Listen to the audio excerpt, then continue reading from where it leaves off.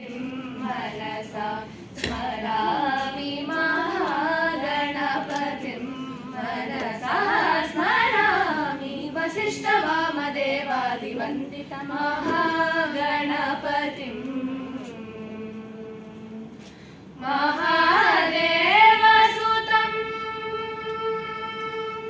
महादेवसुतं गुरुगुहनुतं महादेवसुतं गुरुगुहनुतं मारकोटि प्रकाशं शान्तं मारकोटि प्रकाशं शान्तं महाकाव्यनाटकारि प्रियम्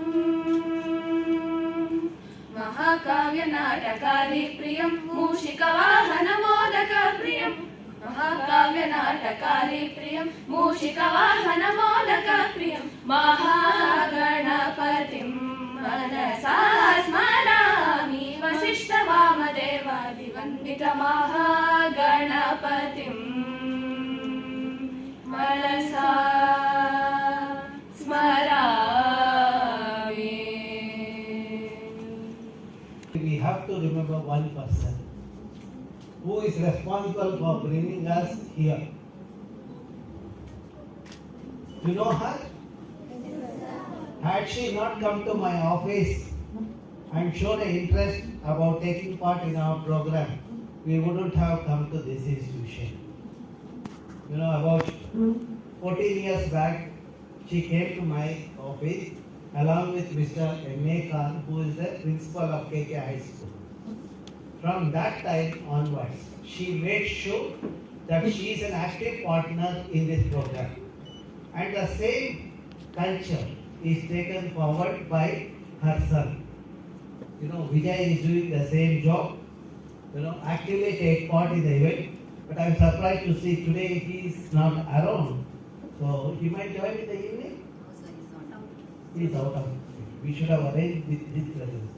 I think we should make sure. Because when I meet people once a year, at least I should meet them. Okay, we should not miss that. You know, you all, for a while you stand up and show respect to madam, and then we will start the journey.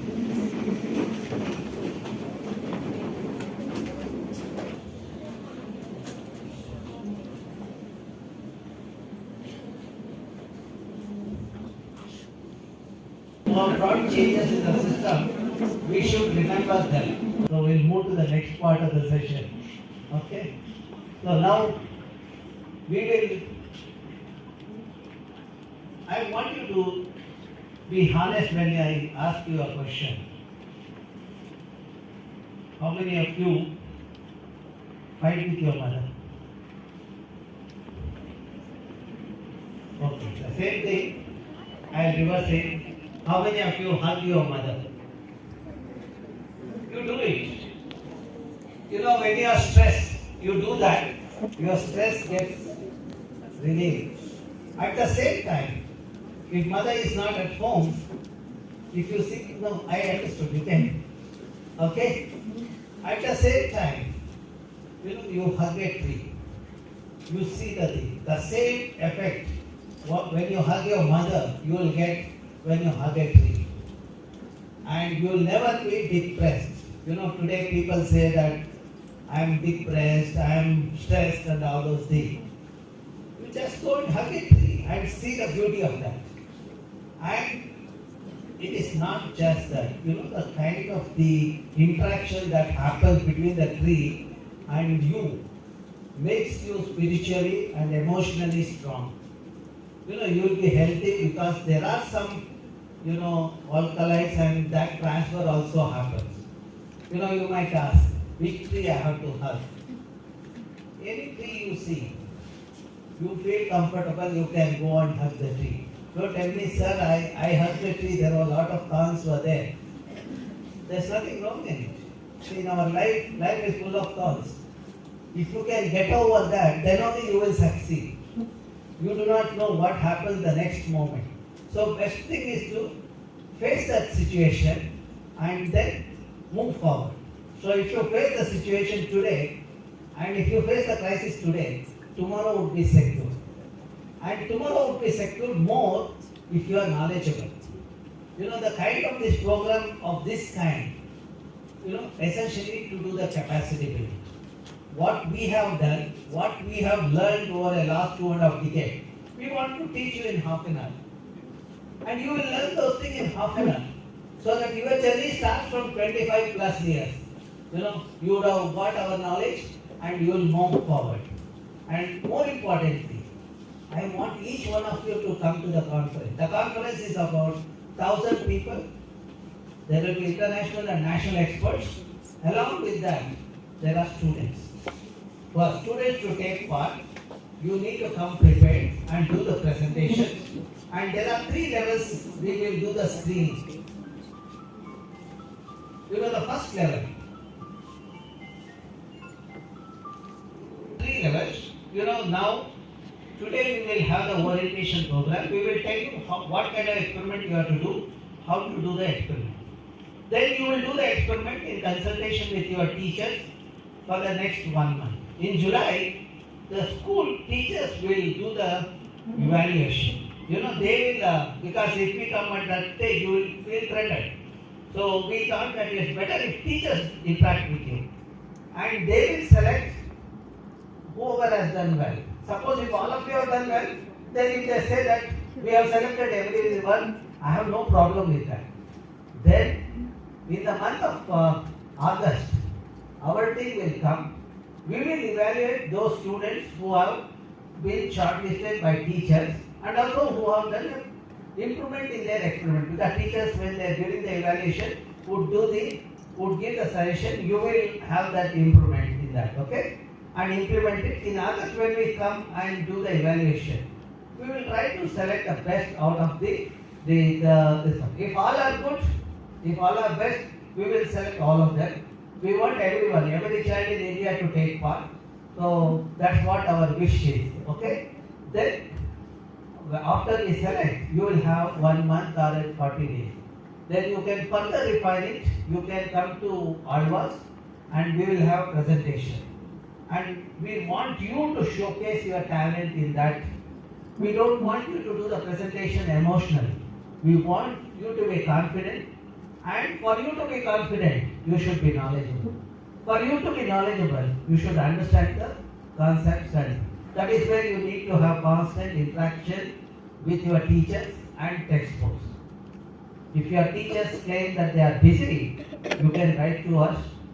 We are not busy. In fact, last 2 months, almost every day I have traveled and taken classes. Still I feel that I am not busy. Okay? So, you can write to me, you can write to the respective teachers who have taken the class today. Okay? Then with that, I am sure you will be comfortable. On 20th, we will have a session at Alvas under the tree, and with that, you will, with a renewed energy, you will come back. Then next, the path of your career will be very secure. The children who have taken part in this symposium earlier, today they have become stalwart. They have become professors in various institutions. And they have gone to NASA. So that is the kind of thing, okay? But all those things will happen provided you take advantage of this forum. Don't tell me, sir, I attended next symposium. Today I have not become a president of US. But for you to become president, you should also improve your knowledge. You know, many Indians are becoming, taking our US. Maybe the next president could be the Indian. So today we have vice president. So if it happens, if one of you become the next president, that is also good. But for that you need to have the required talent. Let us learn together. Details of the event is put on web here. You know, this is a web address where you get all the details. www.cs.iisc.ac.in. Okay? So now when you look at that web page, you know, when you access that web page, can you read here late symposium? What is the date I have put here? 17th to 20th October. You know, there will be classes like this during 17th to 19th. 20th there will be the session in the field. You all will come to the field, you will sit under the tree, you will meditate, you will learn. And probably what you learn on that day, you will never forget in your life. Okay? So now, you know how to access the web page. Okay? You can do that. And this is the Lake Symposium. Okay? When you access this Lake Symposium, when you click on this, okay, it looks like this. See, the details of the symposium is available here. This is for your parents, so that they know that where the conference and all. And your section is here. You know, students and teachers corner. We have put reference material. Say how to do the experiment, what kind of experiment you have to do. All those things we have put here. And also, we also conducted various programs in various institutions, pre-day conference. And that pre-day conference, you know, in various schools, we have put our PowerPoint slides, what we do, you know, the lectures, what I give, and what my colleagues give, all those things we have put online, okay? And also the videos. See, suppose if you want to know about any aspect, butterfly, or a bird, or a water quality, you click on the video section here. The entire, you know, 1 hour or 1.5 hour the video is available. It will give you an idea about how to collect the data, etc. And apart from that, at pre-day conference, we have put the school wise. You know, in each school, when we take the classes, you know, what reference material we use, and the video of that session also we have put it, okay? In the morning, I want some youngster to explain what I spoke in the morning. Who will do that job? One of you, the youngsters who attended my presentation in the morning, who will do it? Not here. Okay, who will do it? Smile is good, but I want action. Yeah, come. Causes of pollution in water bodies or lakes, which were microphytes, dropping, and algal blooms. And we also got to know that 35% of Bangalore lakes are unfit for aquatic life, and such as and also the quality of the lakes in Bangalore which are polluted, like their pollution status, and how to analyze the causes and identify the area-specific problems. And also we got to know about the equipment which we should use for researching about the topics. And also we learned about the format of how the sample should be named. Like first we have to write the name of the place, and then the point of inlet, and the date and the time. And also we got to know about biodiversity and what we should know while doing the research about biodiversity, vegetation, land use, lake water color, and odor. And also we got to know about the on-site parameters and the off-site parameters, such as air temperature and biochemical. And also we got to know how to measure. We have to understand the magnitude and variability of temperature, functions, and anticipated. Strategically, you people be somewhere there so that there is no noise. You also go. And also we got to know how to hydrate the water, and also hydrate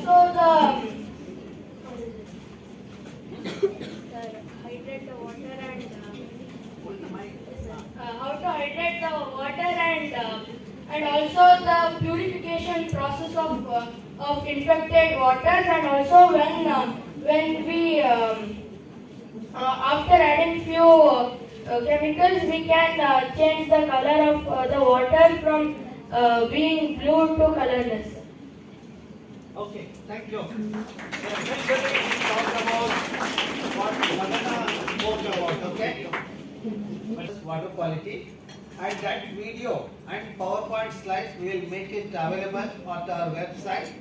You know, there is a website for the Lake Symposium. You know, all of you have assembled to be a part of the Lake Symposium. This is a symposium organized once in 2 years. You know, the uniqueness of the event is that though it's an international event where international and national delegates come and do the presentation, we also give an opportunity for school and college students to to participate and do the presentation. For you to participate, you can come, but to do the presentation, you have to prove that you are good, and that is where we are giving a training to see what kind of experiment you can do and how you can take part. And also we will do the evaluation at regular interval to find out your performance.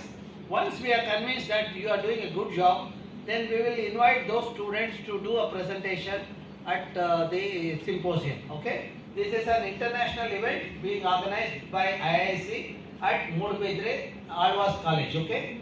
So now, we all celebrated World Environment Day just on the 5th of this month, okay, 5th June. And after that, most of the people have forgotten World Environment Day. How many of you remember World Environment Day? Okay, since all of you are good children, you remember. How do you celebrate World Environment Day? For me, World Environment Day is every day. How do you celebrate World Environment Day? By practicing so that you are not harming the nature. So you celebrate the nature, the World Environment Day or Environment Day. This slide, what you look at, is a good example how you can lead a happy life by taking everyone with you. See this banyan tree, look at the branches and all. It gives the feel of a family. Grandmother, then your the great grandparents, then your parents, like that. When that kind of environment is there, there is always a happiness. Okay? So now we also understood what is the importance of a tree. See, when you go to shop, if you have to buy something, you will pay the money. Now similarly, if a tree is doing a job of a classroom, what is the money value you will assign? See, suppose if this auditorium I have to use, I have to pay money to your school, isn't it? The money what I pay for 1 hour is the money we pay for the tree, that is called ecosystem services. That is one experiment you can do to find out what are the services provided by various ecosystems. Forest ecosystem, what kind of goods will come and what is the worth of that, like that you can do the assessment. When you do the simple experiment, we give a forum for you to do the presentation there, and experiments are related to the ecosystem and environment. As a student, you will do simple experiment, but you will understand the concept and make sure that everyone understands that. Okay? So now, this is the event at Alvas. It will happen during 17th to 20th October. During 17th to 19th October, there are scientific sessions where lectures, etc. will be there. On 18th, the selected students will do the presentation at Alvas. And 20th, we will have a field work. And maybe we will have a session, something similar to this in that region. We will find out a big tree. We will have a session under the tree. Okay?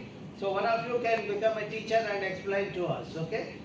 So then, all the details of the conference is available at this website.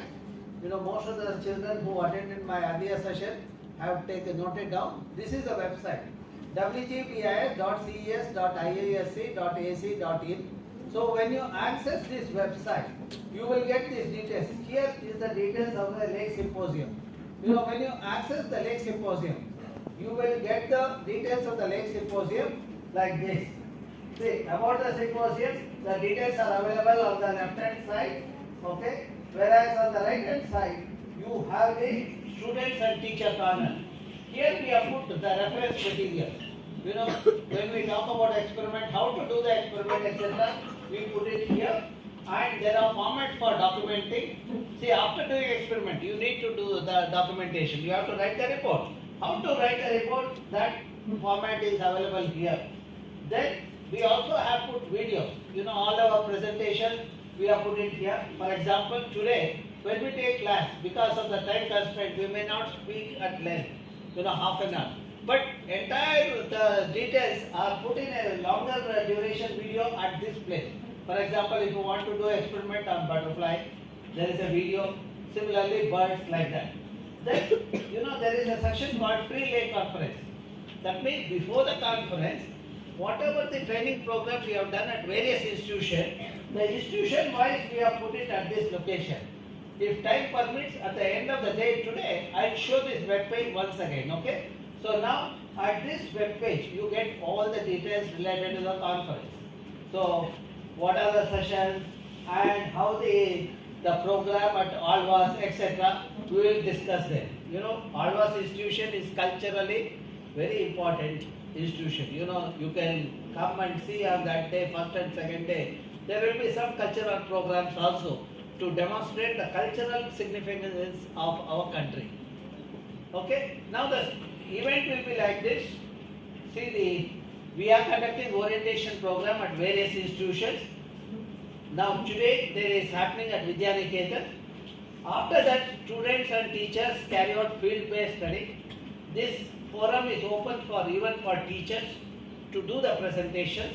In fact, I expect Vidyaniketan teachers to take active role in this, and so that they can also share their knowledge and their talent in the symposium. Okay, then we will have evaluation at respective schools. That will see once after our presentation, you will decide what experiment you are going to do. Okay, you will consult your class teacher and you will carry out experiment for next 2 months. Okay, in the last week of July, your school will conduct the evaluation, and teachers will shortlist the students. The students who have done a very good work, they will shortlist and share that list with me, so that the shortlisted student will carry out a further refinement of the experiment, and then in the August month or September first week, my team will come. We will do the evaluation. We will select the best out of those the students who are selected for that round, second round. Then those students who have been selected for the final round, they will have an opportunity to improve their experiment for the next 1 month. Then in October 17th, that means 16th evening or 17th morning, you will come to Alvas, okay? And then the 17th, you will listen to our presentation. 18th, we will listen to your presentations, okay? Those who are finalists will do the presentation. And after the presentation, the committee will select in each class, 8 standard, 3 students as the finalists for the award. Those who do very well will get Sahyadri Young Ecologist Award, and also there will be the cash prize also will be there. So those are the incentive for doing the good job. So when you get that cash incentive, you can go to the shop and buy a book, okay? Not buying some junk material, etc. We will give you the book voucher for buying the book, so that we want you to read books so that you can become more better tomorrow. Okay? Then the conference will happen during the 17th to the 19th October. Okay? And accommodation would be arranged at Alvas for all of you, those who come for the symposium. And food would be arranged by us. And traveling to that place, so you need to consult your school, and you can make your arrangement to reach to the Alvas, okay? So that you can come over there, so that with your parents or some parents can stay nearby, whereas for the children who are participating in the event, we will arrange the accommodation, okay? So then on 20th afternoon, we will wind up the session. Maybe in the evening we can leave for Bangalore. So the travel from Modbidre to Bangalore is about 6 hours.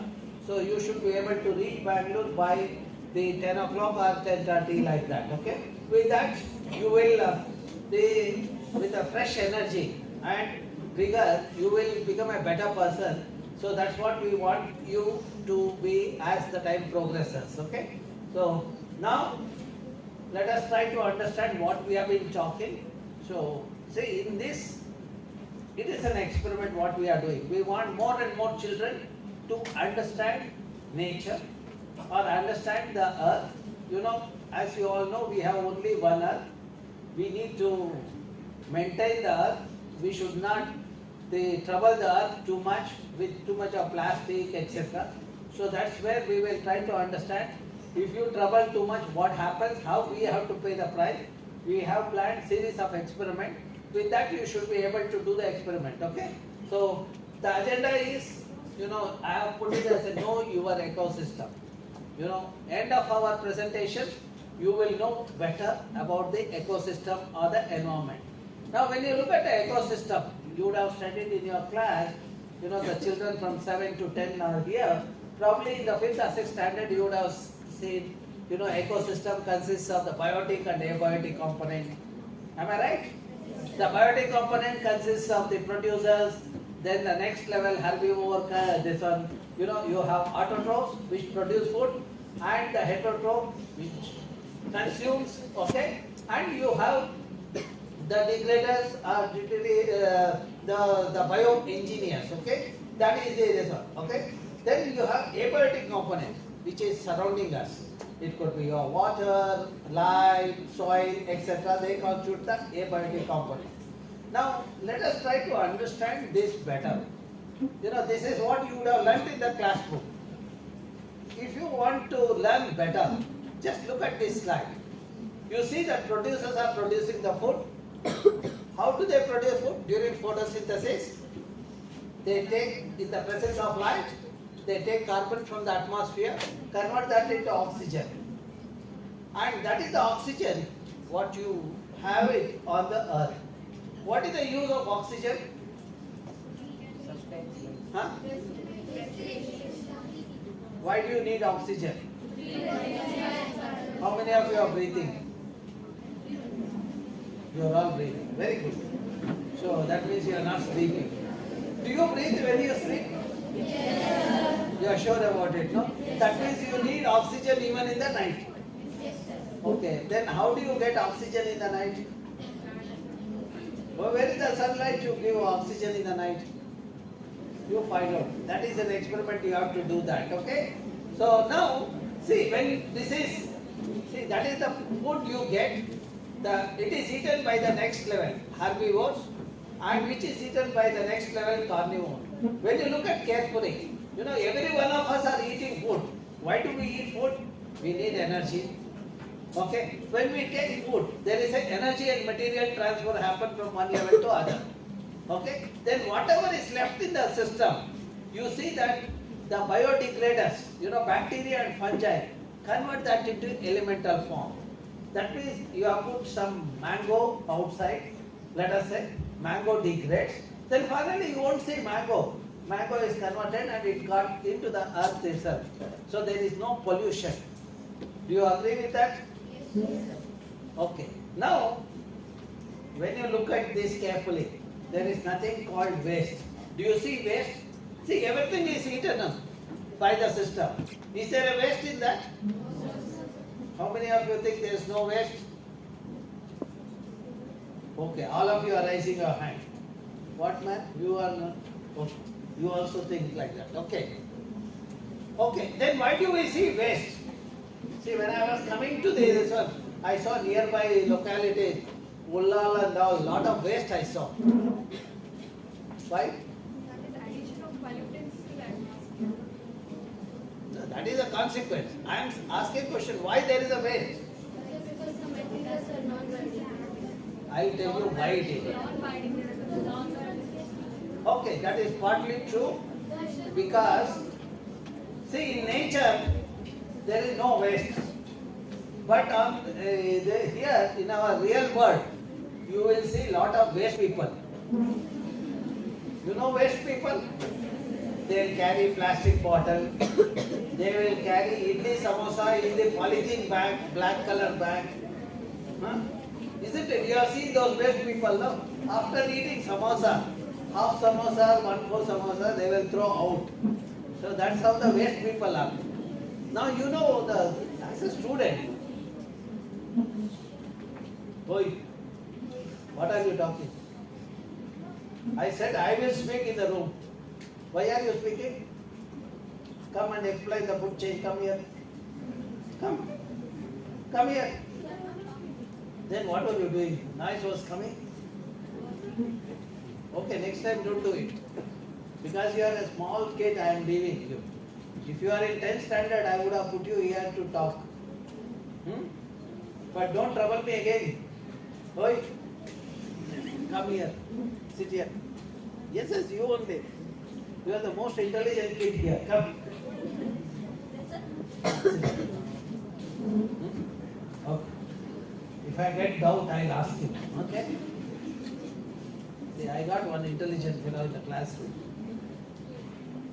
Okay, now you understood there is nothing called waste. I said people who carry too much of plastic are the waste fellows. How do you convince them that the plastic is not good? You know the water they carry in that bottle, no? You analyze that. You analyze the quality of the water. Then, you know they carry in the polythene bag idli, samosa and sambar and all, no? You analyze that food item.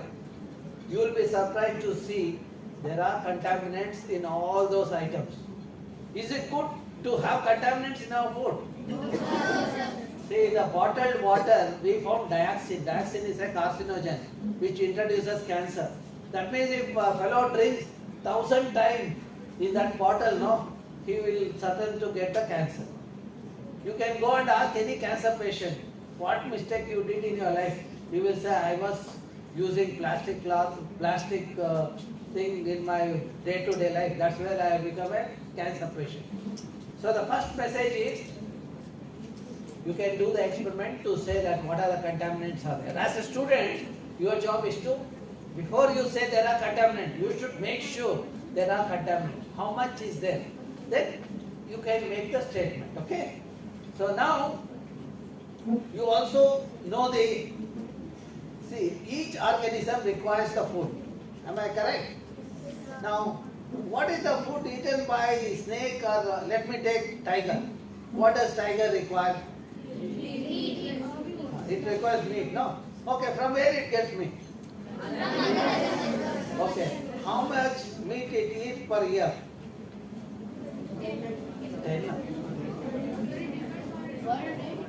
It depends on?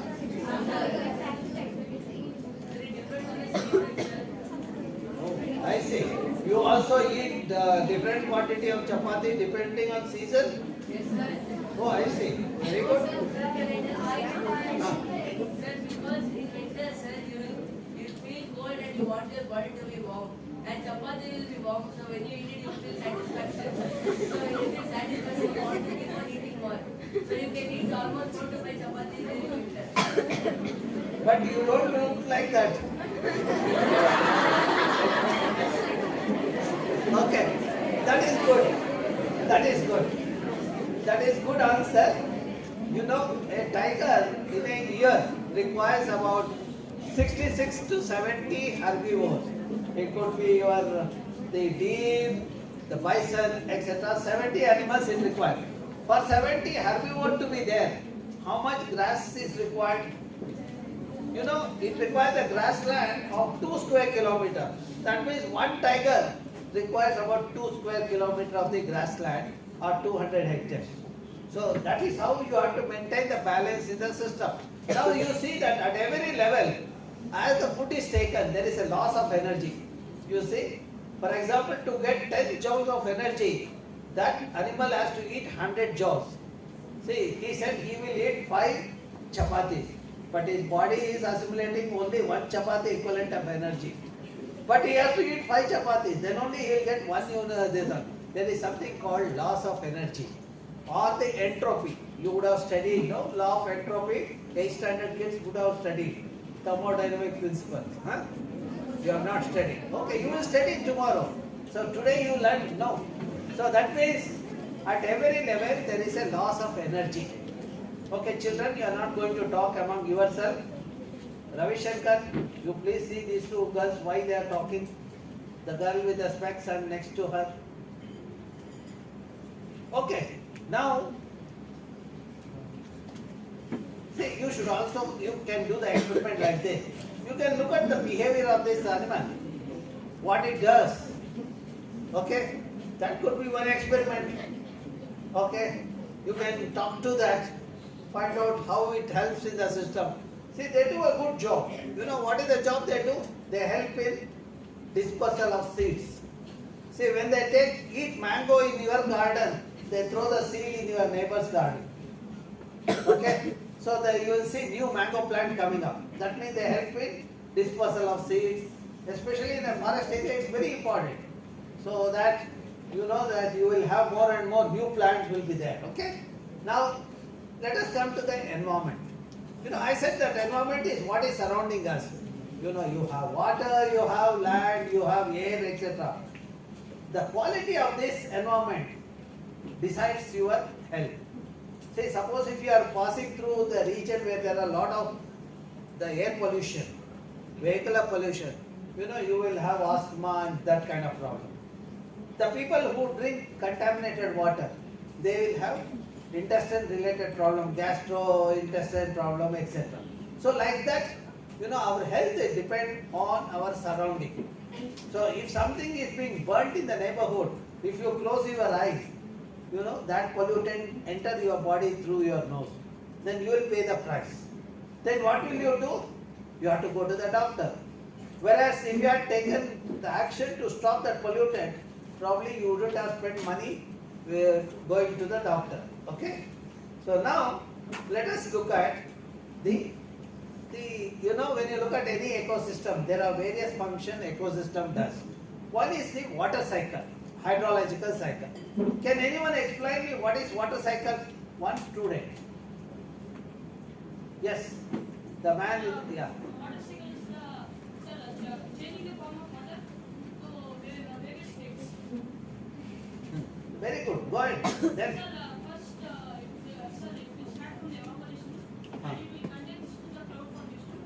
After that, it precipitates and it will come back to the water body. And then, see, there is a more important thing. Transpiration is one part. You said water is getting evaporated and transpiration is part of that. The water gets infiltrated. Your groundwater recharge happens. That is what happens in this region. There is a groundwater recharge happens. Yeah. So water also will be distributed to all the places. Are you sure? So not all the places, but sir, in the rainforest and all, the sea water would be because the plants need the water to grow. So the sea water plant will take. No, sir. So when it rains in that particular area, so the plants need water to grow.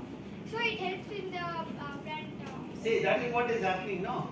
See, where plants, help in, water getting into the underground layers. You see that this is very important.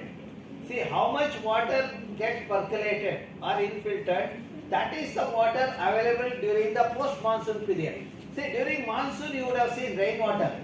But after rain, you still see water on the earth. That is because that water is getting to this the underground layers. This is called vado zone. This is the groundwater zone. Sometimes when I go, I ask this question: what is water cycle? One Jnani told me when I was in Hyderabad. One person told me what is water cycle. Not like this boy who explained evapotranspiration, precipitation, condensation, cloud formation, then infiltration, etc. He said, sir, you see outside. I saw outside thinking it is raining. He said, see outside. Then he said, people are carrying water pot on bicycle. When you carry water on cycle, it becomes water cycle. That is bad, no? See, you should not be like that, okay? That is why we have come to schools to tell you about the importance of the ecosystem and environment. Otherwise, you also will become one more water cycle. Huh? You will tell, he is carrying water on cycle. If somebody is carrying food on cycle, you will say, it's called food cycle. All the Swiggy fellows, you will call them as the food cycle fellows, okay? So now, let us look at the carbon. That is the next, this one. How does the carbon sequestration happen? We said that during photosynthesis, in the presence of sunlight, the carbon dioxide in the atmosphere is assimilated by plants. It gets converted into oxygen and glucose. That glucose is the one which gets stored in the plant. You can do the experiment, how much carbon is stored in the plant. How do you do the assessment of that carbon stored in the plant? Say for example, if you want to find out how much carbon is in the grass, what do? You will take a plot of 1 meter by 1 meter, collect the grass in that, you will weigh it, and 50% of that is carbon. Okay? And you will say it is a 500 gram per meter square is the productivity of the grass, or 500 gram per meter square is the carbon in that grass. Are you getting what I am saying? Okay. Now, how do you do the carbon assessment in the case of trees?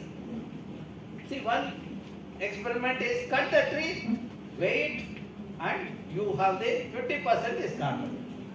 See, suppose if I want to find out how much carbon is in your body, what I will do? I will just ask you to come on the weighing balance. I will weigh yours and then say that what is the percentage is carbon in your body.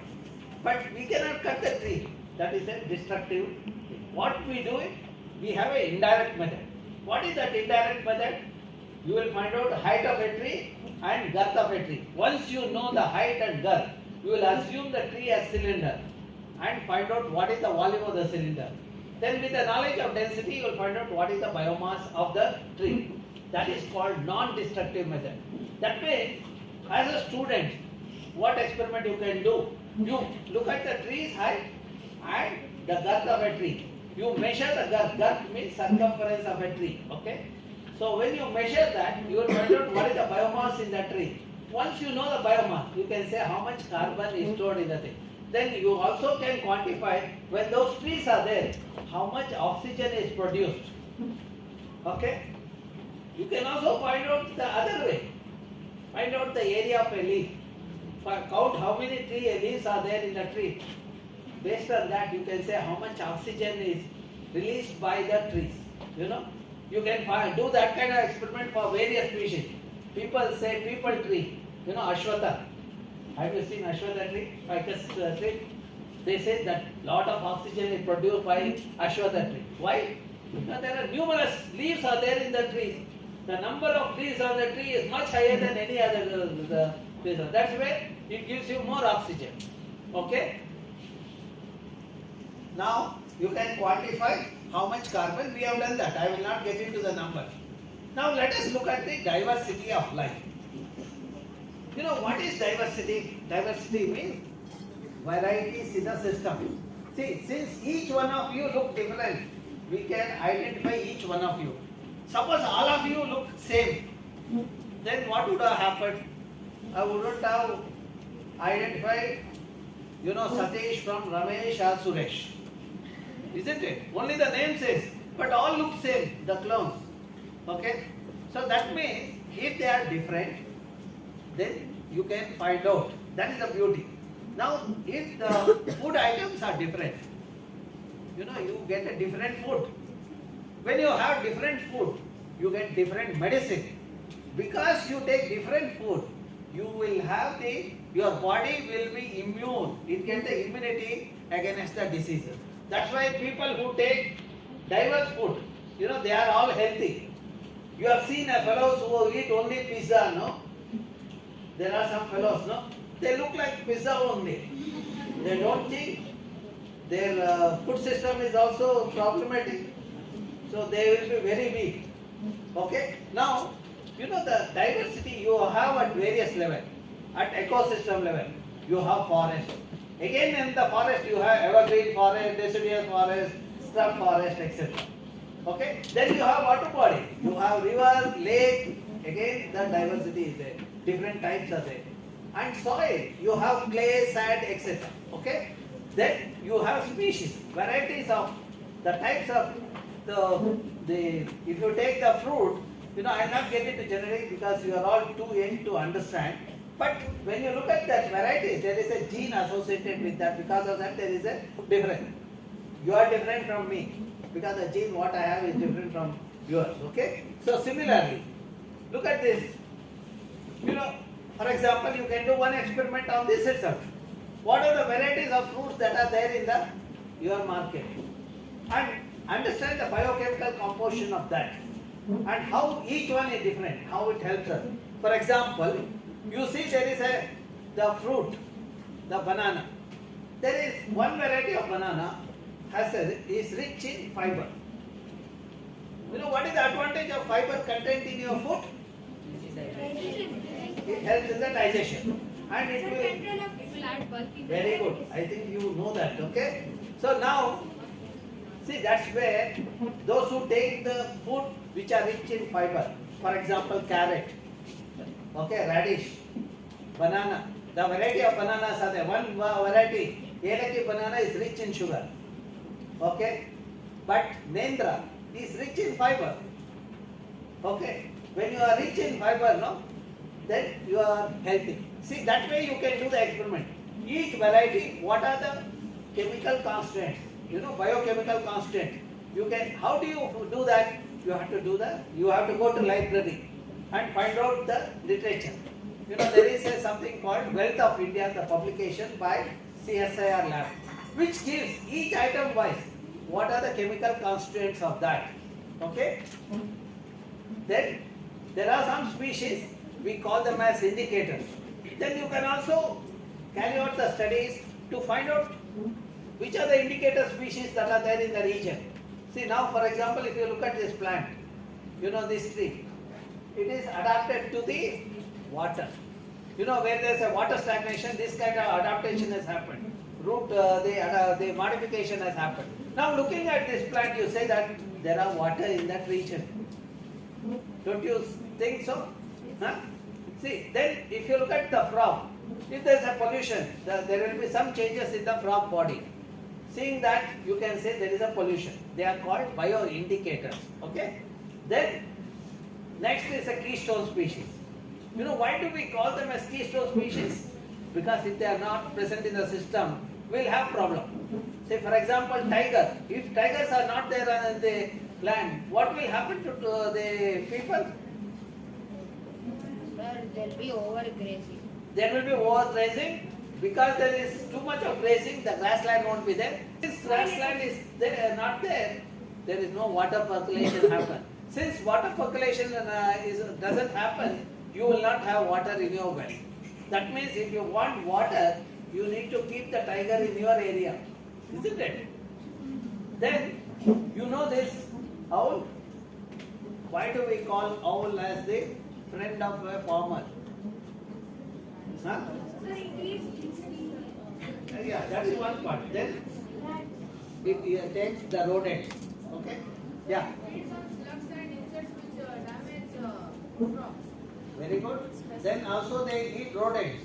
You know, one pair of rats are bandicoots. How many youngsters it produces in a year? Over 200. Yeah, very good. 200 to 400. Now in 2 years, that 400 become how much? 800. No. 1600. No. 400 into 400. 1600. Do the calculation properly. 16 lakh. So you see that it become a million in a three years. So now this owl sitting on the tree, you know, it finds where the rats are there. If they start eating one per rat, you would have reduced the rat population. By reducing rat population, what is the benefit? The farmer's grain is not eaten by the rats. So that's where the thing. Now you can also do the studies on the owl. What are the species of owl are there? What job it does? How much it is? See, owl are active in the night. That means you have to do the experiment in the night. And during daytime they sleep. Don't go in the morning and look at the owl and say it doesn't do any job. See, it is like techies in our IT company. They work in the night, morning they sleep. IT is also, you know, you must have seen, no? Some fellows working in information IT firm, they all work in the night. They drink lot of tea, coffee, and they do all unwanted thing in the night. Okay, along with their job, the smoke, etc. But during daytime they just sleep. Okay, seeing them sleeping, you cannot say they are all useless. But in the night they would be working, no? Like that, owl is like IT fellows. Okay, understood? Okay, then we have umbrella species. See, one fellow, you know, hundreds of other species get conserved. See, now for example, Ravi Shankar is there. Because he is there, there is no noise in the room. He is an umbrella species. Similarly, Abhishek is there. say standing there, because it's standing there, no noise that corner. That means Abhishek is an umbrella. Because of that umbrella, there is no disturbance in the classroom, isn't it? Okay. Then there are beautiful species are there. You can also study why they are beautiful. What is the benefit of that beauty? You can study that. Okay, they are called the flagship species. Okay. Then I talked about from vulnerable species are a bioindicator. Then you have some species which have the economical value. You know, the product have the higher value. For example, you all would have eaten rampatre, jaikai, etc., which is used for making the sweet dishes. So you find out what is the market value of that, from which forest it has come. You can also give the worth of the forest. Okay. Then you can also study the ecology of the region. For example, take your ward and find out what birds and other animals are there and what kind of environment in that ward. That is called mapping neighborhood. You know, Tulika is going to teach you how to do the mapping. Okay. Then let me take you to the Western Ghats. You all know Western Ghats? Okay. What is the Western Ghats?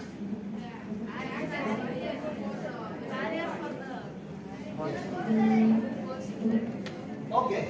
Now I will tell you what is the importance of Western Ghats. You know, it is in the western part of India. Start from Kerala to Gujarat.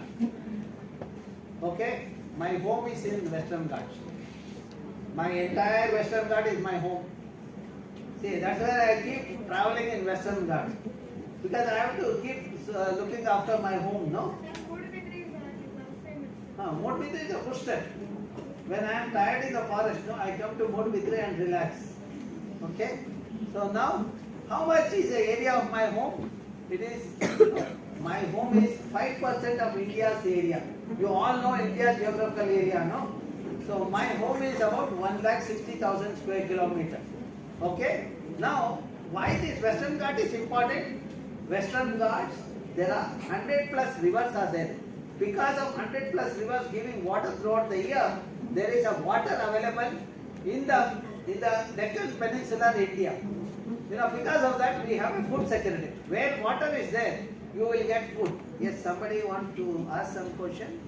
Ravi Shankar, behind you, one fellow raised the hand. Who is that? Sir, importance of Western Ghats is, sir, due to Western Ghats we will have a good rainfall. Sir, it acts as a barrier, and due to that we will have relief rainfall. Okay, good. Yes. And also oxygen production. Very good. That's why you are breathing.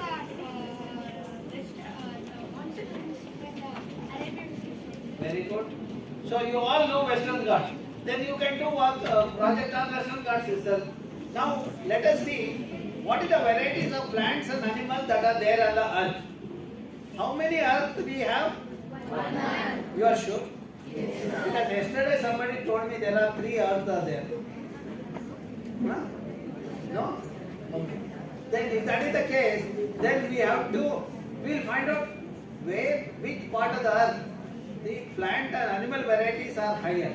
You know, the diversity of plant and animals are higher. Let us do the mapping. You know, from the place A to place B, when we do that, you will see that highest number of plants and animals occurs at 8 to 14 degree latitude. You know, 8 to 14 degree latitude corresponds to Western Ghats. Kerala, Karnataka, Tamil Nadu and Goa part of Western Ghats. See, when you look at the Western Ghats, you will see varieties of tree, very high, the varieties in Kerala and Karnataka. And if you want to see the varieties of grass, you should go to Gujarat, Maharashtra, etc. Okay? Then if you want to see higher endemism, you know, endemism means the species are specific to that locality. You won't get anywhere else. You will see higher number of the animal species in Kerala, Karnataka, etc. Okay? So now you can also do the studies on biodiversity of your home, your village or Bangalore. See, for example, Bangalore has 1,300 species of flowering plant. You have the 250 plus species of bird. Like that, it gives you the diversity. When you see that number of species, Richu is going to take a class on birds. He will talk about varieties, how to identify them, what is the importance of that. Okay? You can also do experiment on that. Okay? Then you can also do experiment on your friends, mammals. Okay? Including two-legged animals. You can find out what is the difference between you and your neighbor. Okay? Why the difference is there. Okay? And then if you want, you can talk to these umbrella species. Okay? So, okay? Now, see, one is what all mammals were there earlier, the current what mammals are there. Why did we lose them? That could be one project, okay? So, then you can find out what is the use of ecosystem. People will say, no, ಇದರಿಂದ ನನಗೆ ಏನು ಪ್ರಯೋಜನ? In Kannada they keep telling, no? If you go home and tell your parents that you have listened to the people from India Society today, they took class. First question your mother or father will ask is, what was the use of that to you? Huh? Isn't it? So now, how do you explain that? There are two ways. Either you will tell, no, Indian Society people came, my school gave big money to invite them. So then immediately they will think, okay, that means the lecture must be very good. If you say that, no, Indian Society people came, they gave a talk, they didn't take money, then they will think that your parents will think they are a bunch of useless fellows. Isn't it? That means the money has some role to play. Now, each of the items, you find out what is the quantity produced and what is the worth of that. Suppose if you have in your village, you do the mapping of all the plants and say what kind of goods you get, how much oxygen you get. Then you give the monetary value. How do you give the oxygen? I said how much carbon is stored. The reverse of that is the oxygen. How much carbon dioxide it takes, it also gives out that much oxygen. If you have quantified carbon, you should be able to say what is the oxygen also. Carbon multiply by 3.6, it becomes CO2. That all those molecular things you should know. So then you know how much oxygen is also produced. Now to produce oxygen artificially, oxygen cylinder, you have to pay the money. So then you can say what is the oxygen that plant has produced, which is 99.99% pure. What would be the worth of that? Okay? That is the kind of thing. That means you can find out what all the kinds of the services it provides, what kind of goods it provides in terms of the food, etc. Okay? Then you can also study the water body. You can map what are the water bodies that are there in your village or in your taluk or a district. Then you can do the water quality assessment as Jagana was explaining in the morning to say whether the water body is polluted or not polluted. If it is polluted, what kind of fish is there? If it is not, if it is polluted, what kind of species are there? Then you can also say that when we eat fish in a polluted lake, what kind of health problem people have? In a system where there is no pollution, what are the benefits people get? That kind of comparative assessment you can do that, okay? Then, see, you can also find out who all depend on the forest. This gentleman is collecting the sap. When he says that, sell that in the market, he gets the money.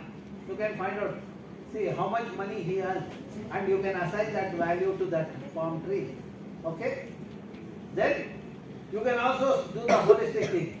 When the nature is good, what are the benefits you get?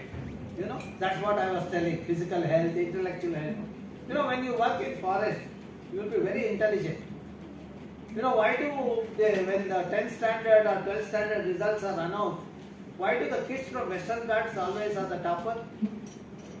Because they were in the good forest, good environment, they have inhaled a good air, naturally their brain would have done better job. Whereas in Bangalore, what would have happened? Pizza fellows, no? Not you all, you are in a good environment, but there are some fellows in the apartment, no? From morning to night they will be eating pizza. Now, let me give you another thing. I was talking about pizza, no? Now, what kind of healthy diet you should have if you want to be intelligent? Okay, you have a right to criticize me, but I have a right to tell you what is good for you. Okay? Say, for example, if you start having pulses, pulses? Give example. Masoor dal. Yeah, all those dals and all those things. Okay? And then millets. Very good. Okay.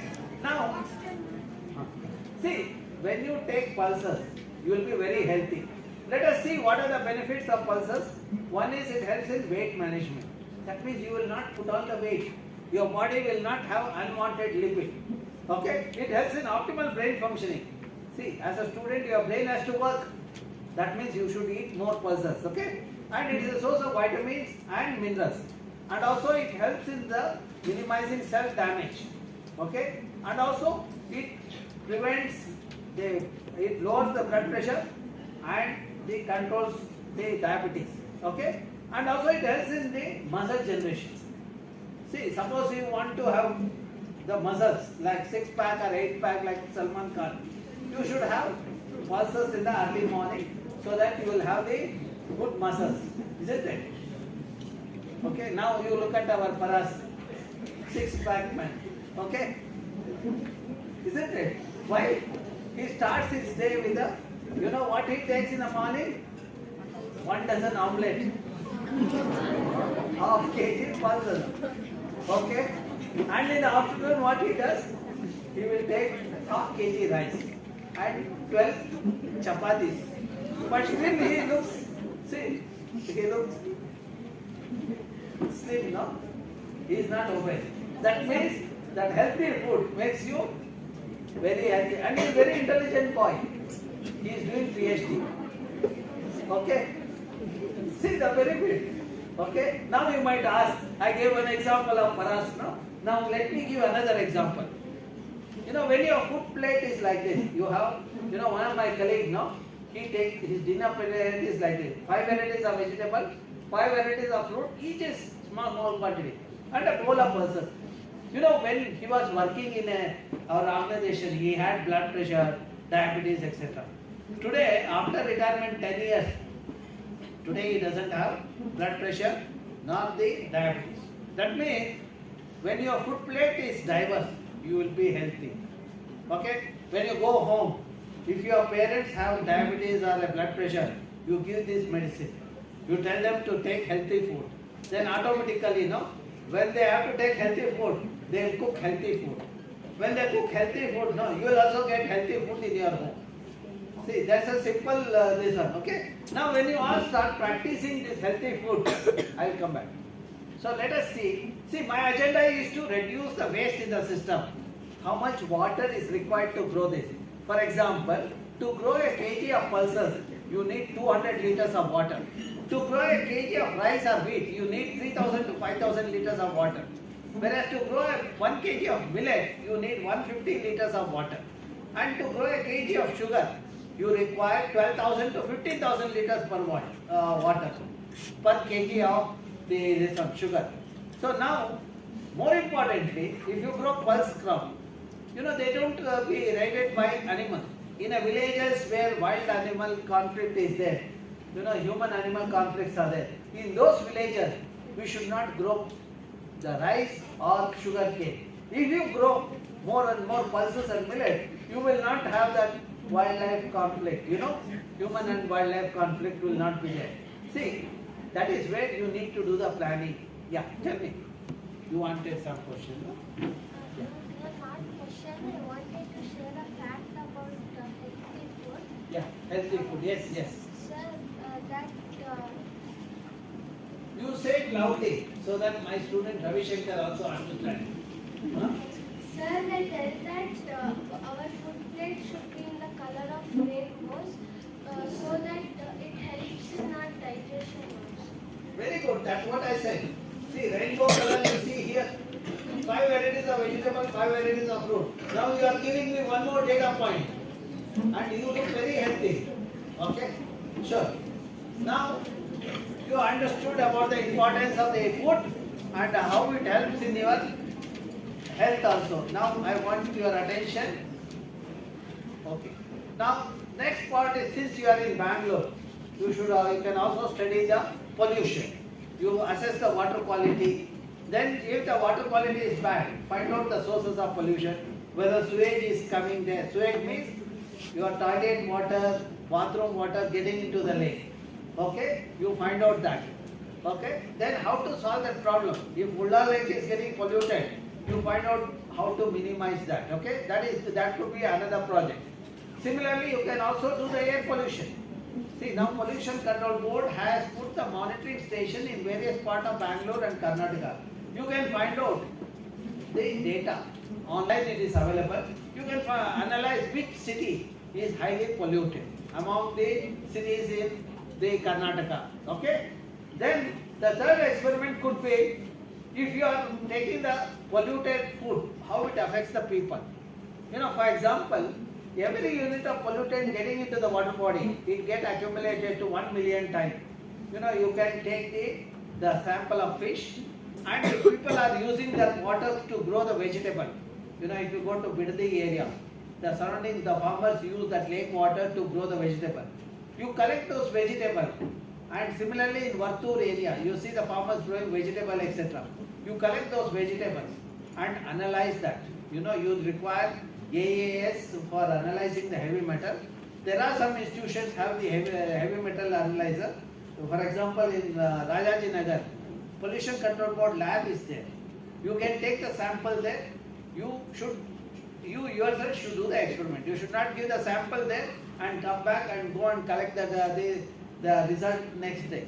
You should sit with those scientists, do the analysis and understand the principle. Okay?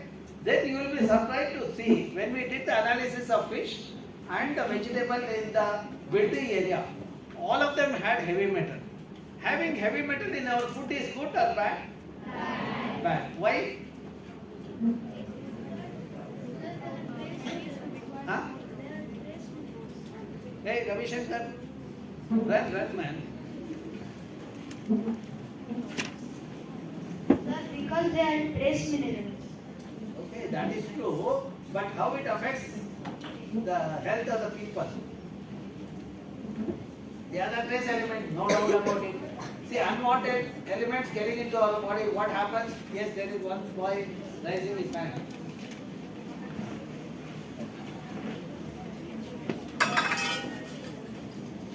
So the accumulation of heavy metals in the body can cause a lot of severe problems, including interference with the neurons in the brain. Very good. It can create the diseases like chronic diseases like cancer, kidney failure, etc. Okay? See, you would have noticed these days the brain tumors have increased in the city. And also you would have noticed heart attack have increased in the city. These are all the signs of the declining the quality of our environment in Bangalore. See, otherwise a 35-year-old boy getting a heart attack, earlier it was not there, but today we are not sure who will die. Okay, that is bad. Okay, so you can analyze what is the heavy metal content. Then you can write to the Chief Minister and Prime Minister saying that we have been given a food which has heavy metal. This is dangerous. Okay. Then you can also see, do the analysis as Gagana was telling. See, if you look at this kind of water body, this is green, that means naturally algae is in. If algae is there, that means nutrient must be there. So you can do the nutrient analysis. The clean water looks like this, okay? And you can also find out the turbidity using such a disk. You know, by that you will see the level of transparency in the system. By that turbidity you can assess. That means, as she said in the morning, you can do all this analysis. There is a physical parameter, there is a chemical parameter, there is a biological parameter. See, you can also do the biological parameters. Based on the species, you can say whether the water is polluted or unpolluted. Or you do the physico-chemical analysis and then find out the relationship between the physico-chemical parameter and the biological parameter. For example, particular species of fish is there in that particular water body. What kind of physical and chemical environment are there? You can assess that, okay? Then you can also study the interaction between the human and the environment. That is, what kind of the forest, what kind of resources you get, how much you get. You can also do the quantification of that. If you go to your villages, you know, villages are invariably the villages in Western Ghats, there are forests. You know, you have minor forest or the hardis you say in the Western Ghats, okay? Then You can also find out if your grandfather says there was a water and today if there is no water, why the who is that? Come. He has selected you as my ambassador. Come.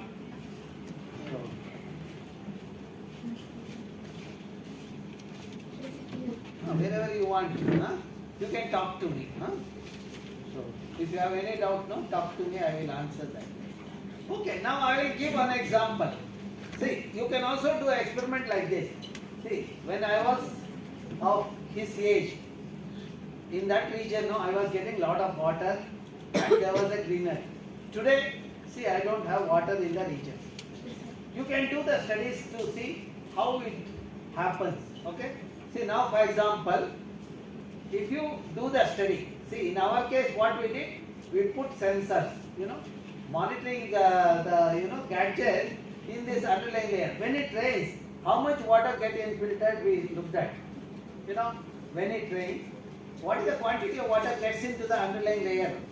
That you can also find out. If the forests are there, you map all the wells in the locality. Find out how much groundwater increase in those wells.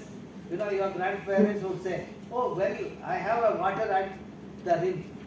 Okay. Then in the summer, he will say, it has gone down 150 feet. See, then you can take another area, urban area, and you can do the similar study. What is the water level in that urban area? Then you can say that when vegetation is there, you have water in the well throughout the year. Where there is no vegetation, you see water going deeper and deeper and there is no water. Okay? That kind of study you can do it. Okay? Then you can also do the medicinal properties of the organisms that are there in the water bodies. For example, these two species of fish, we found it has a medicinal value. It can be used for curing the asthma or bronchitis. Now, you can see this kind of what are the species that are there in the Western Ghats or in your village and what is the medicinal properties of that. Okay? Now I will give a story of a frog. You all know frogs, no? Yes. Why they are known as amphibians? One at a time. You cannot be like a frog, okay? One at a time, one of you should stand up and answer this. Yes. Whomever Ravi Shankar chooses, yes. Yeah. So the frogs are known as the amphibians because they have the adaptation to live both on water as well as on the land. Okay. Anyone else? Not the same repetition. If the answer is different, I want it. Okay. Amphibians can breathe in water through their skin and on land through their lungs, so they can live both in land. Okay. Anyone else? Okay. Now you see the answer I give. See, that is where you should understand the subject better. Amphibian frogs have two stages in their life cycle. First stage is juvenile stage or the tadpole stage, which is in the water. Next stage, it is like when you are born, you are born in the hospital, then you are at home. You also have two stages in the life cycle. Okay? Similarly, frogs have two stages. One is tadpole stage, which requires the habitat of water, and adult stage, which is on the land. Now suppose if they, because of the requirement of two stages in their life cycle, they are known as amphibian, dual life. Okay? Not, it can be on both. Okay? But this is the most important thing. Now suppose if there is no water, what will happen to frogs? You will not see the tadpole. Now in such a case, we come across one species, Philatus leucorhinus. We found that after fertilization of the egg, we saw the younger ones were coming out without a tadpole stage. We saw there is no water in the region, but we saw the younger frogs coming out. I said frogs has a tadpole stage. But for that tadpole stage, it requires water. Now if there is no water, how will the frog survive? But this fellow has learned how to get adapted to a situation. Without tadpole stage, we saw the younger ones coming out. Like from the nursing home, you will see small kids coming out with the mother's hand, Like that we saw on 14th day, the small frogs coming out. With the water crisis, can humans survive on the earth? No. See, what is going to happen with global warming on our earth, there won't be water. Without water, no one can survive. Neither you nor me. Then who will survive? Only these organisms which have learned how to get adapted to the situation. So now you can do this kind of experiment. This is a study of about 4 months. During their breeding period, one of my students did the study. So that could be, is it not interesting? Yes, yes. Okay. Now, see, there are patch of forests which are known as the sacred groves.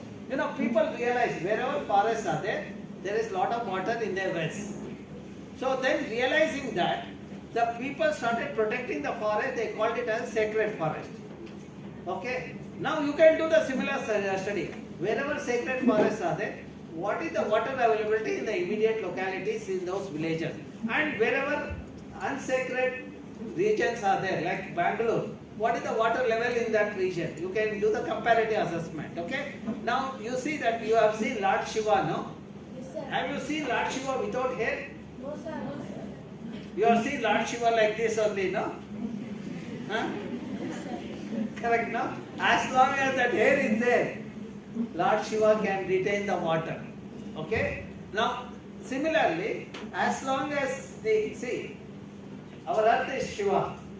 As long as earth is covered with the green saree of native species of plants, you will have water in your wells and in your lake. If you remove that saree of green plants, then you will not have water. Now you can study the linkage between the forest or a green cover with the water availability. That could be another experiment.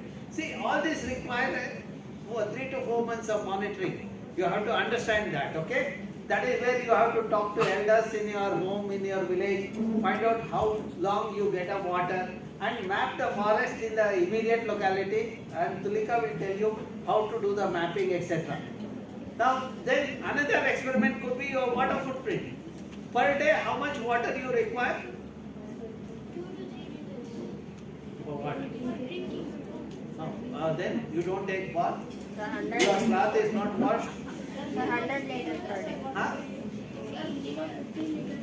50 liters. Okay. 25. Maybe 25 liters. That's all. Sir, more than 200 liters. You want 200 liters. Okay? Sir, more than. Huh? Yeah. Silence, please. Sir, mainly a house uses 1,000 to 2,000 liters of water in one day. Yeah, one family requires 1,000 liters per day. That I okay. Now I will tell you. See,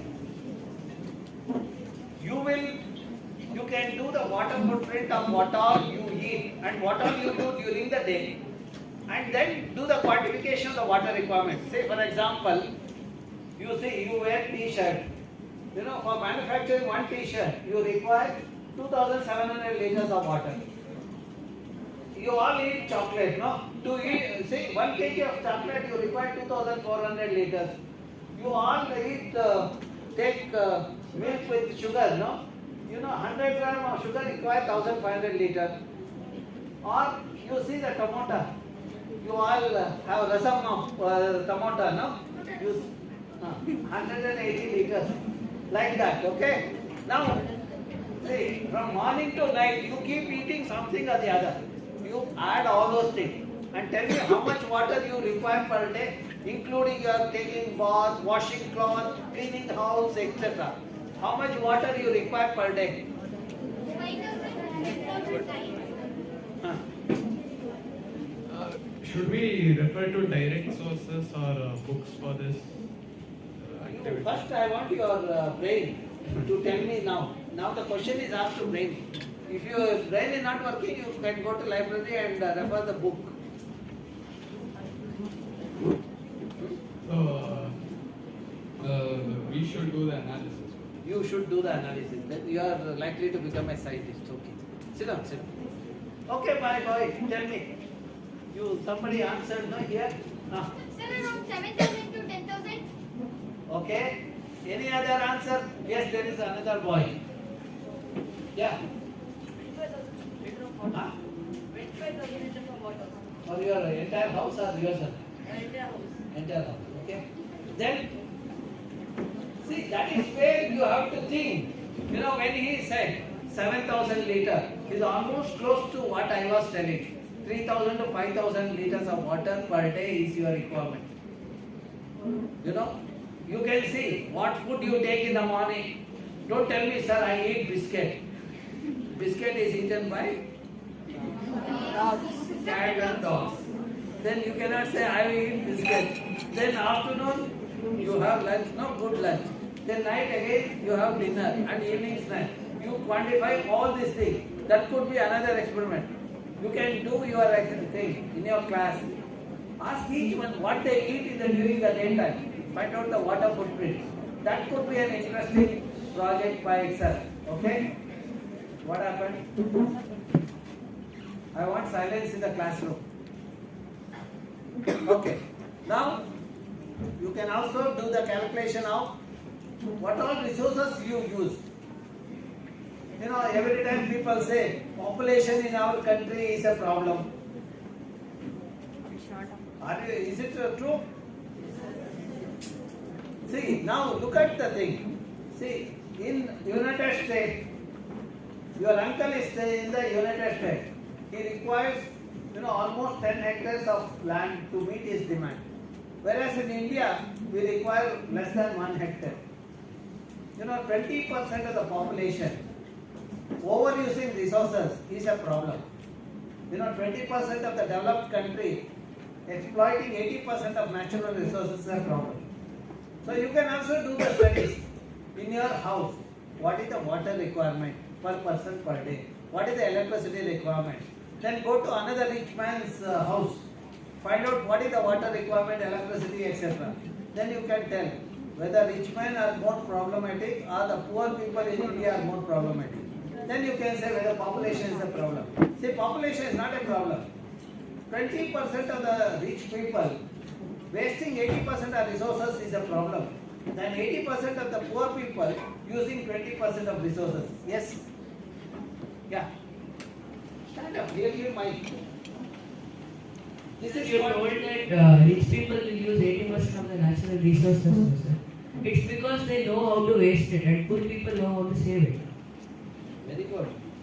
So that is what is called sustainable management of resources. Okay? So now we understood sustainability also through him. Okay? Now I see some murmurs here. What is this? You give the mic, ask them who is speaking to summarize what I spoke so far. Abhishek, you would have seen somebody talking now? Okay. Let me start now. Now I will tell you how to do the mapping of vegetation. Okay? Now, see. Why do you have to do that? See, if you go to your shop, find out the varieties of see, this is one example. There are so many varieties of brinjal is there. You take that brinjal and find out what are the chemical constants in that. One variety will have good fragrance. You find out the biochemical composition of that. Then another might be rich in pulp. You find out the other composition in that. Then you see that why that variation in each. Why each one look different from the other. You see, are there anyone from South Kendra? South Kendra? Okay, see, you must be knowing Gulla, no? Batekai? So that is this one, okay? And you see here, the variety of rice. You can also do this kind of varieties. What are the varieties available in Mysore district? And what is the importance of each variety? Maybe one is good for fragrance. The other one may be good in yield. See, this also gives you an idea. If you hybridize this, you will get a better product. Instead of having two different ones, you can do the hybridization. That is where scientists do the thing. We hybridize the item, so we get a better product. Okay? Now, there are some medicinally important plants are there. You all take curry leaves, no? What is the medicinal property of the curry leaves? Yes. The iron. It has iron content. Yeah, you are right. Then what are the other benefits? Okay, so yeah. Sir, it helps the growth of hair. Growth of hair and also good eyesight. It looks like that you don't take curry leaves. Huh?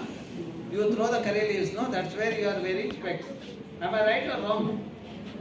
No, that is correct. See, that is how you have to learn. Okay? Sir, before you were telling about the bioindicators, sir, curry leaf is also an example for it, sir. Very good. It tells about how much iron is there in its soil.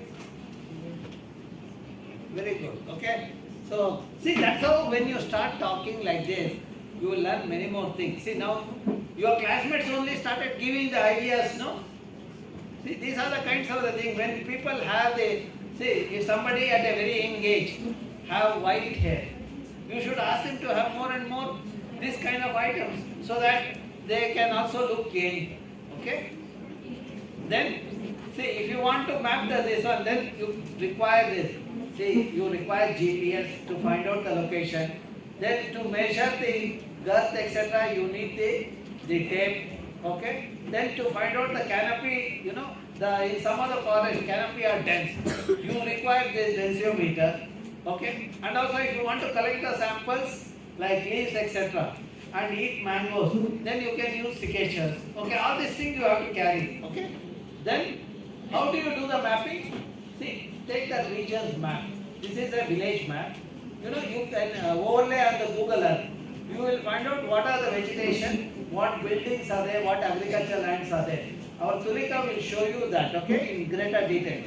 Then, having GPS, you can go around and map the trees. These dots indicate various the trees in that village. Can you see this is a village map? In that village, we have mapped the trees. Okay? Then depending on the species, we have given the color, varieties. You will see that. Then you will know which are the varieties that are there in the village. You can say, teak has a higher number in this particular village. That kind of assessment also you can do. And you can also do the carbon assessment. Okay? Then, see here the girth is being measured. You can see that, see at the chest level, he is measuring the girth. Similarly, you can measure the height of a tree. How many of you know tan theta? Tan theta. Trigonometry. Okay, what is tan theta? Huh? Still better answer? Opposite side? Yeah. Now, you want to find the opposite side. You know the horizontal distance, you know the angle. Now by that, you should be able to find out what is the height of the tree. You can also use compass to do that, okay? To find the angle. See, these are simple ways to measure the height of the tree. Suppose, if you do not know the tan theta, then what you can do, you ask your friend to stand below the tree. Stand up. So now I want to find out what is the height of this roof. I will just count how many times I have to repeat him to get the height. So what is the height of the roof now? Do the what is your height? Sir, 142 142 centimeter. Now how many times I have to repeat him to get the height? Two and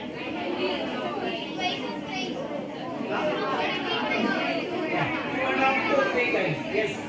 So now you got the height, no? Then you can convert it to centimeter, inches, or the feet, etc. See now?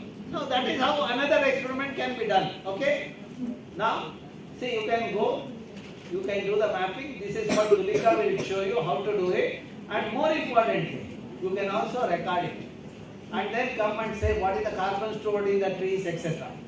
Now, to summarize what I said so far, you will go to forest, measure the girth and height. See, this is 96, 98 the kids have done. And today they are all in various places. You know, they have quantified how much trees are there. See, when they have free time, they also have played. See, they learned the science, they had recreation, and also they learned statistics, you know, mean, standard deviation, etc. Because when a class of 60 students measure the same tree, for the same tree you have 60 values. You can also do the statistics. You know the mean and variation, etc.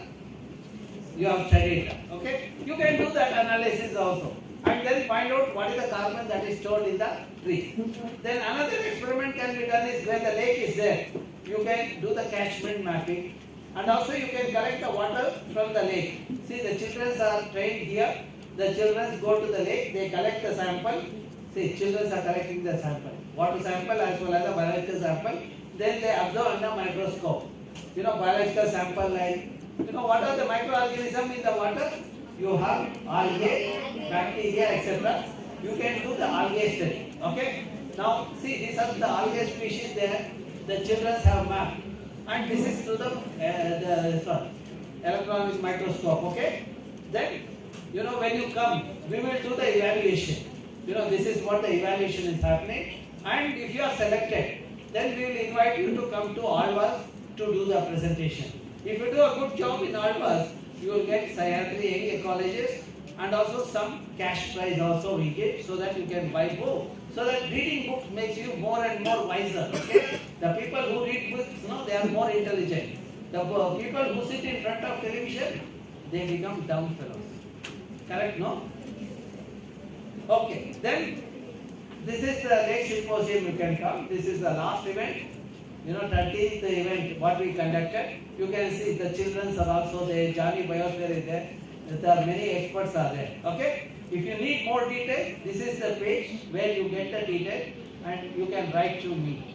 I do not use mobile. Okay? Why I don't use mobile? Huh? I didn't understand. Stand up and answer. Distraction.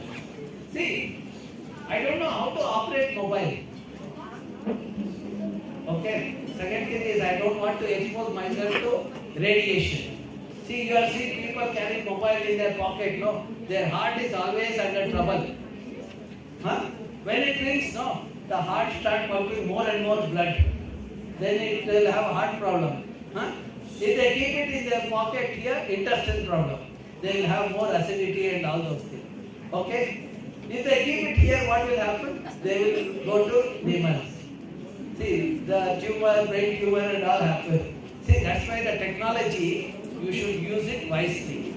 You should not misuse it, okay? You will say that Ulla Lake is getting polluted. Isn't it? I would say Ulla Lake is getting polluted because Vidyaniketan school children do not feel the sense of belonging to the Ulla Lake. Had you raised your voice, no one would have polluted. You know, that is what we need to do it. You know, we need to raise our voice. You might ask, how as a child I can do it. You know, as a child only you can raise your voice. Nobody will mistake you. When I raise voice, people might mistake me, but not the children's voice. When you go around the lake and demand that I want clean lake and clean water and clean air, you know, government will intervene immediately. So what I suggest is, this Saturday, okay, you go to the lake, you all are here, just before the prayer, you come to the school 10 minutes early, go to the lake, stand in the lake and demand for the clean lake. And you see things will start working for you. Maybe the next time when I come, we might have the better lake, okay? Even otherwise, we will see how to improve the situation. Can we do it ourselves? Let us try to look at it. We can do ourselves, provided we know how to do it. Because some lakes in Bangalore, we have been successful in cleaning it up. And today, the people in that locality are taking care of the lake. Just recently, Sarki Lake was rejuvenated. Now today you look at Sarki Lake as good quality water and enough water, people are happy. That should happen, okay? See, one message here is when you feel that lake belongs to you, then no one can pollute it, no one can contaminate it, no one can encroach it. You should understand that, okay? And the power is with the children. You need to speak. Don't say, sir, I will go and shout and do it. Shouting will not help. That is where you need to do the experiment to say how much it is polluted. Once you do the experiment, you write a postcard to Sidramaya and the Prime Minister saying that lake in my neighborhood, in my school neighborhood is polluted. Please give me a clean lake. And you just watch out how the changes will happen. You know, you should do that. And today there is in a digital world, you can also send email. It's not necessarily postcard, but postcard is more effective. When it reaches the Prime Minister, that too from a class of some 200 to 300 kids, it all matters. You know, immediately the Prime Minister might even ask for a rejuvenation lake within a month's time. That can happen only with the children. Okay, now Gagana will tell you how to do the experiment to say how much lake is polluted. Okay? Yes, Gagana. Use stethoscope, thermometer. The exactly same thing she will do. And he will ask you to open your mouth and he will look at what is the color of your tongue. She does the color of the water also, she will check. Then next level she will say whether water has oxygen or not. Does water have oxygen? Yes, sir. Why oxygen is required? Aquatic air, okay? Since you all know, I don't have to speak further. So Gagana will take over. Good morning, everyone. Good morning. Atif, and can you all hear me? Yes. Okay. So today I'll be talking about how to do the water quality analysis. So you all know the importance of water bodies. Yes or no? Yes. Okay, I'll just mention few points. So they help in restoring the ecosystem and help in groundwater recharge. They help support the biodiversity. So these are all the few things that the water bodies help us with. Yes or no? Yes. Okay. Now, the sources of pollution. The source of pollution, it is mainly from the sewage that we generate and the effluents that are being discharged from the industries, and also the rainwater runoff that carries all the oil, grease that are there in the that flow from the urban areas. So all these, what happens, they join the runoff and also that are being fed into the water bodies. Okay, these are the sources of pollution. You all know the sources of pollution now? Okay. So what happens when all these nutrients and other parameters, like all the pollutant level increases in the water body? They cause, the first one is macrophytes. Have you seen like aquatic plants in the water bodies? So when the nutrient level in the water bodies increase, these plants they take a lot of nutrients, and can you see the first picture? The whole lake is filled with macrophytes. Can you all see? Okay. The second one is frothing. Have you seen the Belandur and Vartur lake frothing incident where the fire had been catched to the frothing, the foam that had been formed? Okay. The third one is algal bloom. This is also caused due to increase in nutrients and also variation in the temperature. Okay, that causes the algae to grow heavily. Can you all see the green patch that is there? That whole lake is covered with the green algae. Can you all see? Okay. So Cincy ma'am and Asulba ma'am, they will be explaining about how the variation in water quality will affect the fishes and algae or the microorganisms that are there. Now, as we are students, what we can do for your project, we can all assess the water body and say, first one, whether the water is polluted or no. The second one, what are the causes that are leading to the pollution, and also third one, specific source that is causing the pollution, and also help take necessary management actions. Understood? You understood the 3 points? What is the first one? To know the pollution status, whether it is polluted or not. Second one will be what are the sources that is causing the pollution. Third one will be specific source and also to take the necessary management actions. Okay? So now we know that we need to assess the water quality. After knowing what are the objectives of the helpful things that we can do when we do the water quality analysis, the next we need to visit the lake to collect water sample. Yes? So before going into the lake, we need a few checklists. Like you need to make a checklist and make sure you have all these things. So the first one will be you will be needing gloves, mask, 1 liter sample bottles, beakers, pipettes, reagents, distilled water, BOD bottle, measuring cylinder, tissue paper, waterproof marker pen, on-site parameter probes, and also field notebook. Field notebook so that you can note down all the things, like when you do the analysis on the site, you need to note down all the values, data, and other things. Got it? You're all noting it down? Okay. One thing, yeah, you have it out? Like, what do you mean by on-site parameter probe? I'll explain. Okay, all the things that I'll be saying and all this PPT, it will be uploaded in the website. Okay? You can note down or go back to it later. Now I'll be moving on to the next slide. Is that okay? Okay. You will get it. You will get all this data on the website that sir was showing you before.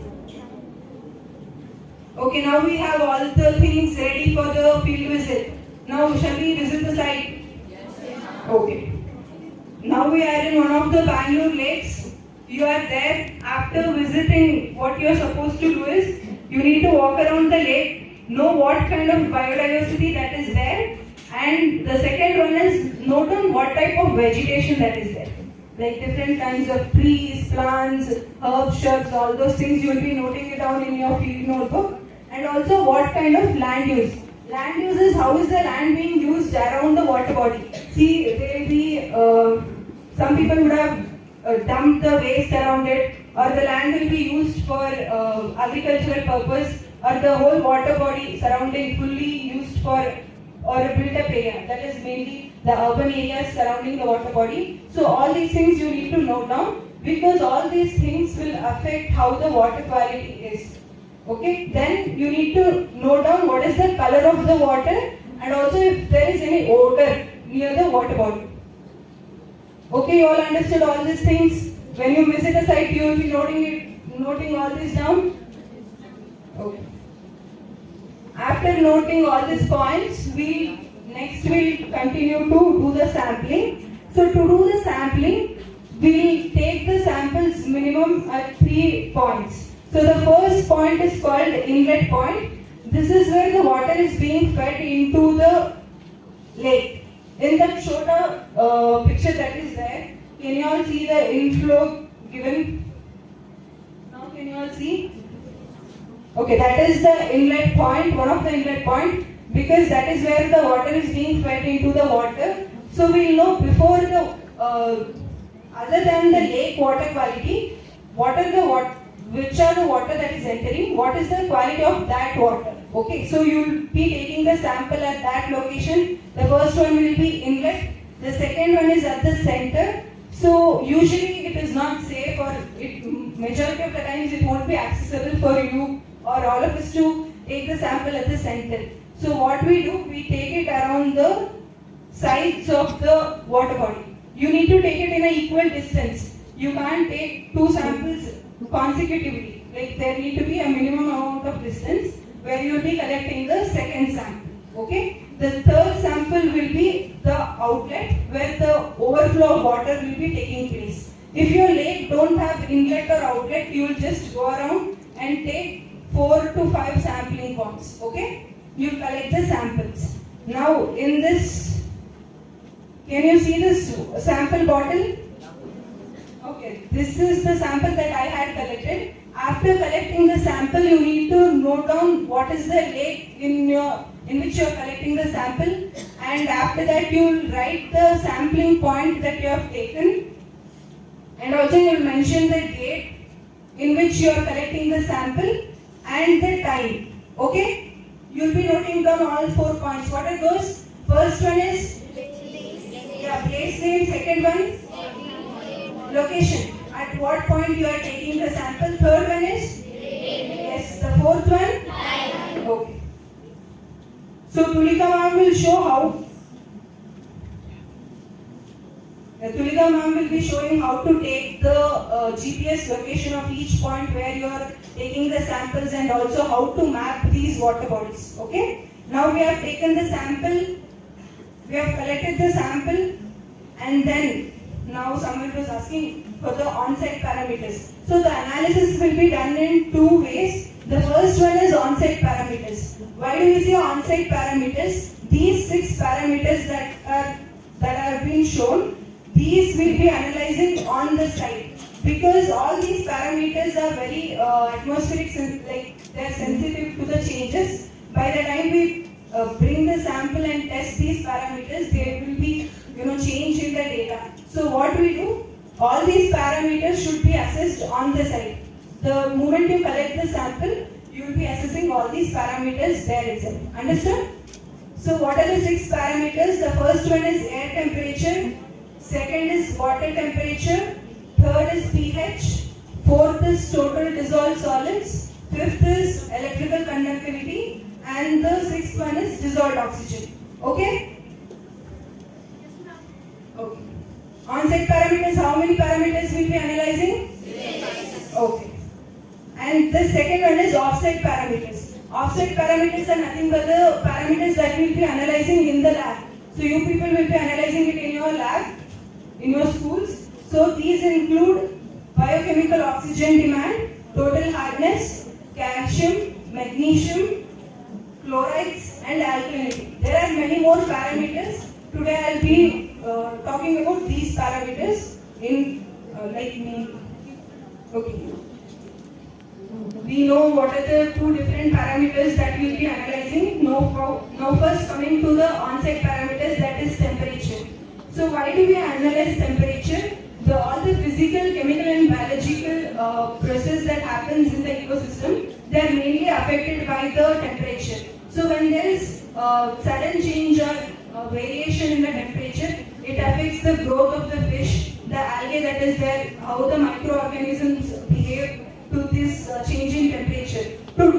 So to know how it is affecting the water body or water quality, we will be assessing the temperature.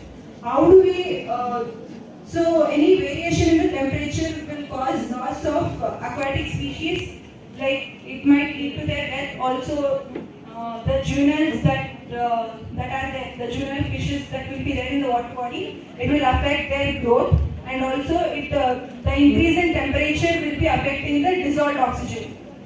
So how do we measure it? To measure the temperature, we will be using the thermometer. Can you all see the thermometer inserted in a water sample in the image?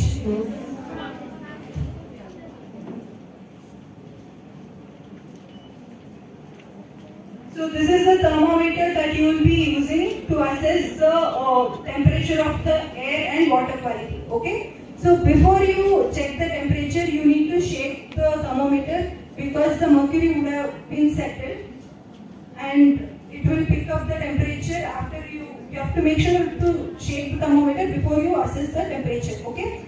And before checking the temperature, you need to make sure you are not standing under the direct sunlight. Why? Because the thermometer that is there, that will pick up the temperature very quickly. You need to be in the shaded region, and also you are not supposed to touch the tip of the mercury that is here, because it will pick up your body temperature. Okay? You have noted on all these points? Yes, sir.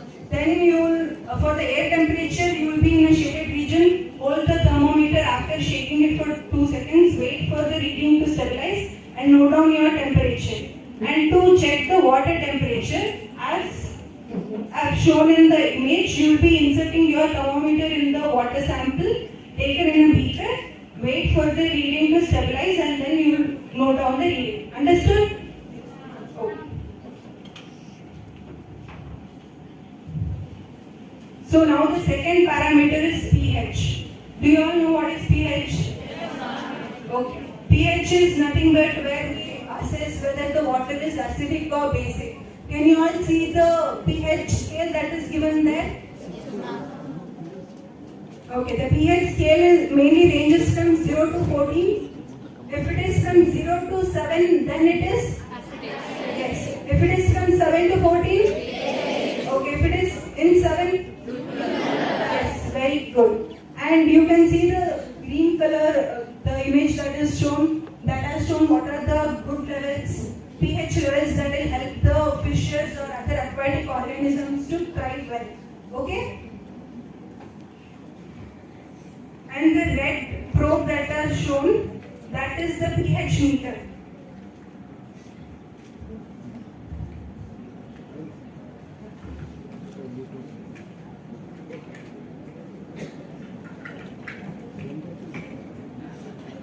So now to assess the pH, someone asked what are the on-site parameter probes. So these meters that we carry to assess the pH, TDS and EC, these are what we call as on-site parameter probes. So this is a pH meter. What do we do is you take the water sample on the site in a small Tarzan cup. This amount of sample will be enough. After taking the sample, what you do is you keep the, I'll just say first, sample, wait for the reading to stabilize, note down the reading, okay? How you do it?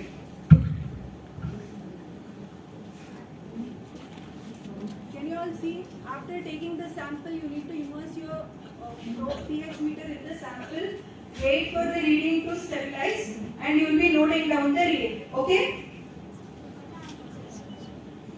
The probe from the sample, you need to cleanse it with the distilled water, rinse it with the distilled water and tap it with the tissue paper before you use it for the next sample. Okay? You understood all these points for how to measure the pH? Yes. Instead of using Yes, yes. You can use a pH. See, these are the pH strips that are there, litmus paper. What you can do is you can take a strip, insert it in your sample for 2 seconds, take it out and compare it with the colors that are given here. Okay? You all would have used a litmus paper, right? Yes. Okay, that is another way you can be using here.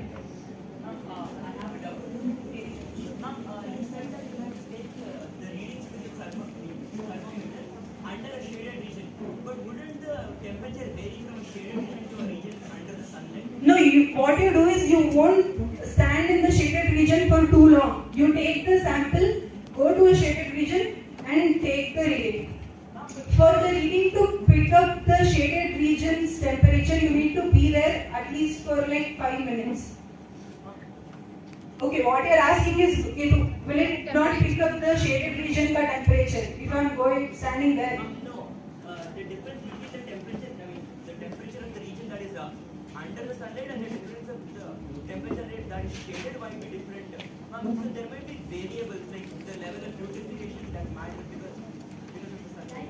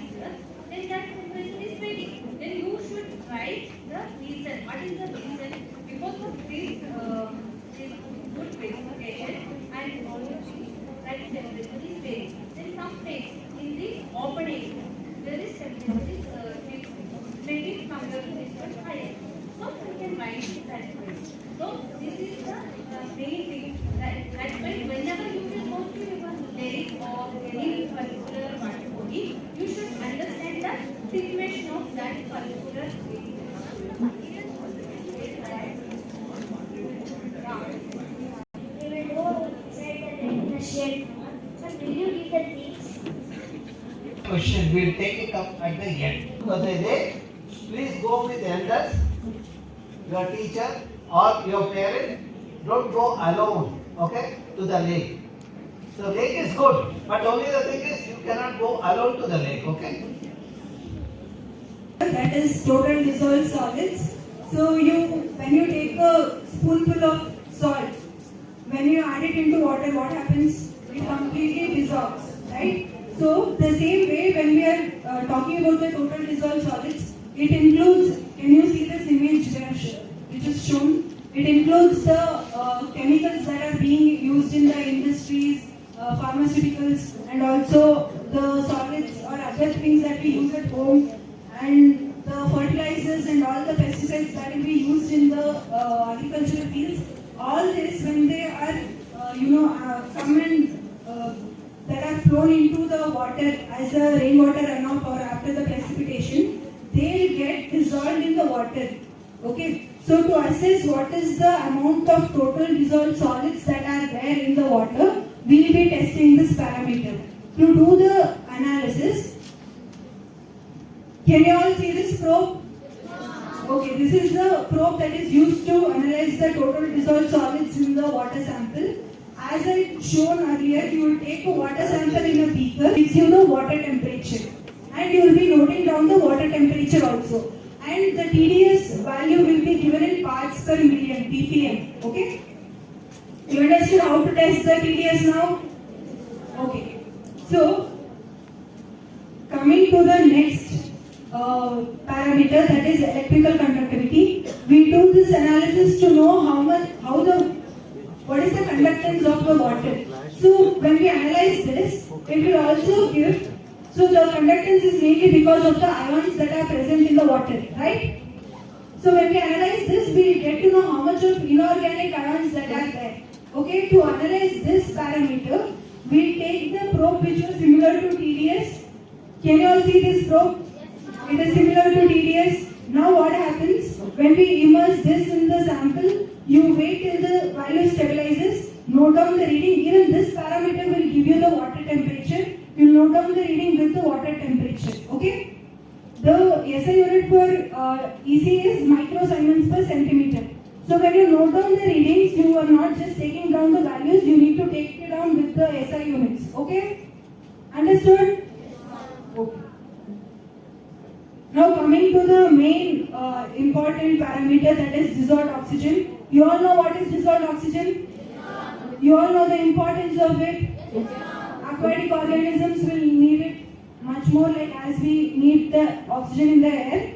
So the main source of dissolved oxygen is, one is from the air, which will be dissolved in the water. That is one of the source, and the second one is through the photosynthetic activity. Okay, you need to remember these 2 points.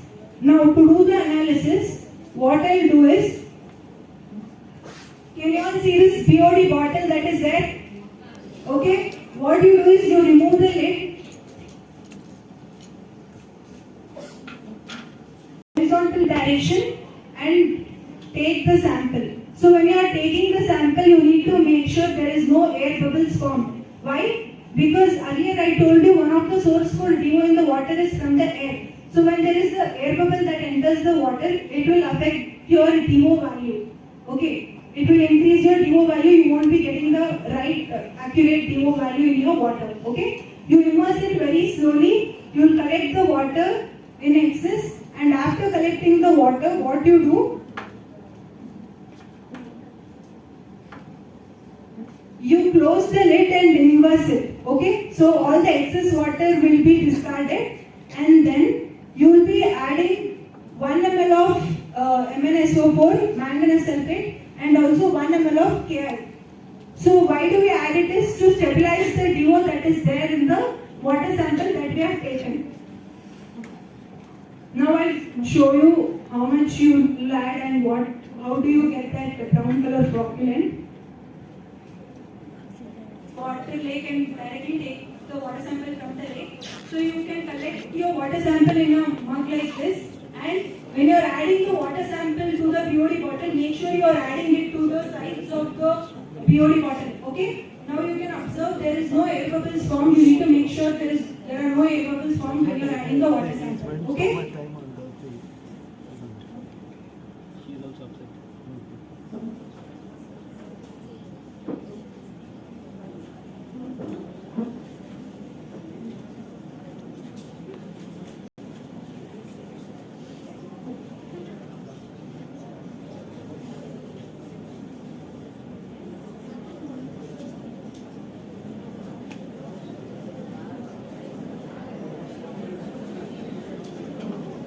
So as you fill, you need to tilt the water in the vertical direction, and then see I have filled the water sample till the rim. Close the lid. The excess water is discarded. Now I'll be adding 1 ml of MnSO4. Okay? Can you all see?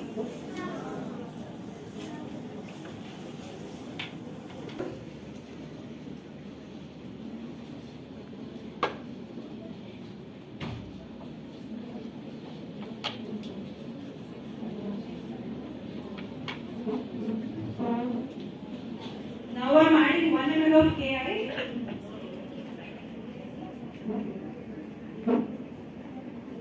So after adding both of the reagents, you will close the lid, and the same way you need to discard the excess and make sure there is a thorough mixing of the reagents that you have added. Can you all see the brown color flocule that has been formed? Yes. Okay, this shows that there is a presence of dissolved oxygen in the water sample that I have taken. If the flocculent is completely white, that shows there is zero amount of DO that is there in the sample. Okay? Understood? Now we have to keep this in a dark place for 10 minutes. Before starting, what I have done is I have taken the sample. Can you all see the third image? So what happens is the flocculant have been settled. After 10 minutes it settles. So when it settles, we add 1 ml of concentrated sulfuric acid, and when you shake the sample, it becomes very clear like this. All the flocculants will get dissolved. Okay? Now what I'll do, I'll take 25 ml of this sample and do the titration. Okay?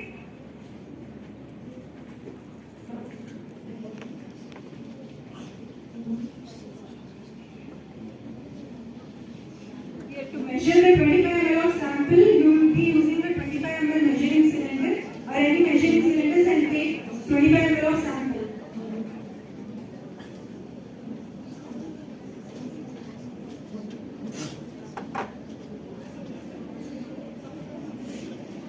You will take a clean conical flask and add your sample into the conical flask and add 2 to 3 drops of starch.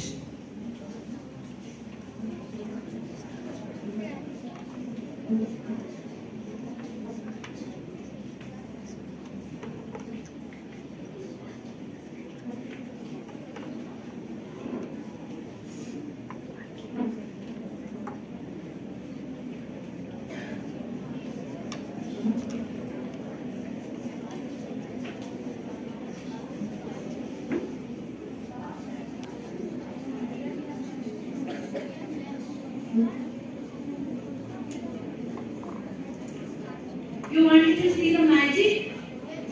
Yeah. Then you can look here. Come to the light. Come to the light. Can you all see? Yes. Okay. This is our starting point. I have taken sodium thiosulfate in my pipette. You will be using burette to do your titration. And now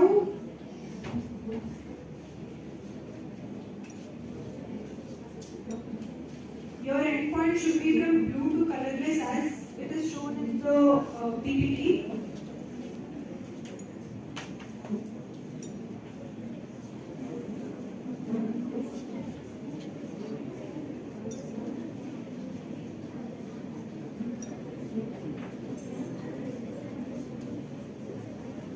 You are not listening, that's why that magic is not working.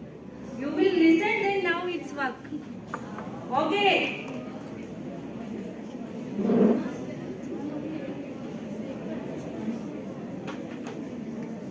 Are you ready to listen? Yes, ma'am. Yeah, then it will work.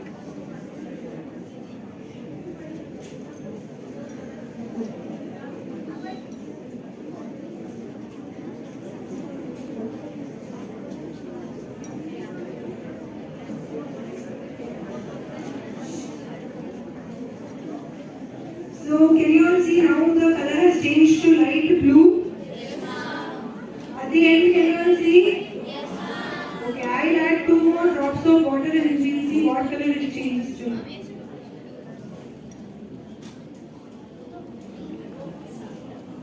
What happened? Is it still blue or colorless? Colorless. It is colorless.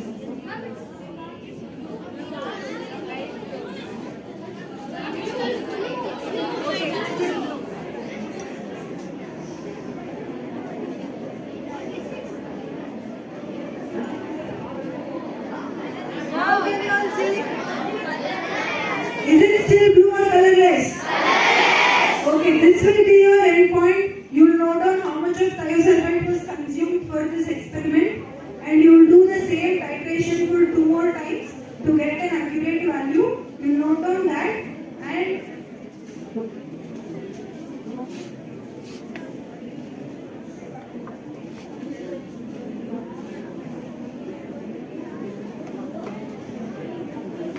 so after noting down, I have given a formula there. All this will be shared. You will insert, like you will interpolate the value that you have got after that iteration in your formula. Okay? It will give you the DO value. Can you see one of my colleagues? She is doing the on-site parameter analysis on the field. You will be carrying your DO kit, which has all the reagents that will be required, and do the analysis on this side. Okay? Understood? Okay. The next is biochemical oxygen demand. This is an offset parameter that you will be doing in the lab. So for this experiment we'll try to understand how much of oxygen is being consumed by the microorganisms to decompose the organic matter that is there in the water. Okay? You all understood? Yes, ma'am. Okay, to do this experiment, what you do is, you understood the DO experiment, right? So what you do on the first day, you do how much of DO is there, and in the same day you collect a sample in your BOD bottle, like water sample, and you keep the sample for 5 days in a dark room. Okay. On the 5th day, you take out your water sample and do the DO estimation. Is it understood?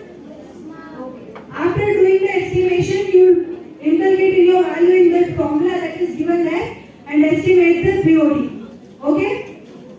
The next parameter is total hardness. So total hardness includes all the calcium bicarbonates and carbonates. So to do this experiment, there are 2 types of hardness: temporary hardness and permanent hardness. You know hardness, when it is measured, the water when you add detergents, sometimes you won't get a good lather. Yes or no? That indicates the water is too hard. Okay? So to estimate how hard the water is, we will be doing this analysis. So to do the analysis, first, as I showed you earlier, you will take 25 ml of sample, you will add 1 ml of buffer solution, and you will add pinch of EBT indicator, and then you will titrate it against EDTA. Okay? Then your end point will be from pink to blue. What was the end point for DO? Yes. So for the total hardness, it will be from pink to because of calcium. Okay, calcium that is present. To estimate separately how much calcium that is there, we will be doing the titration. To do this titration, you will take 25 ml of sample, add pinch of mu oxide indicator, and do the titration against EDTA. So what is the end point for this? Yeah, pink to purple. Okay.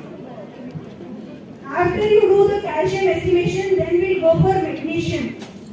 Okay, to do the magnesium estimation, it is very easy. All you need to do is subtract your calcium hardness value from the total hardness value. Then you will get your magnesium hardness value. Okay, understood? Okay, should I go back? So usually your calcium hardness value will be higher. So when you do your analysis, if your magnesium value is higher, that shows that the water has too much of algae content in it. Okay. The water will be having high amount of algae. I'll move to the next one. So you know pH is the estimation of whether the water is acidic or basic. Yes or no? So what we estimate in alkalinity is, so the water will be trying to maintain its neutral condition. To estimate how much of buffer capacity the water is having, we will be doing the titration to estimate the alkalinity. So to do this, the end point, the first end point will be from pink to colorless, and then when you add methyl orange indicator, it will be from yellow to What is the next color? Yes. And then comes the chlorides. You all know water will have some amount of salt content. To estimate individually what is the amount of chloride content that is there in the water, we will do the titration. So for this you will be taking 25 ml of sample and you will be adding 2 to 3 drops of potassium chromate indicator. And when you do the titration again silver nitrate, your endpoint will be from yellow to red. Okay? And you will be inculcating all your titrate values in the formula shown there and estimate the value. Understood? So next we will do all the assessment of the parameters. After doing, we get the data. So what we do, we compare our data with the standards, the prescribed standards that is cited given by CPCB, that is Central Pollution Control Board or Bureau of Indian Standards, and say whether the water that we have assessed, falls under Class A classification. What is Class A? The drinking water source without any conventional treatment. And if it is under Class B, then the water can be used for outdoor bathing. If it is Class C, the drinking water source, it can be used as drinking water source after the conventional treatment. For Class D, we can use it for fish culture and wildlife propagation. If it falls under Class E, you can use it for irrigation, industrial cooling and controlled waste disposal. So not just comparing your water quality with this, earlier I have showed you the pH, the pH for each different animals, what is the required pH. What you can do is, you can say after analyzing, is your water quality good for a certain, biodiversity, like for certain animals that are there, that live around that water body. Okay, you can do that for your project, and also you can compare your water quality parameter with the drinking water standards that are given by Bureau of Indian Standards. These are the standards, and say whether it falls under drinking water or not. And finally, whatever the experiment that I showed you here, the reagents required, how to prepare them, what is the procedure, what is the chemical reaction that takes place when you do the titration. All these are explained in the third image that is given there. Can you see the environment monitoring in the neighborhood? When you go to that page and click on the section 7, it has everything explained in a detailed manner. Okay? You can either go to that or contact any one of us if you have any doubts. Understood? Yes. Thank you. You have any questions? No, sir. No. Yeah. Yes. Come here. So if the lake water and the parameters have a distance between each other, how the water should be carried or preserved? See, you are fortunate, the lake is next door, so that question doesn't arise as far as you are concerned. But normally what we do is, we use the preservatives and preserve the samples. Okay? That's where on-site parameters, which have the immediate reaction, which has to be analyzed, you will do it at on-site. On-site means where you collect the sample, then only you will use the gadgets to measure that. Okay? Thanks. So you said the school will provide us with the parameters, sir? School will provide you the required infrastructure like lab with the chemicals. Your brain will work and do the job. No, sir. My question is that ma'am told we should do on-site parameters, sir. Yeah. Can we bring the samples, lake water samples to the school and then check it? No, on-site parameters which some of the chemical reaction happens quickly with the sunlight, etc. It has to be done immediately. Okay? Otherwise, the values will be different from what the true value is. Sir, I have one more question. Ma'am told the water bubbles will give varied results. Why will it give out varied results? See, that is regarding the dissolved oxygen, she said. See, there are bubbles, that means some air would have entered the thing. That is not the true, the water oxygen thing, that some additional thing will be there. So that's why she said minimize the bubbling, so that your objective is to find out how much oxygen is in the water, not how much oxygen is in the air. Do you require oxygen? Why? To breathe. Those who breathe don't make noise in the classroom, no? They do. Okay. Sit. I have a doubt that how can we classify that the water belongs to class A or class B? See, you have done the experiment. You would have got pH value of 8, then temperature certain value, then POD, like that. All those variables you will list it. Compare with the standards. See, like that, if you want to be in the A+, you should score more than 70, no? For that, you will compare your value with that, okay? Like this. You know, if those values are in that range, then you are in the A, B, C, or D, okay? Okay. You are all hungry? Yes, ma'am. Good afternoon. Good afternoon. Again. Good afternoon. Thank you. So you have started drawing the map, right? Hannah, how many of you have drawn already? Okay, I can see hands. Any more? Others are drawing, right? How many of you are still in the process? Good. So you all are now making maps, na? Author of your own maps. Correct? Making maps or not? Yes. Okay. So now you are making maps on your book. Now this is a digital era, right? We will try to make maps digitally. Okay, that interesting. Okay. So before lunch we will do that. Correct? Agreed? Agreed, ma'am. Okay, one person is only agreeing with me. Others are not agreeing. Thank you. So now what map you have made? After I give you the demonstration, I want you to see how much you have been, you can do better in that map. Okay? You have to rate yourself. Like out of 10, how much you will give your map, what you have prepared. Then you can modify it and make it digital also. Done? Okay, na? Yes.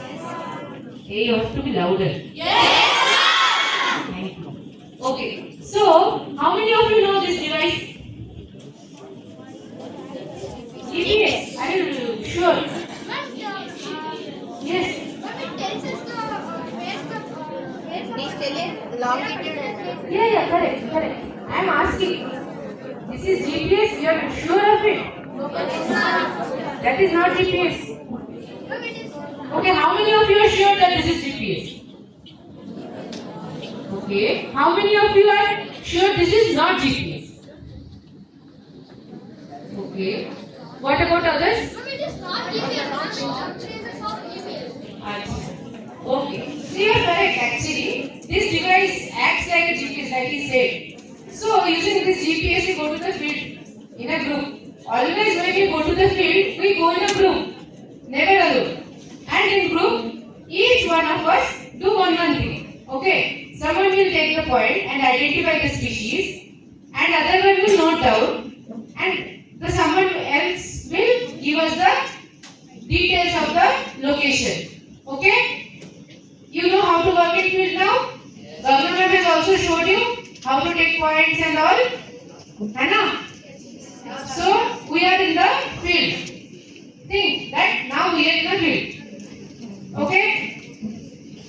Now, how many of you have that GPS with you? That black color thing? Okay, one. How many of you do not have? Okay.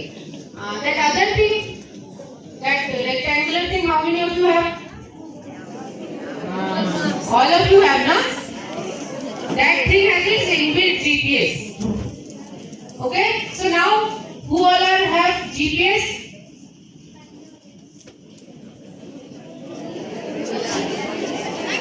We all have, na? Yes. So now we all can do fieldwork? No? Yes, now we can all do fieldwork have yes or no? Yes. Okay. So now you have all seen that app also, Google Maps. Using similar kind of apps like that, we can take the points in our phone. Okay. Now we have gone to the field. Like I said, now you have to install 2 apps. Note down. Okay. Do not forget. First one is GPS map camera. What is first one? Louder. GPS map camera. Okay. Now you have gone to Play Store and installed it. It works like simply like the normal camera. See, I have taken photo of this tree. Can you see? Yes, ma'am. All of you can see, no? Yes, ma'am. So the advantage of this is we can see the details under this photo. What details are there? Location, latitude, longitude, date and time. All is there? Just clicking a photo, we get all the details. Taking points made easier. No complications? No. Okay. So now you have gone to field. You have taken the photo. Okay. You remember this later. We will require this later when we come back from the field. Okay. Okay. Now we are in the field. Can you see the mango trees? Can you see a peacock in the mango garden? Yes, ma'am. Can you see when I have taken identified the peacock? Yes, ma'am. Can you see what time? Yes, ma'am. Can you see the location? Yes, ma'am. Now you know how to use the map app? Yes, ma'am. Okay. So now the second application, that is called Google Earth. Okay. Good. Very good. So this works like similar to Google Maps. Okay. In Google Maps, that blue color dot is there in the right side corner. When we click on it, it will show us the correct location. Yes, ma'am. Yes, ma'am. So using the same thing, we can note down where we are in the field. Okay. And the best thing here is in Google Maps we cannot save it, but here we can save it and use it when we come back from the field. Okay? Useful? Yes, ma'am. So what are the 2 apps? GPS map camera will give us the location, date, time. Even Google Photos will give. Okay? So now our field work is done. We have taken the samples, we have taken the GPS points, all the things we have done. Now we have come back from the field to our lab or our school. Okay? You have all come back or someone is left out? All come back, na? Yes, ma'am. कोई घर पे नहीं चले गया? नहीं। सब वापस आ गए ना? हाँ। ठीक हो गया. Now we have come back. Now we will make our own maps. No one can say that no, this map you have taken from me. Okay? From now onwards, you will make your own maps. You have to promise me. Promise me that you will make your own maps. Good. So now, to do that, we use this application called Google Earth Pro. Okay? What is this application? Google Earth Pro. How many of you have used it? Okay, some of you have used it. Now, from today onwards, all of you will know and all of you will become the pro. Okay? So how it will help us? We can make our own maps. First thing, okay? Then the area that we are marking in our field, the distances that we are marking from one point to another, all these measurements also we can do in this application only. Okay? And one interesting thing, that is this application also works like a time machine. You all know time machine? Yes. So what it does, it can give us the image of a past, like 1970s, 1980s, 2000, 2010. We can go back in time and see what was the situation that time and what is the situation now. Interesting? Yes, ma'am. So that this will help us identify the changes from one time to another. Okay? So, how what these things works in Google Earth Pro? You all know. Now you all know what is Google Earth Pro. Yes, ma'am. Now we have to install it in our desktop or system or laptop, whatever you have. Okay. Go to Google. When you go to Google and search, just write Google Earth Pro and search. Okay. Then you will get this link, Earth version. If you click on this link, you will be taken to this website. In this website, you scroll down. There will be an option called Download Google Earth Pro on Desktop. Okay? What will be the option? When you download it, you have to accept this whatever they are asking for. Then the installation will be completed and this icon will be on your desktop. This grey football kind of thing. Okay? Now you have installed it? No complication, right? Okay. So now, when I open the app, it gives something like this in the beginning. Then after that, when you open it, it will take you to your current location. Now we can also get the speed. We can also get the speed. Yes. So, I will give you a quick tour of Google Earth Pro. What are the things there in the Google Earth Pro? Okay. So first on the top left corner, there is this menu bar. What is this? Menu bar. Then just beside menu bar, there is a toolbar. Okay. Then below menu bar, there is a search bar. Like we go to Google Maps and search for locations. Same thing. You can search it, write it here and search for it. Okay. Then below search bar, there will be list of places, the points that you have added, the lines that you have made in your field, then the polygons that you have marked, all will come in your list of places. Okay? And the final one is the base layers. Different kinds of base layers are available. So that is listed in the base layers. So what are the 5 things in Google Earth Pro?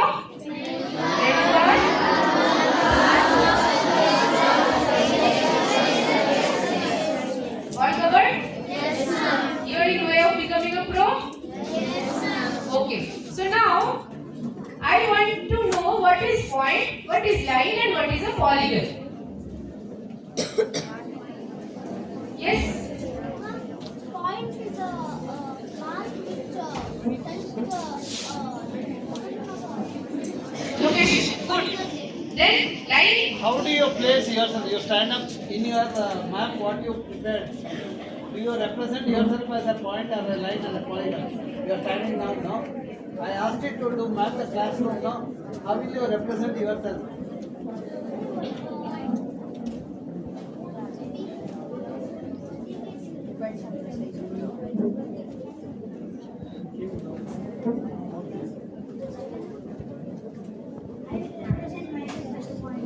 Very good. Okay. What is line? Yes?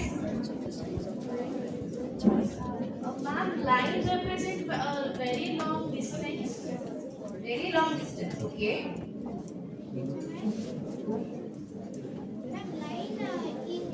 line marks the route from where we have to go from a point to another point. Okay, now suppose you are lying down here. How do you represent you as a, earlier you said point. Now if you are lying down here. Sir, my one tip of me will be 1 point and another point of me will be 1 point. Connecting those two. For that I will use a line. Okay. I will require 5 volunteers. Come.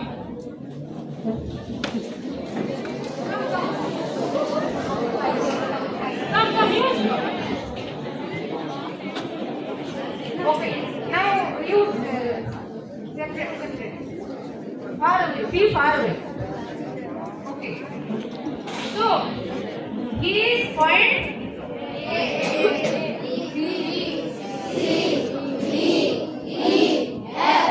Join your hands. Now there are join his hands. Go run.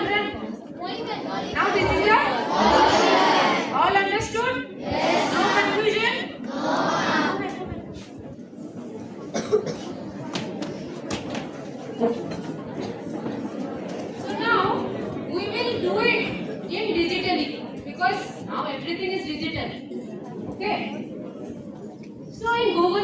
we will know how to take a point.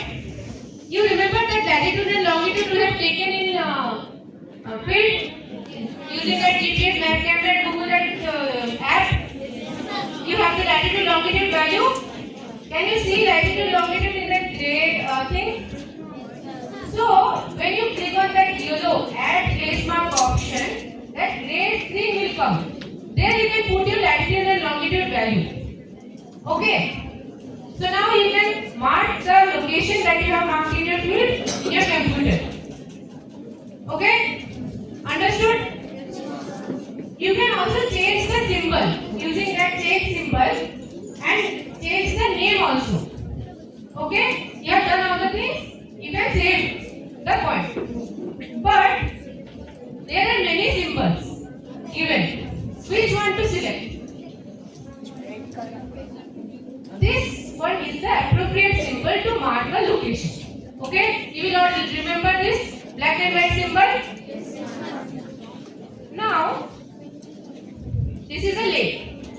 Gagnavan showed you how to take the water samples and how to analyze it. So when you go to lake, you have to take the samples from 3 different locations.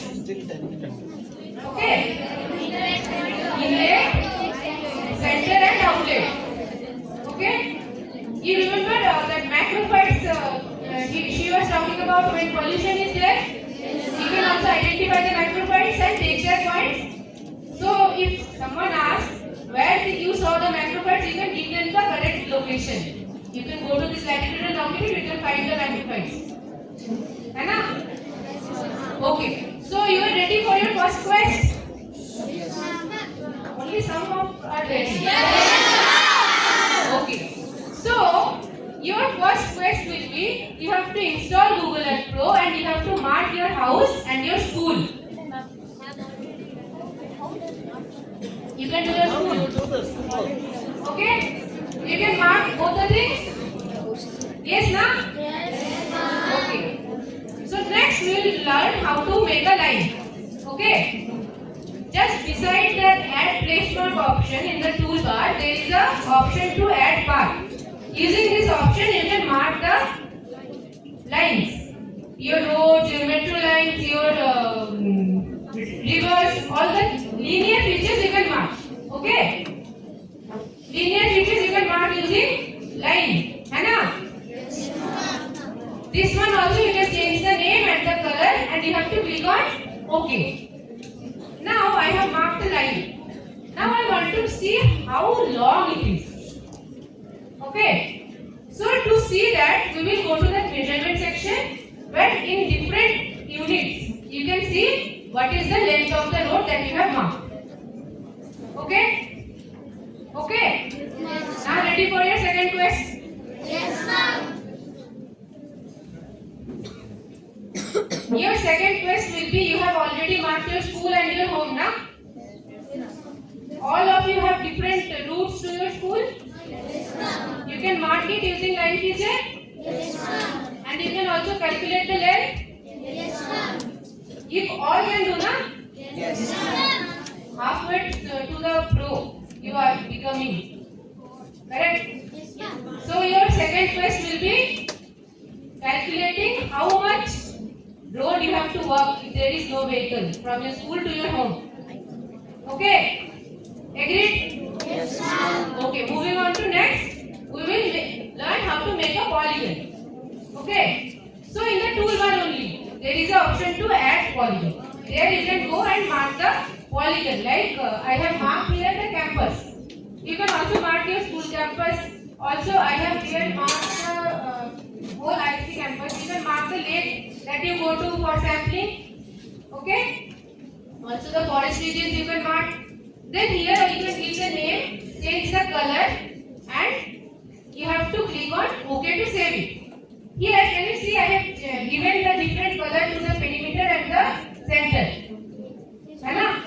But how I have chosen the green color? I could have given Or vibrant. Okay. No, I am asking. I could have given some other color also. Maybe it is a land area, so you're giving like green color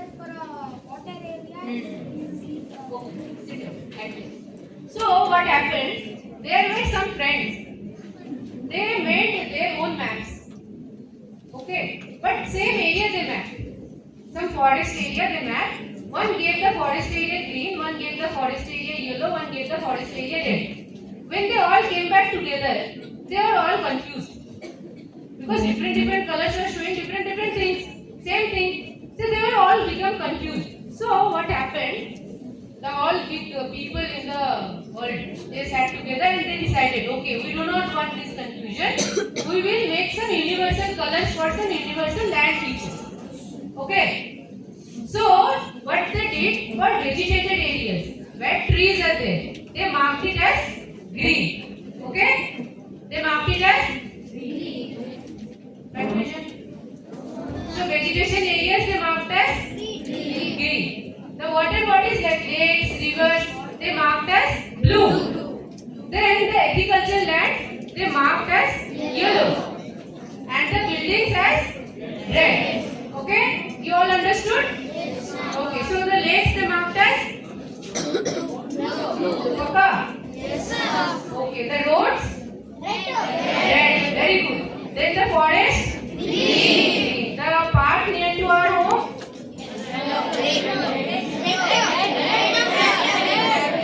Okay, if there is no tree in the park? If there is tree in the park? Okay, if there is a canal just beside my house? So now you all know when to use what color? If I draw a building, I will draw it red. And if I draw a lake? Blue. And a tree? Green. Thank you. Next, we will calculate the area that you have marked. Okay. Same, using the measurement section, you can calculate in different units. And you have to note down to identify and write down in your project. Okay. Done? So, coming on to your third question. Nearby the Ullal lake is there, na? So in the Ullal lake, you can go to Google Earth Pro and you can mark. You can also identify the area. Calculate how much area does it cover. What color will be the Ullal lake? Very good. So now, surrounding vegetation will be green. The agricultural land will be yellow. Okay, the buildings will be red. Very good. So now, we will see how the time machine works. Can you all see that round thing? Where the clock like thing is there? All of you can see now? Yes, ma'am. Using that, you can see the images from past to current. Here can you see that part? When you click on that clock thing, that bar thing will come, which you can slide and see the time period image. Okay, I'll give you one example. This is IISC campus. Okay. Can you see the changes from 2011 to 2023? Yes, ma'am. Okay, I'll show you another image. This is the Ullal lake. Can you see the changes from 2017 to 2023? Yes, ma'am. So now you have also got an idea how to do the change analysis? Yes, ma'am. You have all got an idea now? Yes, ma'am. You have all become a pro? Yes, ma'am. Okay. So now we have done all the analysis, you have taken all the measurements. Now it's time to save the map. Okay. To save the map, simply go to toolbar. There is a save image option. What option? Save image option. When you go to save image, you will have this legend and this title, all the things will come. You can edit all the things and there will be a save image option on the top. You have to click it, it will be saved in your desktop. Okay? Now we have saved your map. It will look like this. Okay? Now, when you are making a map, you have to keep 5 things in mind. Okay? So, first one is, you have to give a proper title to your map, which will show what are the things that are in the map. Okay? Then, second one will be the legend, which will show the components of the map. Okay? Third one is the north arrow, which will show which direction is the north. If someone rotates the map, then we will get to know from this north arrow. Okay? Then the fourth one is the scale. all got to know what 5 components are there? Okay. Only 4 is there. What is the 5th one? Height. Huh? Area. Symbols is already there, legend. Size.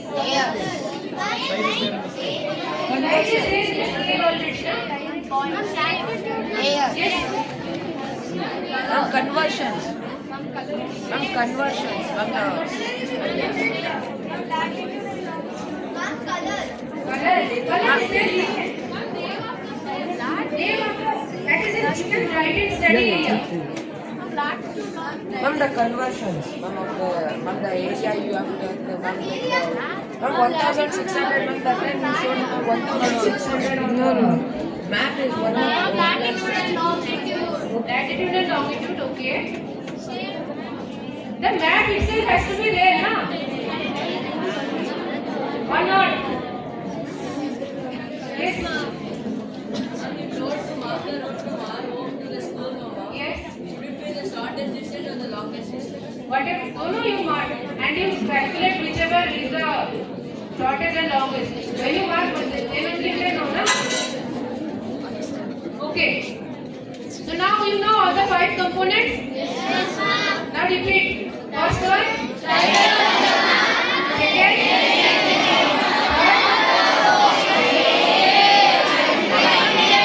Okay. So now you have marked. Now you have to save these points and all the things that you have done in your system. So when you go to college, you can also do the project. Okay? So to do that, you have to right click on the file. You will get all these options. You have to select on Save Place As. You have to select on Save Place As. Okay? Then you will be taken to your system while you save the map. You have to save it in .kml. .kml. Okay? Write down. Do not forget this. .kml format you have to save the file in. Okay? Which format? Okay? Which format? .kml? Pakka na? Now you have saved the map. You can use it later also.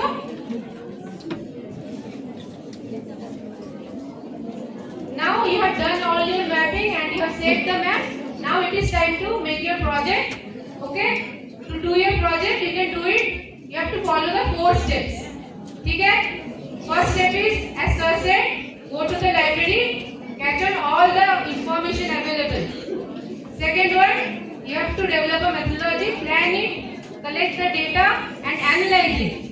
Then you have to write it. Anna? Yes, ma'am. Introduction will be your first section, then your materials and method, then results, and then finally discussion and conclusion. Then finally you go to your teachers, take the suggestions, implement it and refine your project. Okay? Okay? Yes, ma'am. So now you can all continue with your research? Yes, ma'am. Okay.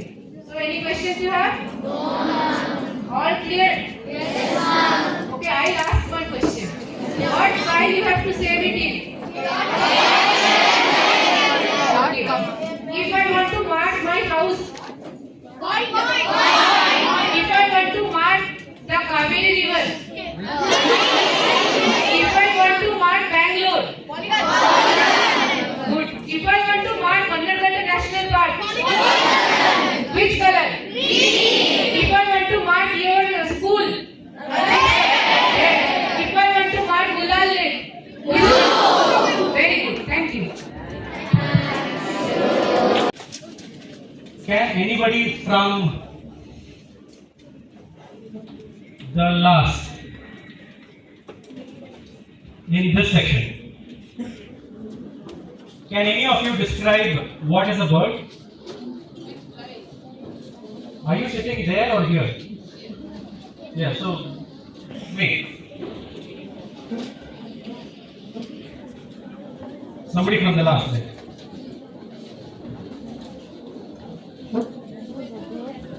Further behind you.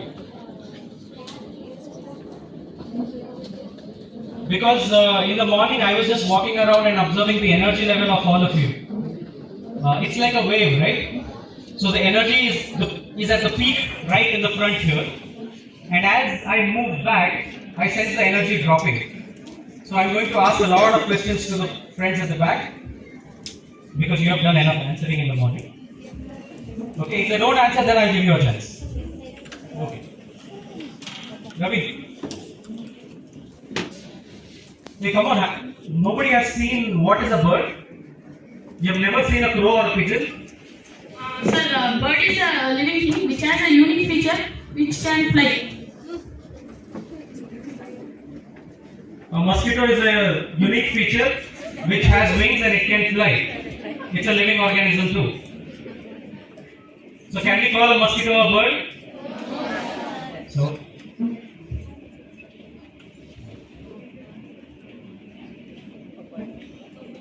Sir, bird. you were sitting in the front, no? Morning. He knew that I would ask questions from the back, so he went and sat at the back. Okay. Sir, birds are things that officially can fly, sir. They have hollow bones. Okay. So if they have hollow bones, how do they get the blood? Sir, For us, blood is produced from the marrow inside the bone, right? Yeah, so if they have hollow bones, then how does the bird get the blood? I'm asking about blood.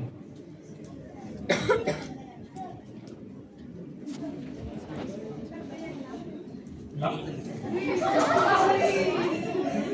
No. Sir, I wanted to tell birds.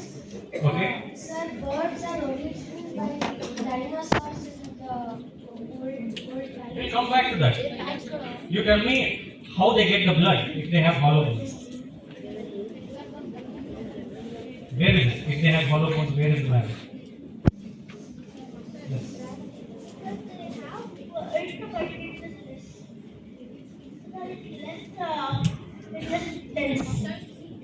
Muscles, no. You're right. Birds do have bone marrow inside the bone itself, which means not all the bones are hollow. Okay, only those bones which support the flight. They are, in order to make them lightweight, those bones are hollow. The others have the marrow, and that is how they generate the blood. Okay? Yeah. Hollow bones is one feature.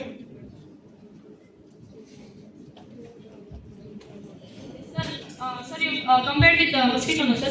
Sir, bird has different food habit than mosquito, and bird has different features. Also, it helps in environment. Can you tell me what are those features? That is only the answer I am looking for. Yes, sir. It helps in dispersion of seed. Also, it helps in pollination. So when you look at a bird, you will understand that okay, it disperses seeds. Yes, sir. How is that, man? I do not know how to do that. Sir, it will eat fruits, no, sir, and it will disperse. But I am looking at an eagle. Sir, eagle also acts as, sir, it also helps in environment in cleaning, sir. Tell me the features of the birds, man. Yes. Sir, birds have feathers which allow them to fly, and they have beaks other than all the other compared to all the others.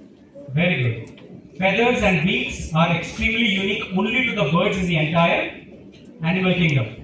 Okay, no other organism possesses these two features. So thank you for those features. Then there is one more feature that is quite unique to birds and some of the reptiles. No, not claws. If it is claws, then I would say, sorry. What type of eggs? Hard-shelled. Very good. So that is one of the other features that is very unique. Birds lay hard-shelled eggs. All of you have at least seen or touched an egg? Most of you? Most of you, yes. Okay, so it has hard-shelled eggs. That is unique to birds. All the birds lay hard-shelled eggs, and some of the reptiles lay hard-shelled eggs. All the other organisms have a different type of shell. It could be keratin, it could be different types of proteins, or it could be soft-shelled eggs. Okay? So, any other feature? Sir, some far-flying birds have this feature where they can sir, know the direction of which they are flying. Okay, but what I am looking for is something that is common to all the birds. Sir, the streamlined name of the birds. How is ostrich streamlined? So the birds which possess the ability, possess the ability to. So I said they which is common to all the birds. Okay. Yes. The forelimbs are modified to wings. Very good. The forelimbs are modified to wings or flippers in case of penguins. Okay. Anything else? Birds have beaks. She mentioned beaks and feathers. Yes, the last one. Good morning, my friend. The first feature that he mentioned was hollow bones, right? Yes. They have various problems and a pair of hair sacs. Very good. They have air sacs. Again, not for all the birds. Okay? Yes. Aerodynamic shape. Okay. Can you see here? You all know what you have covered and what you have missed? Yes. What did you miss? See, when you classify an organism, vertebrates and invertebrates comes before, right? So that part you miss, which is common to all the birds. And the other one is? Warm-blooded. What is this warm-blooded? What type of blood do we have? Okay, so what is this warm blood? Can you explain? Warm blood is where they have their own body temperature which doesn't match with the outside temperature. So if it's cold outside, they have a different body temperature which succeeds them in the cold temperature. You're right, but slight modification is required. Let's see if you can do it. Sir, warm-blooded organisms generate body temperature of their own, and they need to live in that temperature. Otherwise, they can't survive. Whereas cold-blooded organisms, on the other hand, generate their own body temperature, but their body temperature matches the temperature of their surroundings, and they're attracted to heat. Your answer for warm-blooded is correct. Cold-blooded needs further explanation. You. So cold-blooded organisms, they don't regulate their own body. Very good. Cold-blooded organisms not regulate their own body heat. They depend upon the environment to determine the temperature of their body. Correct. Absolutely right. So that's the main difference between warm-blooded and cold-blooded, and all birds are? What about fishes? Snakes? Lizards? Monkeys? Very good. Amphibians? There's some confusion. How many say warm-blooded? How many say cold-blooded? And those who have not raised their hands, what is your answer? Both. No, they are also cold-blooded. Okay. So how did these birds come into existence? Yeah, you answered it already. Sir, actually, birds are the origin of dinosaurs. Very good. Sir, birds are the origins of dinosaurs. When the Earth was hit by an asteroid. No. There are several theories, so we'll stick to just the ancestors. Okay, so dinosaurs. Birds evolved from? Dinosaurs. I didn't ask the question. The point you can tell later. Okay, so whenever we think of dinosaurs, we tend to imagine them to be very large because of the movies that we have watched. But it's not those big dinosaurs that evolved into the birds. The very small ones which were able to make adaptations quicker because they had a shorter lifespan. Okay, because many generations would undergo the changes at a very short period and they would be able to adapt to the changing climate or the environment. So that way they were able to adapt and modify their forelimbs into wings or flippers depending on that. And once they developed the wings, they became highly locomotive. What does it mean? If I ask you to walk how much ever you want, how many kilometers will you walk? Depends on your energy level. If I give you a bicycle and say travel how much ever you want. Okay. If I give you a motorcycle, you will go into hundreds, right? Okay. If I give you a helicopter, exactly what these organisms did.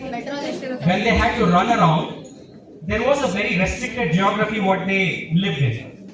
Okay? Once they developed these wings, they traveled to places which otherwise they would not have ventured. So they crossed mountains, they crossed oceans and seas, they went to places which they would never have visited otherwise. So when they went to these places, would the world be the same everywhere? They were exposed to new habitats and the environment.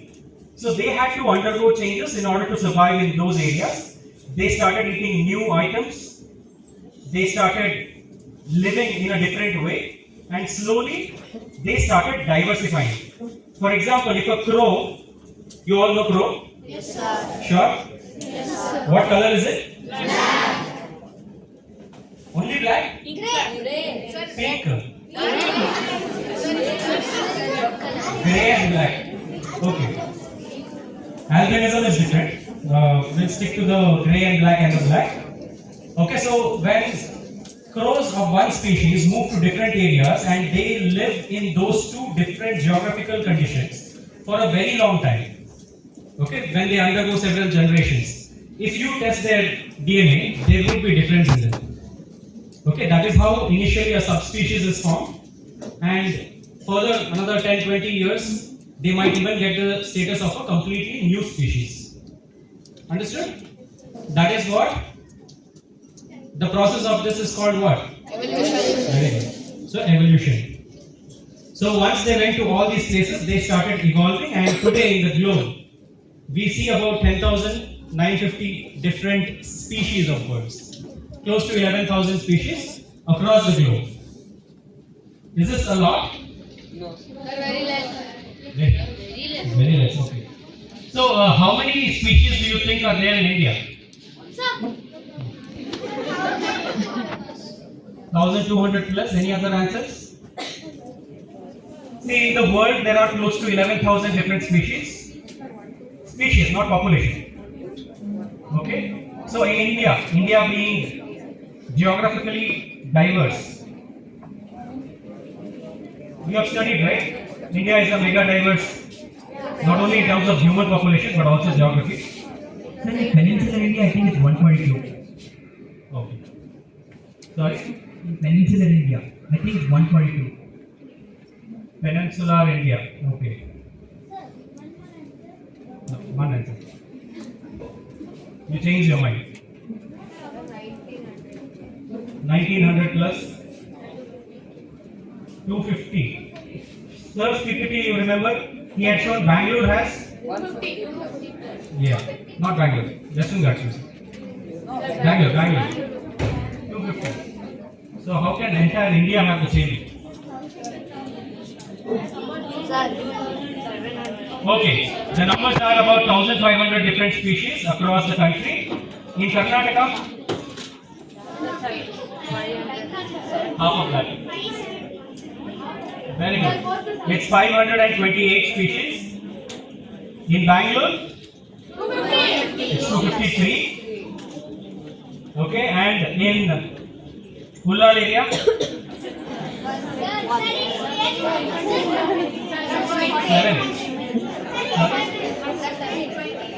20s, 40s, 70s. I have no idea how many are there in Ullal. You have to tell me by doing the project.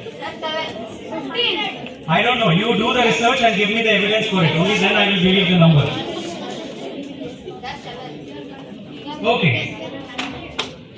So have you heard of IUCN status? Yes, sir. Where have you heard?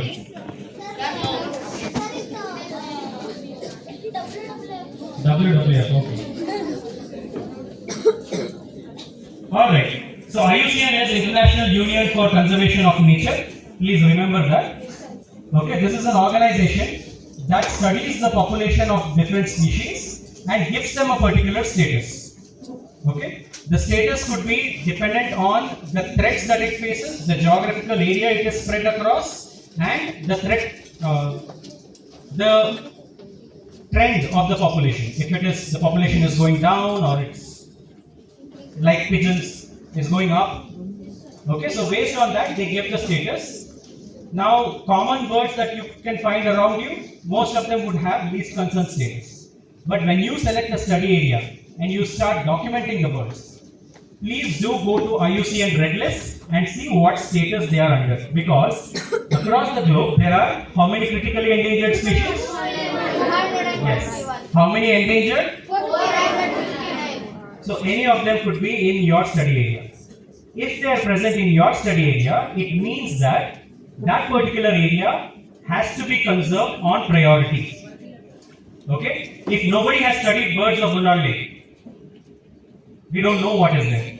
When you start documenting, say you find something that is near threatened, it means that that area requires some conservation efforts and ensure that it is safe from certain threats. Okay, then if it is vulnerable, which means that the population is decreasing of that particular species, so more importance has to be given. So your study area becomes highly important for conservation. Is that understood? And by any chance, if you find those species nesting in those areas, it becomes all the more important for conservation. Is that clear? Yes, sir.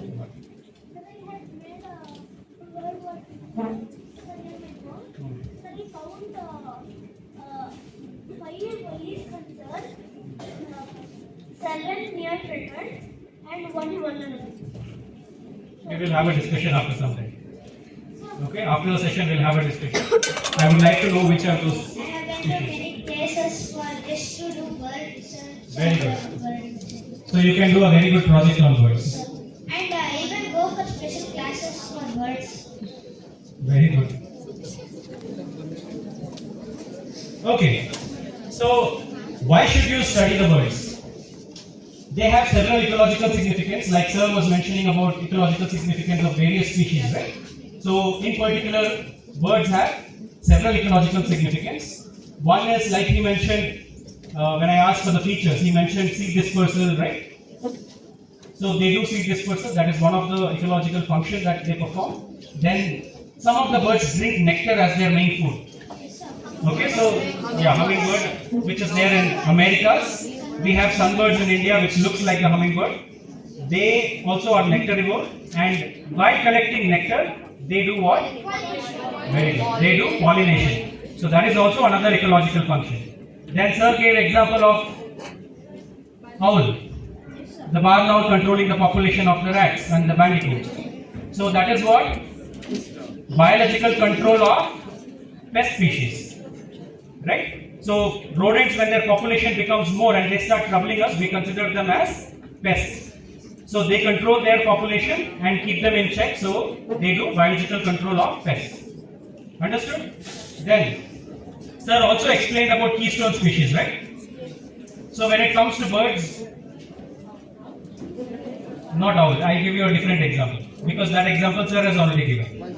Okay, you all know, okay, I'll ask you this. What is the state tree of Karnataka? State tree of Karnataka. Very good.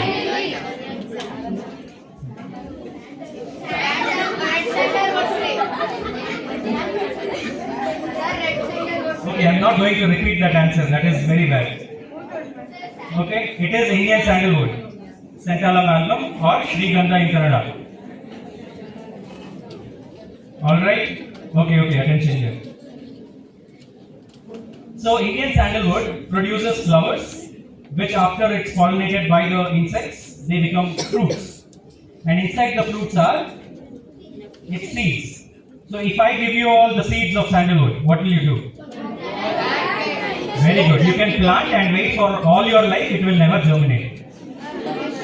Because the seeds have a coating which will prevent it from germinating.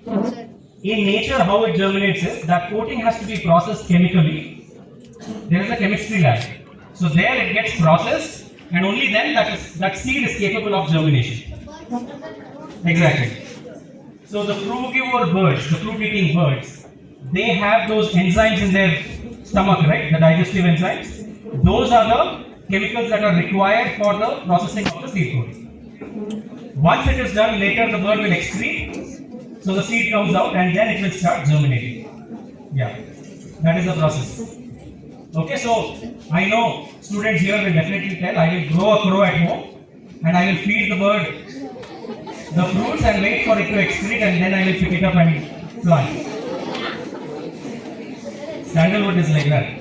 Okay, and not only sandalwood, there are several species that are like that, and all of them depend on birds for their survival, for their next generation to be produced. Is that understood? Yes, sir. Now, birds not only have ecological significance, since you're all, can I say, addicted to technology? Yes, sir. Yes, sir. Since you are addicted to technology, birds also have technological significance. Okay? So this, you all know it is a bullet train. I will explain.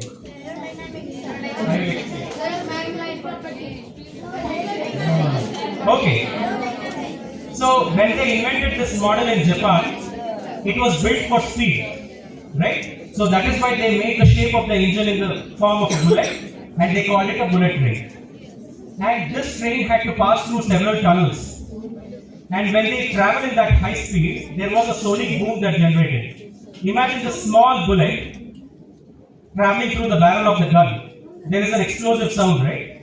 Now imagine the bullet the size of the train and the tunnel, the barrel of the gun. So imagine the impact. So people were about to scrap this model, but luckily one of the lead engineers happened to be a bird watcher. Like how he goes for bird watching, and he also went for a bird watching session near a lake. And most of you would have seen a kingfisher diving into the water and catching a fish. It's a common sight, right? So he also saw that initially he thought the life of the kingfisher was very easy. But later, with multiple attempts of the kingfisher, he understood something very interesting. Every time it dived into the water, what is the first organ that enters the water? Water sound. Wait. Okay. Now, why kingfisher has this adaptation is because, or I would say, whenever the kingfisher dives, right, first the beak enters, then the head enters. Why this process happens, there is no splash that is generated. Okay. Only when the wings hit the water, there is a splash. Why a kingfisher has this adaptation is because fishes are its food. Okay. So fishes have an organ, sensory organ called lateral line. If you have aquariums at home, you will see a line from the gill plates all the way till the tail, a dotted line. That is a sensory organ. So what it does is, it will sense the movement of water and move in the opposite direction. For example, if you throw a stone into the water, which most of you do when you go to a water body, the moment the stone hits the water, there is a ripple that is created. Without even consciously thinking that I have to move aside, the fish body will move. Like how you are all breathing. Do you think that, okay, I have to inhale, I have to exhale? It happens involuntarily, right? Same way the fish moves away from the disturbance involuntarily. Now, in order to beat that and catch the fish, kingfisher has to undergo evolution. It has to have certain adaptation. So, with millions of years of evolution, it has structured it in such a way that there is no ripple effect when it enters the water. Now he understood this and he copied that design into the bullet train. So when he did this and they did a trial run, the entire problem of the sonic boom was solved. Okay? So like this is just one example. There are several adaptations that we have done looking at the birds, right from aircraft's fuel efficiency to how a stadium was built in China. Okay, now, are you all ready to do projects on birds? Yes, sir. Are you all ready to do project on birds? Yes, sir. There is one big problem for most of you. Waking up early in the morning. Okay. You would have heard people saying that I am an early bird. If they wake up generally early, they call themselves as an early bird because birds become active very early in the morning. So if you do a project on birds, what time do you have to be in the field?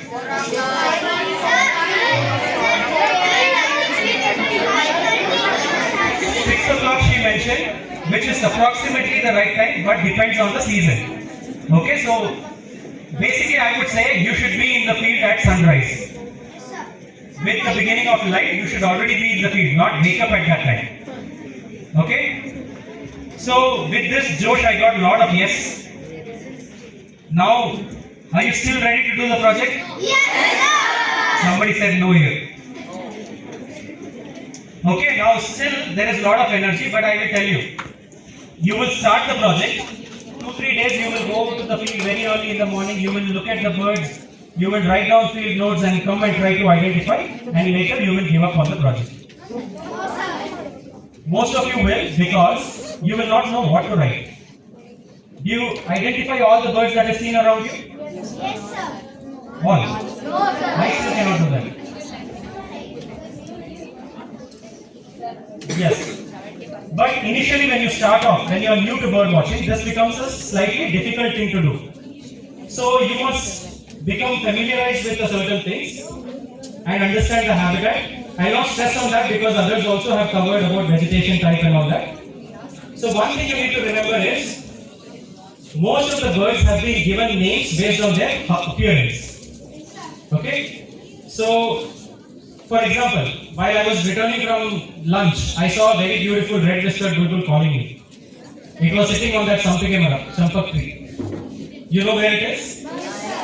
Yeah, so it was sitting on that tree and calling me, saying that, hello, how are you and all that. So I spoke to it and came. You all know red-whiskered bulbul? Yes, sir. Okay, if you don't know, you can write down the name and later Google it. In the whisker area, it has red color and belongs to bulbul family. That is why it is called red-whiskered bulbul. Similarly, all these birds, or most of these birds, have been given names on their appearance. So, whenever you find out a name, relate to how it looks. That way, you will remember its name. Okay? If you try to mug it up, it will not stay. You will create hybrids. So the first thing that you need to observe in the field when you go for bird watching is the size of the bird. Okay? Say for example, she goes and observes a bird and she comes back to me and says, sir, I saw a very small bird. No, the small that I imagine might be hummingbird, right? When she mentioned very small. Possible? So will we be able to find the bird? Definitely not. We will not be able to identify it. So what we have done, we have kept certain commonly known birds as references. Okay? So if it is very small, we compare it with sparrow. So you can say, I saw a bird that was slightly larger than sparrow or slightly smaller than sparrow. That becomes easy and we relate to the same size. Okay? So similarly, these 4 different birds which are known to everyone are kept as references. Can you remember this? Yes, sir. The first one is? Sparrow. Now in the field, don't write C-R-O-W, crow, E-A-G-L-E, eagle and all that, because by the time you finish writing, another 5-6 birds would have flown above you. Right? So you need to write it in short form. So if it is similar to that of a sparrow, write S minus, S plus. Smaller than sparrow, write S minus. Larger than sparrow, S plus. That saves a lot of time. So you spend a lot of time observing rather than looking at your book. Understood?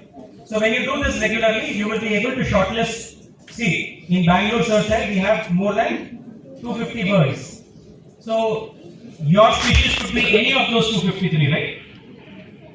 So you need to narrow down to one species from that huge list. So these processes help you to narrow down. The next thing that you will write are the colors. In colors, 2 things, that is major color and minor color. So for example, if you see a kingfisher, what is the major color that you will write? All of you agree to blue? Yes, sir. I heard a different answer. Okay, blue. Anyone has any other answer other than blue? Very good. How many say orange? Very good. You know why there is a difference? Because those who said blue saw the kingfisher from the back, and those who said orange saw it from the front. If you see the common kingfisher, the whole front area is orange and the back is where it has the blue. Okay? So in your field notes also, it is important that you write from where you saw the bird. Is it from the front, side or the back? Understood? That will help you to clearly describe the bird and identify it later. Then sometimes birds want to be friends with you. So they come a little closer to you. Don't chase them away. Instead, what you should do is you should observe their beak shapes. By looking at the beak shape, you will understand what type of food they are consuming in the ecosystem. Okay? Now I explained about the beak speciality of the kingfisher, right? How they are adapted to dive into the water without disturbing. Right? So similarly, there are different types of beaks which are well adapted to different type of food items. For example, if you see the crow, it has a what type of beak? Generalist beak. That is why it can eat the rice and chapati that you discard. It can eat the dead rat near your home. They don't eat plastic. But they do carry plastic, I'll come to that. Okay, and then they might eat fruits from the trees and plants. They might even hunt for small chicks if you have seen in the villages. They do all that because they have a generalist beak, so they can eat a wide variety of food items. Now when it comes to other beak shapes, they are specialist beaks. Okay?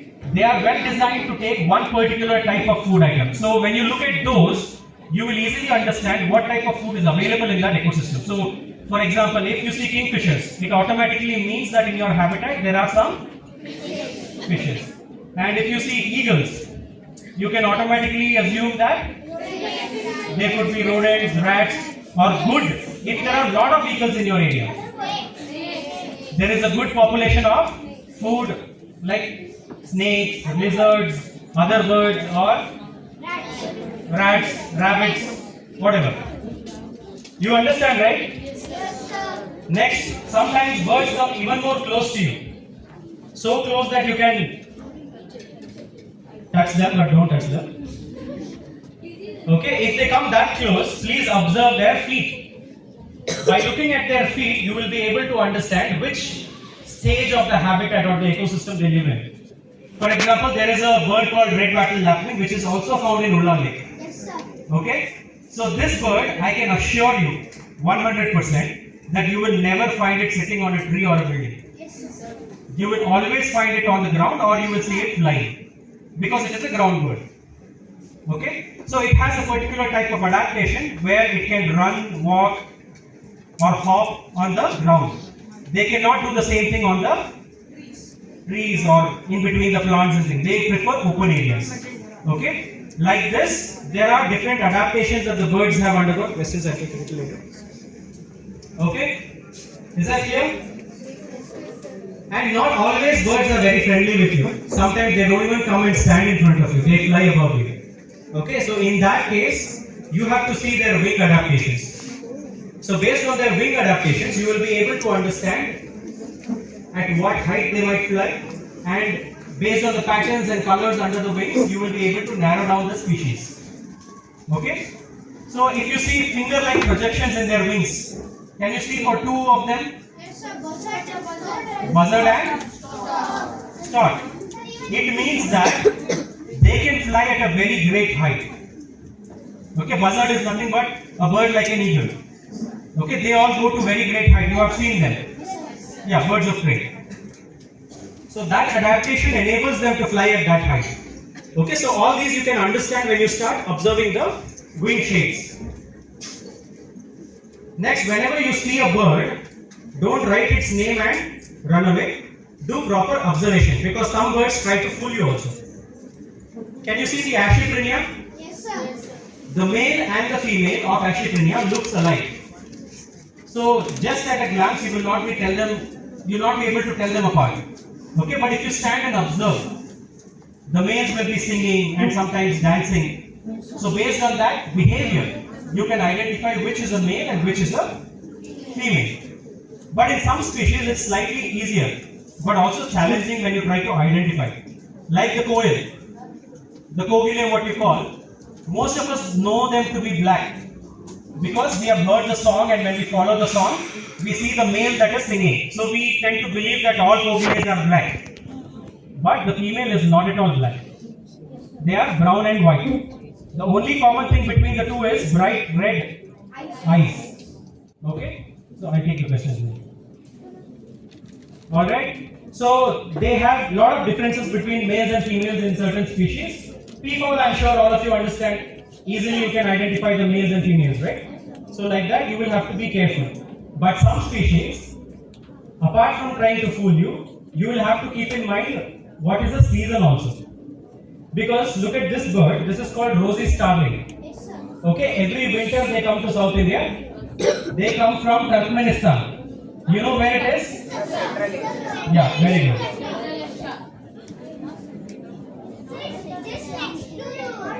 Okay, please go and check a world map. Yes, very good. Okay.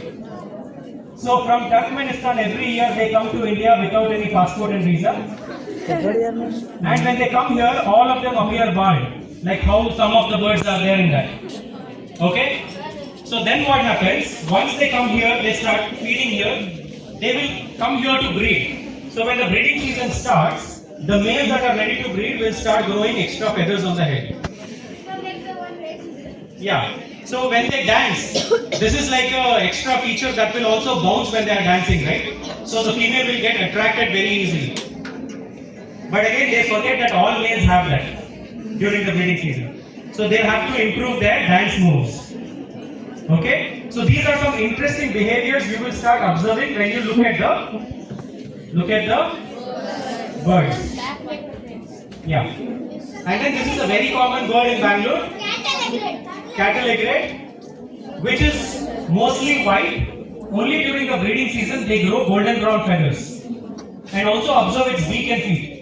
You can see how the color changes with season. The back of the beak changes. Yeah. So why do you think that they cannot have that beautiful feathers throughout the year?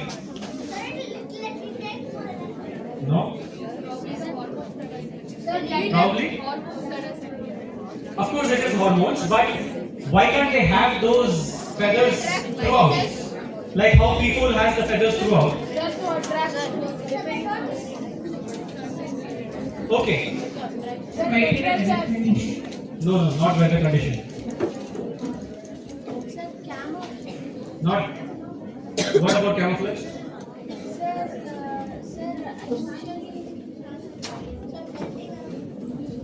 Usually in north and south poles, when it is in summer, it will change into orangish or brown. No, they are in Bangalore. They are very far from the North Pole or the South Pole. Okay, I will tell you, sit down. See, they are wader birds, okay? Wader birds means they are usually found around the water body or cattle, and usually their prey is below them. So when the prey looks up, what is the major thing that they see? Sky, very good, thank you. Sky. So they need to camouflage with the sky. So if they have these golden brown feathers, they will be easily spotted by the prey and they have to starve. They will escape from the predators, right? Because no insect will come and stand and say that, okay, please bird eat me. Nobody is going to do that, okay? So in order to do that, they lose those feathers and they are white mostly, but they also have to attract their mates. And when they are white, the female does not say, I'm impressed. So during the breeding season, he starts doing extra effort and grows those golden brown feathers. Yeah. So these are some important and interesting behaviors that you can observe. Right? Yeah.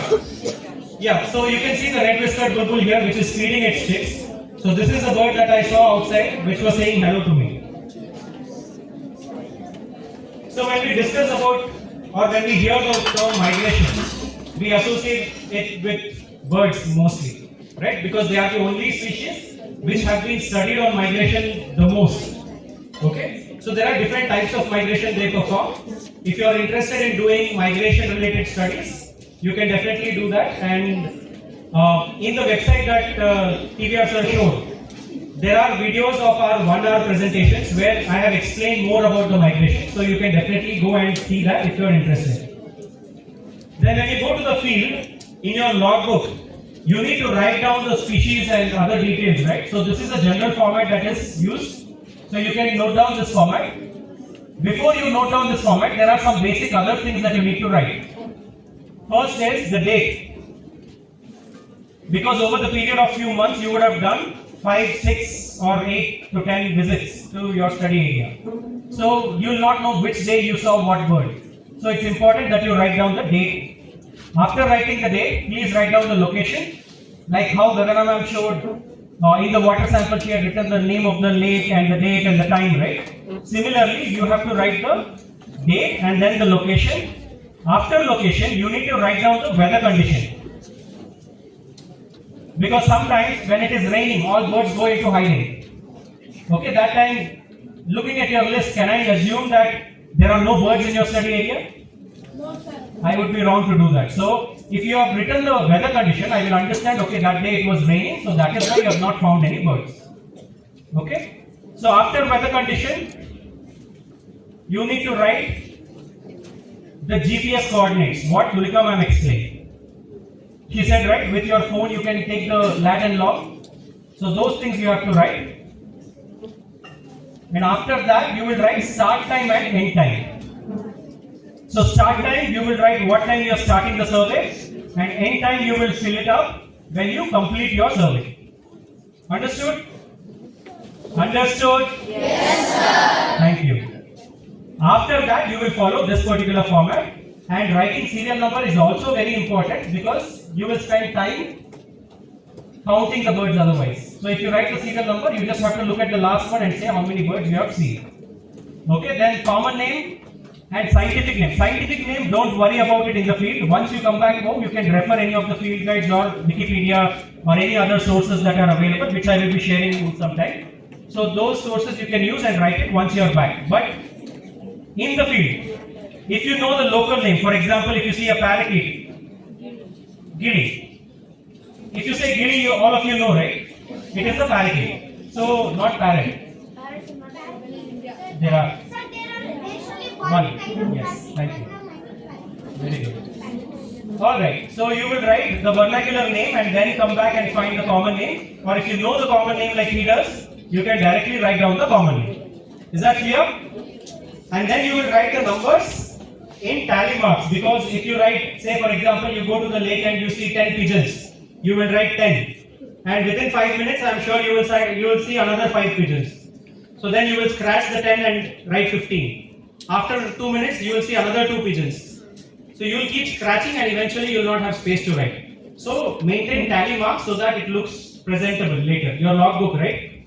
Then write down the activity like I mentioned earlier, what the bird was doing in the field. So all this data will help you to do analysis later on. Okay? So there are a lot of field guides available to help you identify. So if you are interested in that, you can purchase any of the field guides. But while purchasing, don't buy birds of Himalayas and then search for the bird of Bangalore.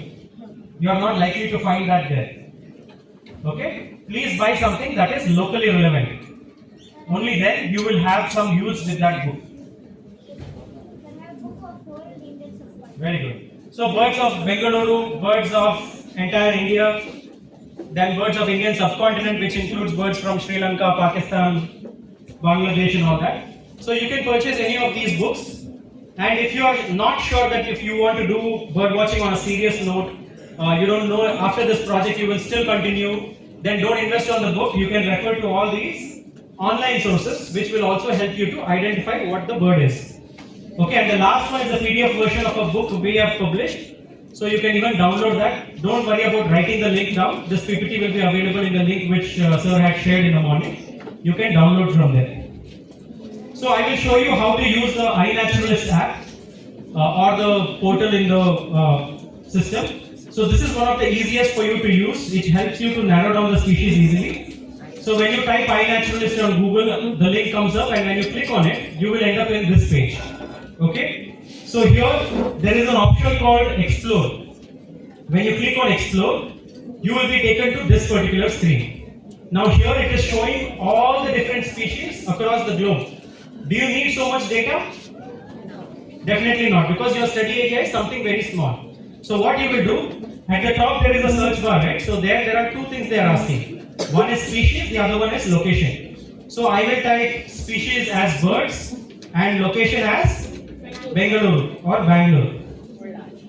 So then it narrows down the search to this way. So it is showing only the observations within Bangalore.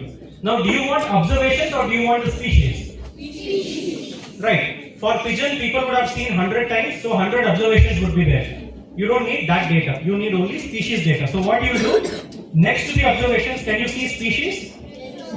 You will click on that. When you click on that, you will get the entire species with photographs. So for example, let's say we saw black kite. So I will click on black kite image. It will open a page like this. And when I scroll down, it will give me the geographic range. So if I am standing in South America and I think I have seen black kite, I have entered this page. Okay, so you think this is the bird that I saw? Why not? Because you are not in China. Very good. If you see the highlighted area, the pink color one, that is not in South America, right? So which is showing the entire range of this particular bird, where all this bird can be found. So if I am in South America, the range is not there, so which obviously means it's not this bird that I have seen, it's something else. So now what to do? But I am sure I saw something like black kite. Sir, location we can put it as South America. Location part we have already sorted. What I will do is, see, can you see similar species there? I will click on that and it will give me with images and names of all the birds that look similar to black kite. Then I will again go through the list and then identify which one is found with the geography range. Okay? So is this easy to sort out? Yes, sir. Yes, sir. So you can use this to identify the birds when you start off your projects. Now I'd like to quote one example. Again, this happened in Japan. So in Japan, crows generally eat walnuts. Okay, you all know walnuts? Yes. Yeah.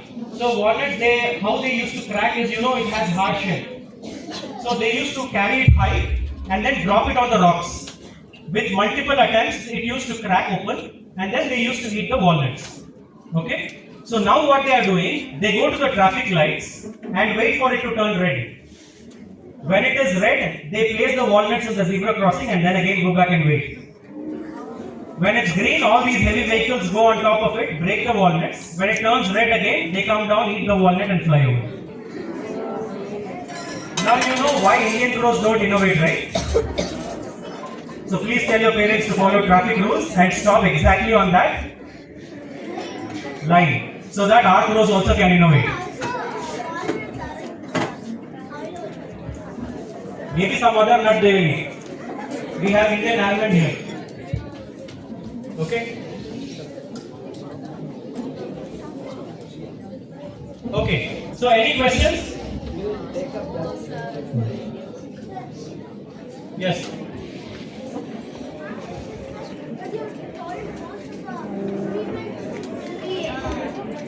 Brown one, multi-color, sir. Sir, it's because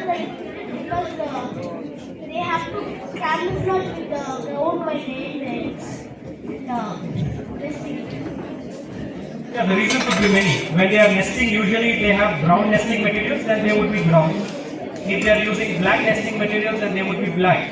And I did mention about crows taking plastic, right? Recently there was an observation that they are stealing hangers and other plastic items from houses because they have understood that plastic generates more heat, so their incubation time goes down. In spite of we discovering plastic and misusing it, they have found plastic and they are using it wisely. So we have to learn from the crows. Yes.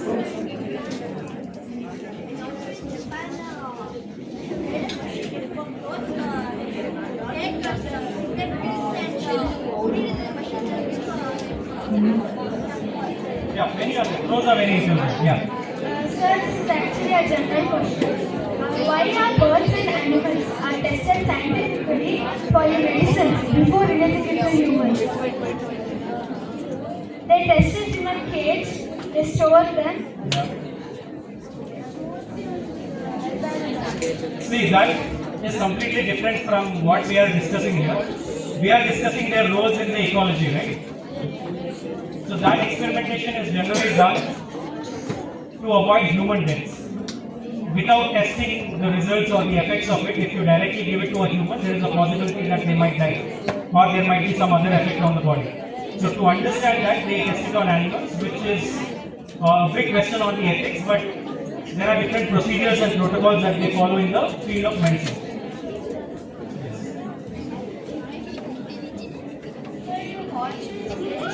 All their feathers will get right. The female, yes. Yes. Yes, very good. Because when she is inside the tree cavity, right, and she closes the entire entrance, only the beak can come out. So inside it could be very hot, and she needs very good nesting material which provides incubation. So she sheds her feathers there so that it can incubate the eggs as well as give her relief from the heat. Yeah. Experiences we can share later. Yes, questions? Why are crows like attracted to shiny things? Those shiny things, they are exposed. Is it only crows that are attracted to shiny things? Many birds are. Many birds, even human beings. See, anything that emits light, they think it is something interesting, and some of the birds use very shiny and flashy materials for decorating their nesting area. And to, there are some birds when they do courtship, right? They set a stage. They literally remove all the leaves and the twigs from the forest floor, and then they make it like a stage for them to dance. So when they dance, they want to look very beautiful and impress the female very fast. So they place very attractive things, whatever the female likes, so different colors, all will be same color too. So sometimes they use shiny things, so how we have these lights that goes when you dance. So like that, they want to also look very beautiful when they dance. So that's why they use that. Sir, I remember seeing a documentary on a bird trying to catch attention of a female, sir. There it like puffed up its neck and it started showing colors. So in its dance it showed blue, green and yellow colors, sir. How could it control the colors? It cannot control the colors. The feathers act differently, or it is the angle of view for you or for the female and the light presence. So how they reflect the light. White light, when it splits, you find 7 different colors. So they have the way of changing it, and birds have infrared vision. So with infrared, when on a black surface, if you throw white light and it splits, the crow might look very beautiful. Sir, so according to you, then it can change color with the angle of light, sir? It cannot change color. You will see different colors based on the angle of light. So if we change the angle, can the whole body of the bird be yellow, green? Okay, you do the experiment and come, so that we will understand that better. So if you get all the answers no, then you will not do the experiment. Okay, now.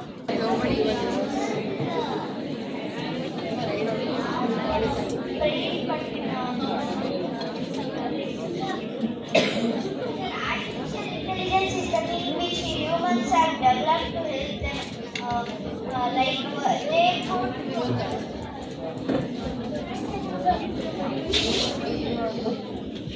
They are the replacement of humans. Okay, now Abhishek will take you to the artificial intelligence, and he will explain to us how you can use AI to monitor the ecosystem. Okay. So first let me start what I have done in IISC. So this is the information system we have created, our group has created, Bangalore Lakes Information System. Audible? Audible? Yes. Okay. I'll take you to the information system first. So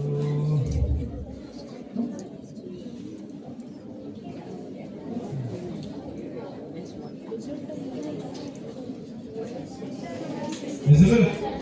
No. Can you close that?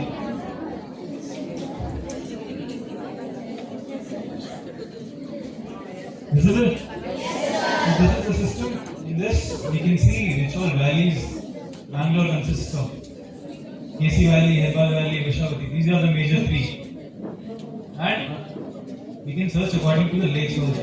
The data available in this is water quality, ecosystem services, and the biodiversity of each lake. Let me see the Rula lake. We'll go to Hosagar. So you can see the lake. Can you see the data?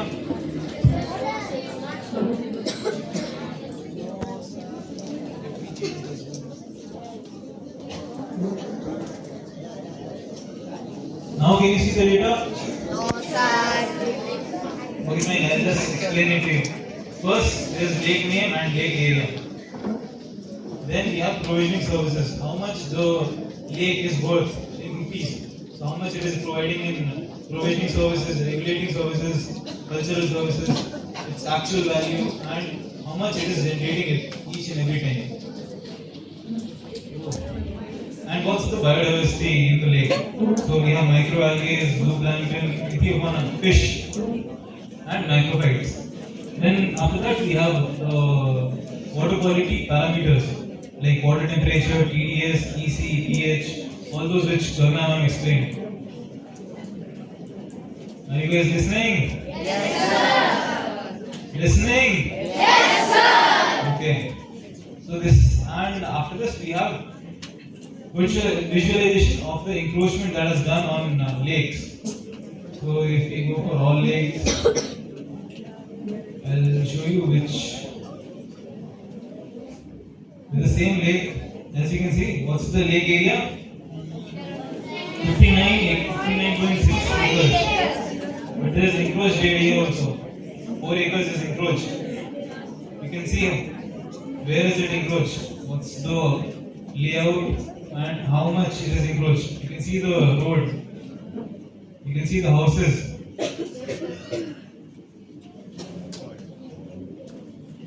Probably some builders point of view. And after that we have another system, the Bangalore Urban Information System. You can see how much the land use has changed. So like I'm explaining, no, what is blue fall? Blue fall. Green fall. Red fall. Yellow fall. The open areas, everything. So in this you can see how the data has changed from 1973 to 2023. In 1973 only a little bit build-up was there. Slowly it has started changing. 92, 2003, 2008, 2010, 12. You can see the build-up increasing, right? 16, 19, 23. And with this, we have used AI to predict what will happen after this with the same continuation, same 23, 30 will be more red, and by 38 it just intensifies. There is very little vegetation in each ward. So speaking of wards, you can see your respective wards, your population in each ward.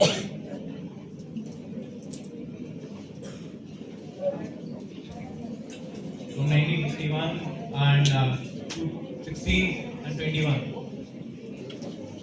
We also have data for Bangalore urban district.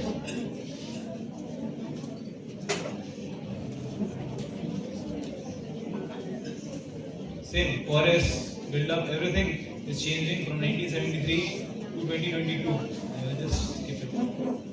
And ma'am already taught what is line, what is point. What is polygon? What is the line in this? Channels. These are streams for each lake. And what's the lake boundary? Polygon. Okay, I'll get back to AI now.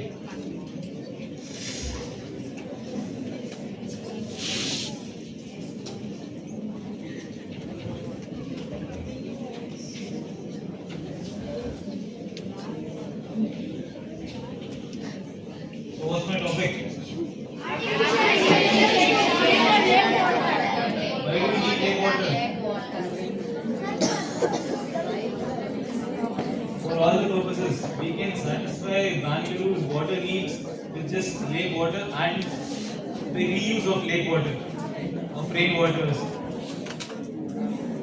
So, what is data? Collection of information. Data is very important, you know that, right?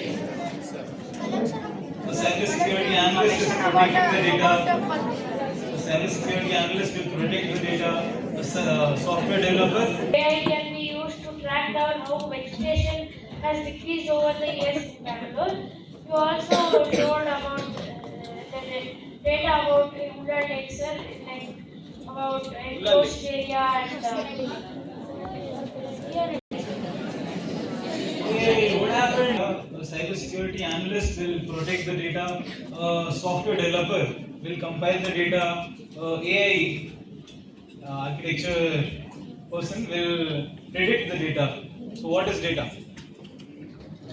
Sir, a collective information about a perspective or anything. Anything which has increased or decreased from the history or in the past. That is information. Storage of information. Information again. A collection of information about a particular thing or a topic.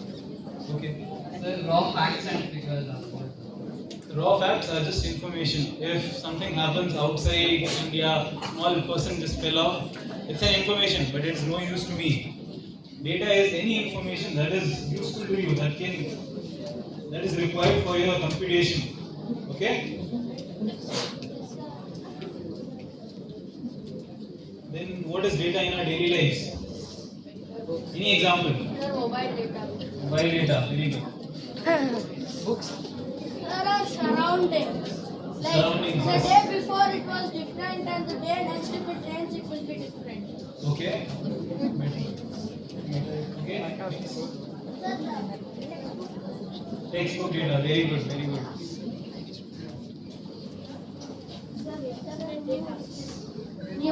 News, very good.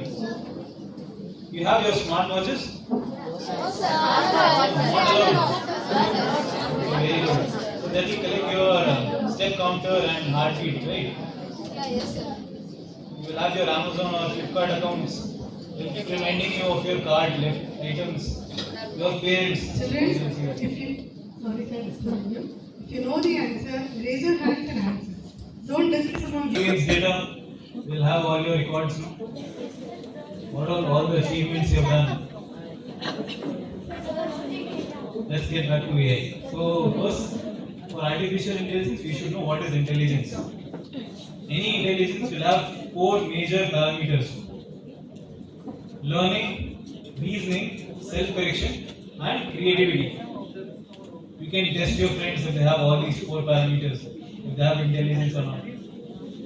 And for artificial intelligence, what we'll do is we'll take all the data from all these 4 parameters, compile it, so that virtual brain, that virtual baby brain which is blank, we can fill it and make it artificial intelligence. Okay? I'll explain the procedure. But first we'll see how the data is collected. Okay? First you have to read research papers. Collect all the water quality parameters, values, and the year for any water body. My topic is lake water quality, right? Yes or no? Yes, sir. Okay. So collect the data. Identify the main issues with the water body. If your lake is having too much frothing or any dead fishes, you can identify that issue. Then you can note down the mitigation solutions. What's the problem? Why is it being caused? If it's high nitrogen content, it's usually the agricultural waste that is come out from farms. And you can turn all the data into databases. Okay? Why do we need the water quality? Anyone? Sir, if its water quality is good, it is eligible for various purposes. Okay. For the safety of the humans around the area. Since Bangalore is dependent on water, rains, sir, we need better quality water. Yes. we need to control the pollution level. We can identify the pollution level. Classify the water. Classify the water. With that we can do the different. Okay. Sir, for aquatic animals. For aquatic ecosystem. Nice. So that we can use it for daily use. For recreation purposes. Very good. Like all the tick boxes are done now. There's one left.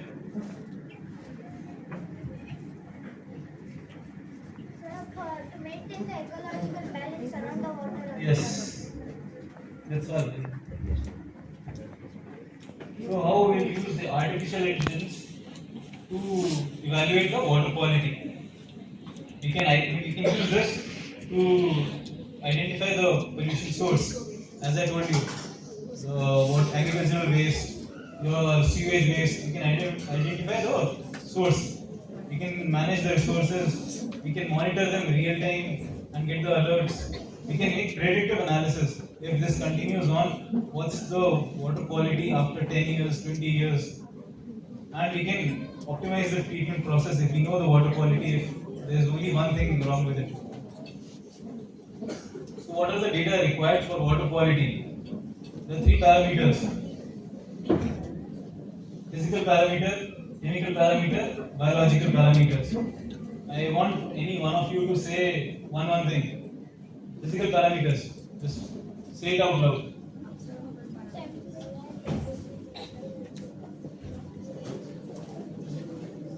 There's only in front, guys. What happened to the back? Just reading it out.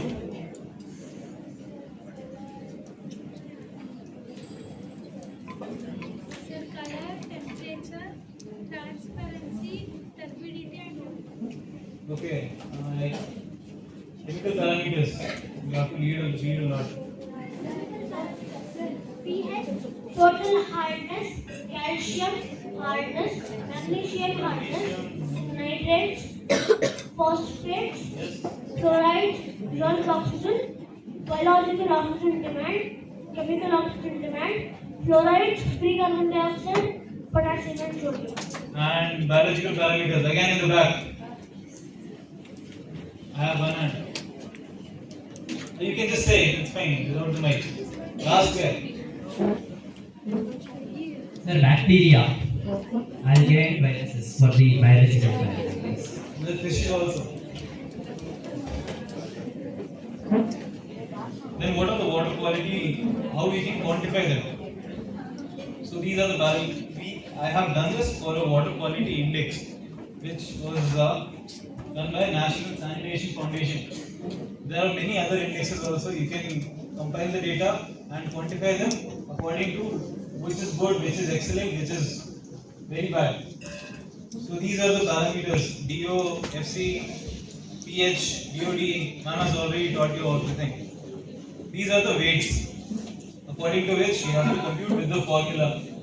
And when you compute it, you will get the total score for that index.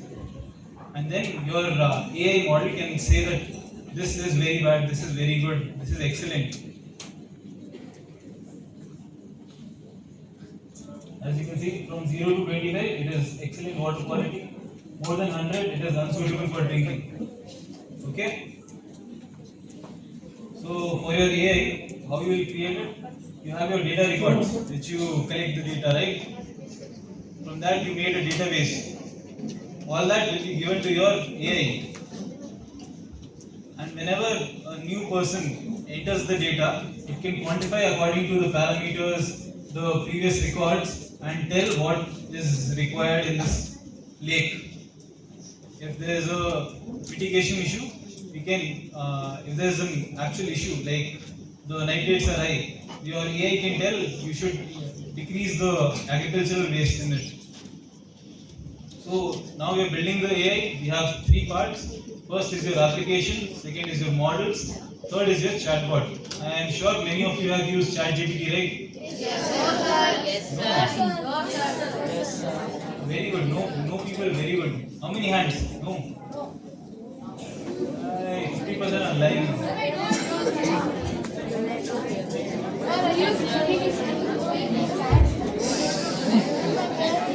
Okay. Hands down and quiet.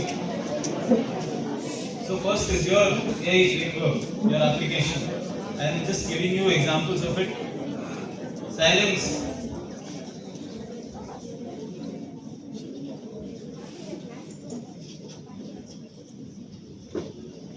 Okay. So I'm giving you an example at the bottom for all of it. You can note it down if you want. Your AI framework is your application in which your models, your data, everything will be compiled on. So, for example, open source example, we have Apache MXNet and TensorFlow. You can opt for this when you are making your project. Second is your models, AI model. You can get that from fast.ai and Hugging Face Transformers. This is open source, so software developer usually name it very intriguing. Hugging Face Transformers. This will be your model, it will run all your data and compute the results. And lastly, the chatbot. You don't want your application to just say it is excellent. It should be in a human way, saying that your water quality is bad, your water quality is good. So to make that, you require a chatbot. For chatbot AI tools, we have Open Assistance and Fox Pilot. These are the two open source. You don't have to pay for anything. And lastly, when the application is done, the framework is done, you have to make it visible properly. It should be interactive to the user, right? Yes, sir. Yes. So for any front-end development, I'm not just talking about that purple doesn't match with orange. It should be acceptable to the user as in the pH values. It should not be just integer like 6, 7, 8. It should be 6.58 so that you can quantify it better. And lastly, document everything.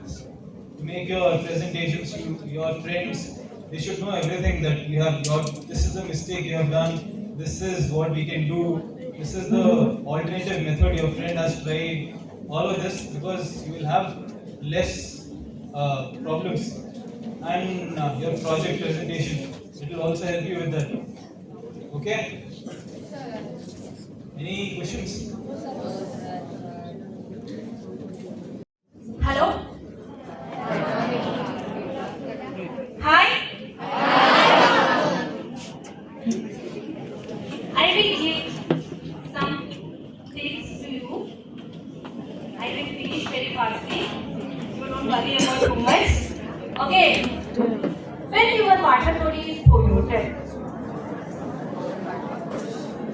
lake water is polluted, then your groundwater is also polluted. That water you will use, then you will face lot of disease or health issues. Okay, keep it in your mind now. Now I will tell about fish and meat.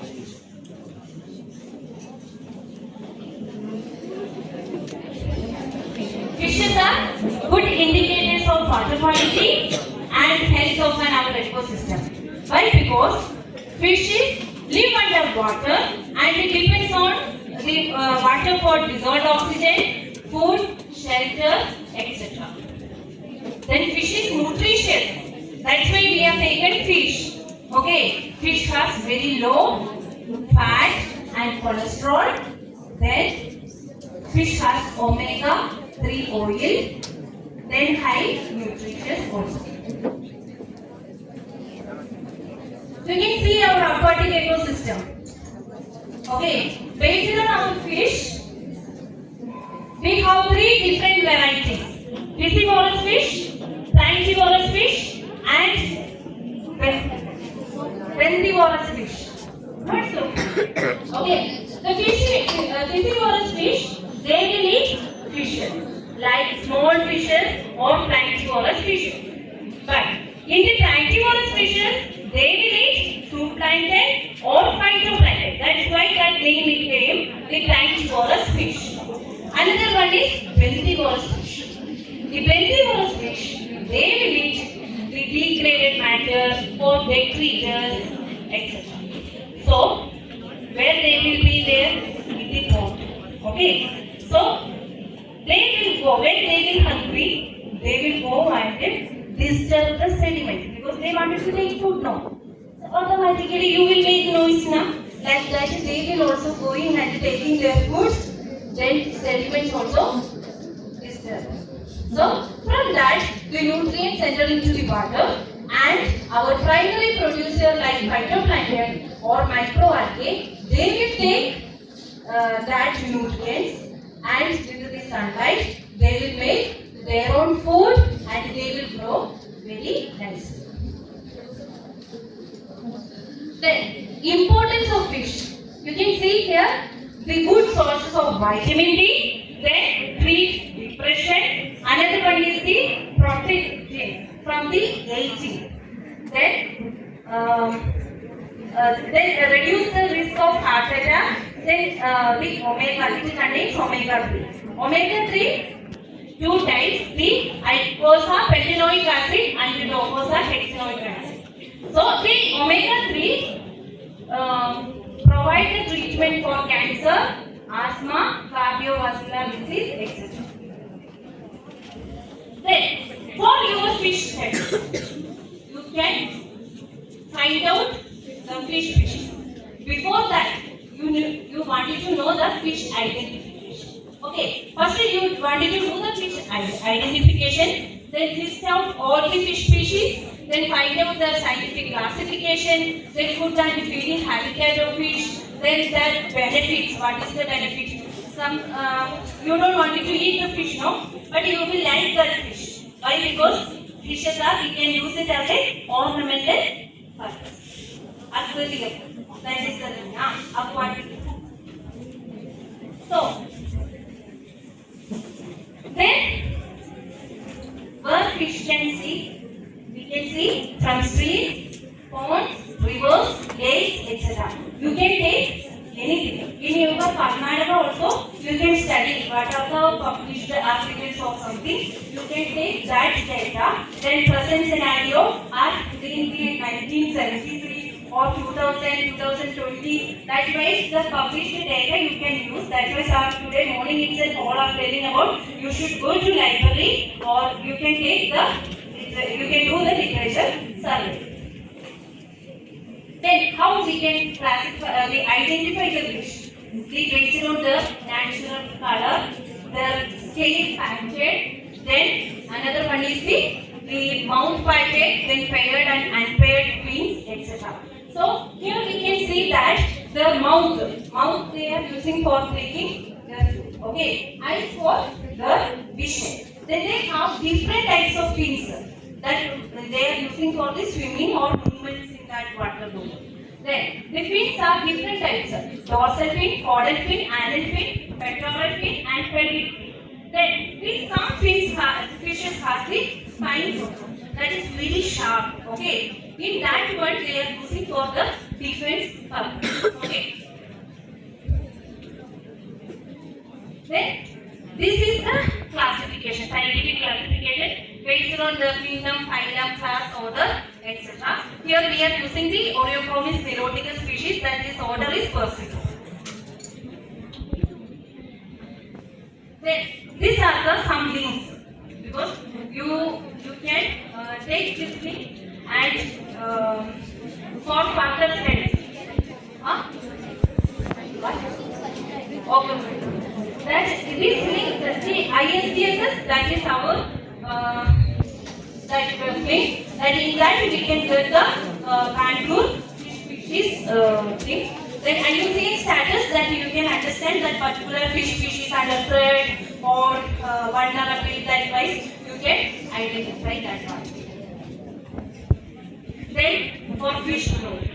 The abiotic and the biotic factors will affect the fish growth.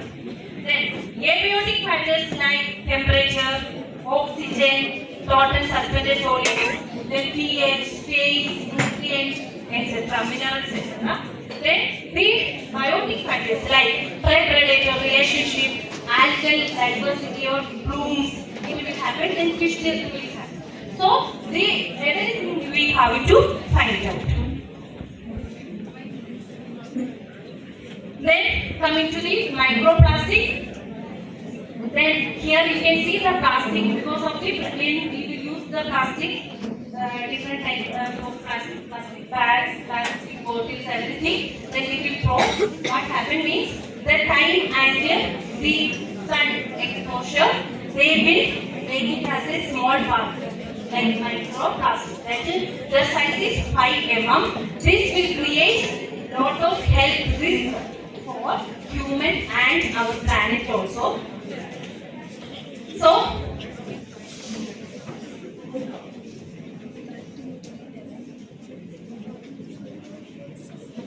this is the threads to lakes. These are the different types of threads in which water enters into the lakes. Then microfied cover, solid waste dumping. Then another thing that algal blooms, fish, they are foaming, everything. This you can find out in your particular place, lake. Then the microplastic, two types, that is primary and secondary sources. The primary sources, for example, here you see products, different types of cosmetic items, then paint, etc. Then the secondary that is sources like that textiles, plastic bags, bottles, etc. Then these are the some examples. Because of the plastic, our birds and fish all will struggle. Then another one, you can see that the middle one, that is bird nest. They found out, our researchers find out the different types of plastics. This all will affect their both parent and chick, because they may consume or entangle themselves in the then microplastic, the plastic material that will get fragmented, then ingested to microorganisms like phytoplanktons or microalgae. Then small fish will take that zooplankton. Then large fish will take that zooplankton or small fishes. Then it will that we will consume. Then that microplastic enter into our food. Okay, I am not taking the fish.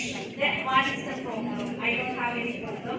You can't think like that, because you will take the bottled water or packed food items, etc. Then it will be affected your health. Okay, next one. You can see that annual intake of microplastic by human body here, because of drinking purpose or breathing or eating, we will get the microplastic. Okay, for example, we will drink the bottled water regularly, then the 0.22 to 1.2 into 10 raised to 6 microplastics per year. So, our fishes are telling like, please drop water pollution. Okay, then the effect of water pollution, you can see here, the health hazards, biodiversity loss, then aquatic habitat changes, then economic loss. Then we can see the polluted water, eggs and fries cannot survive. You can hear this is the fish species. You can see inside that white color, that is the fish egg. Your water is polluted, then fish egg cannot survive. This is the main fish that is attached into. They are protecting our their eggs and their female. So, save lake for fish, do not pollute your water body. Thank you. Can I take information virtually? Information virtually. That you have to verify the authenticity of that. Okay. But that will not be helpful. If you do some experiment and write the report, that will be better. Yeah. Yeah. Yes. Ravi Shankar.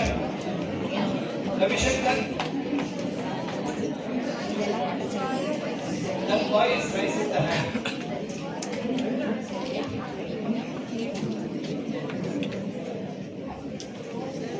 Babies in the womb, sir, they advise women to take to eat fish, sir. Why? No, she gave that chemical constituents, no, like omega fatty acid, protein, etc.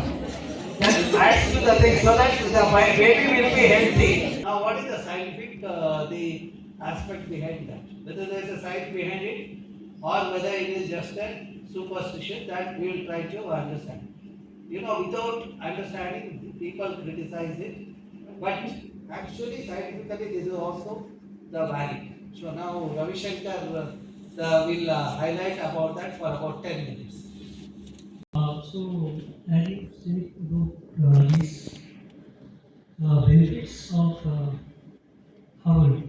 So, when it comes to our mind, what is Havan or why it should be done? So, all we know about all of us over here, they all faith in God. So, some of the reason they also make or tends to pray. So that some of the good conditions should happen to for whom it is to be prayed. So when we all do praying or these kind of any agna or havan or homa, so this having some medicinal value. What these medicinal value, we put all those samagri which are called the materials or the woods which are put into the Agni Kunda. So these the things which are the structure which are there, that is called the Agni Kunda. And in the time immemorial, so earlier also in the Vedas, all the epic books which are there, it has been described about the Havana, what are the benefits of the of these yagna or Havana. So earlier the rishis or munis were there, they used to do this because of some of the diseases like nowadays we all have learned about zoonotic disease like COVID. So earlier it was not there. So when these zoonotic cases or earlier it was not happened, so they used to perform several kinds of yagna or yagna. Because of this, the woods which are used to in yagna and put into this, so the basically the oils, this wood which has the several carotenoids, flavonoids which affects us. So how it comes? So these all comes about to the nasal. So when you inhale any things, it affects our mind.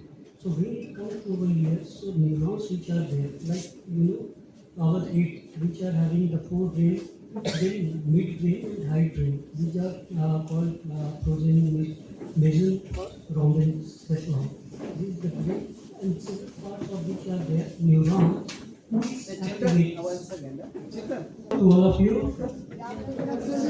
Yeah. So have you all have heard about the Havana?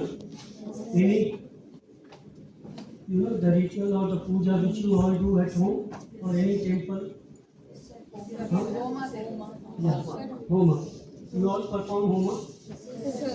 What are the medicinal significance of this homa? No. So why anyone should perform homa? For the blessing of the God, because you are faith in the God, and for that you are perform homa. So this all the woods or the Ask the question I got. Why one has to perform homa? Because you are not from that background. Tell us the thing.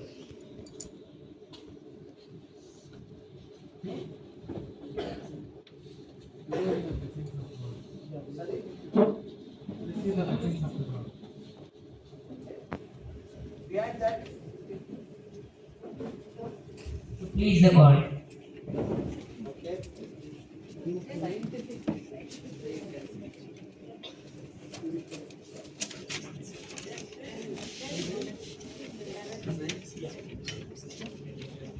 I think so. The God is in the Agni, so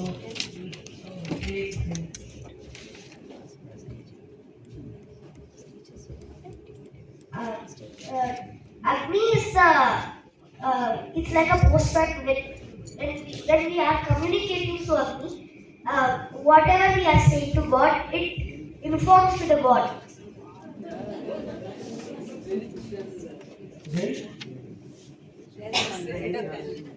Okay, that's there. Yeah. I think someone can put the mic there also. purify the place. Purify the Place. Yeah, that will be the.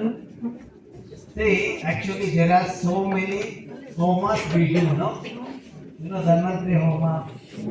Then what are the other homas? Can you name some? Cheli Homa. Then Ganati Homa, okay?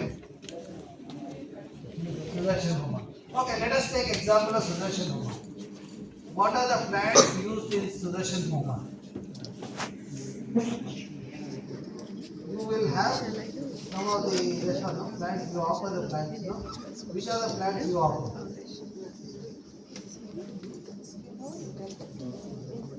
See, it should not be that priest will ask, you will take something, some food and give it.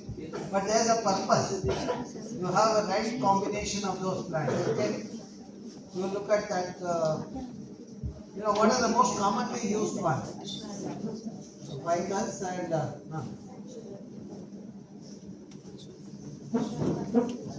Ganapati is a sugar cane, special. And the mixture of amlaki and all of these. Ashwatha then? Okay, now see what we have looked at is, suppose you are using the plant, what is the biochemical composition of those plants? And if you burn them separately, what is the effect? And when you burn all of them together, what is the cumulative effect? See, the homa is the mixture of all the plants in the right proportion. But unfortunately, these days what is happening is synthetic material is getting into the homa. That is where it is complicating the thing. Otherwise, traditionally, when it is done in a good temples and good places, there is certainly a science behind it. So now he is going to say, for example, for somebody who is suffering from a particular disease, the person who is the priest of the home, he will advise what is the kind of home to be done. So then that is hoping that those are the chemicals which are released during the homa, which will activate the system and it will give a relief to that person. Okay. For example, Ayushman Homa. It's supposed to increase the life in the sun. Okay. Then if that is the case, then what are the other? So you have to purify your system. Naturally, when those things are burnt and sent into when you inhale that, it will remove the blockages. That's how the person becomes reactivated in the system. Okay. Now with this, Ravi Shankar is going to discuss the Antaranga. He is a Jnani about this. Okay. Yeah, so as I said about the medicinal plants which are used in the Hamna. So what happens, and here I said about the immemorial time, the yagnas were done by the rishis, and for those, what they used to do, they perform these yagnas and they used to put those foods which are vital for that particular yagna. And we also said about several yagnas, but these are about the simpler one. Just to understand what are the foods which can be used for the yagna and what are the significance or the medical significance of this homa or yagna or hamna. These all are the same, but all it depends on what are the samagri or what. Suppose only few people are there, so small boat there, then bigger.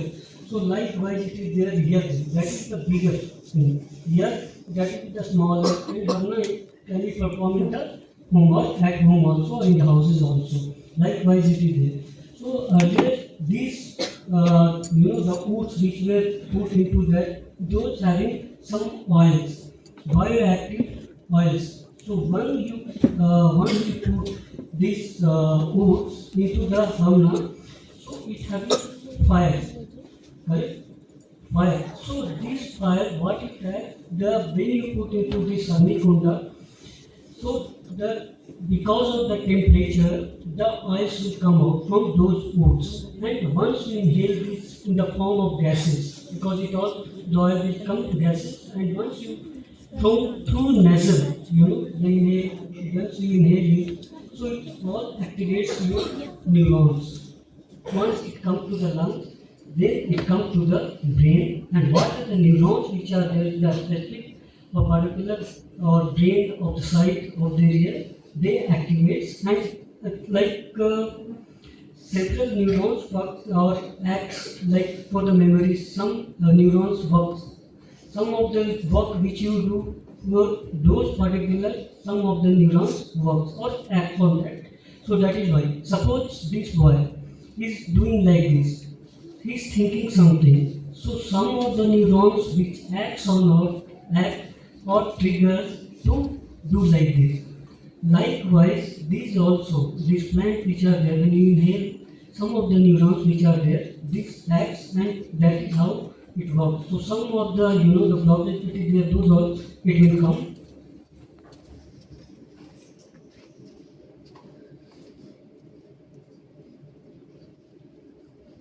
So as I have already said about the Harma, which is the scientific, performance, like the several sadhus or Rishi Muni, they have already done in the prehistoric age, or they used to do to perform this yagna for several diseases.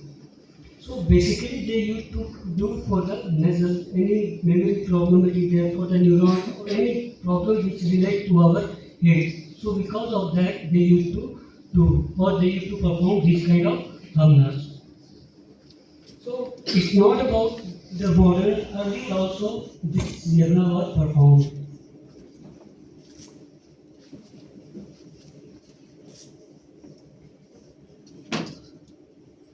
So in this all about I have said about the when you put these foods, so the smoke which comes on in it, the neurons which are there, these get activated and acts on that, and there are several which are the problem which you have in the body, they provide for the disease.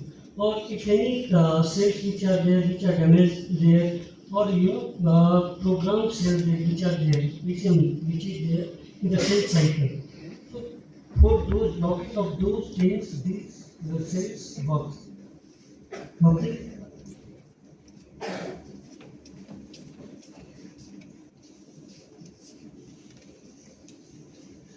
So the materials which are used for this, so first it is there mango mode.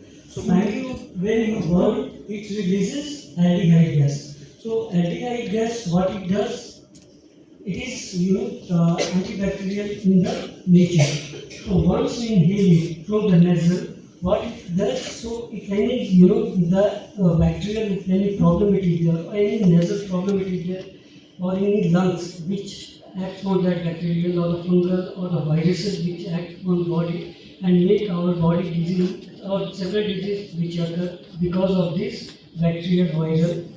So these cells or the gases which are there, they provide to increase this. So once you inhale, it's all about the gases which is when you inhale and it comes to the lungs, and the blockage which are there, that also it works on or acts. Then you have sandalwood, which having this having several compounds in this sandalwood, which is called sandalol. That is alpha and beta sandalol, which are there, which are found in this woods. So this what it does, it works in the chemical component sandalol and it contains alpha and beta sandalol. So what it does, which is the present which are there in the sandal, which gives in the emotion. So as I said about the neurons which are there, which activating in the brain, so some of them who sleep. So some of the neurons which are there in the head, these acts on this or triggers into this and make them sleep. So there are several brain are there who works on the forebrain or the hind brain which are there. Those brain, the neurons which are there that acts on it and make it to the sleep or lead to the emotions. Like some of the people who cry more. So what it does, so the neurons which are there, which activates the neurons to cry more. So these neurons will be prohibited through that, so that those emotions which are there, which activate those neurons, that will be not work. That will not work, so they the emotions will not come out. So those things it can work. Okay, it's an acts.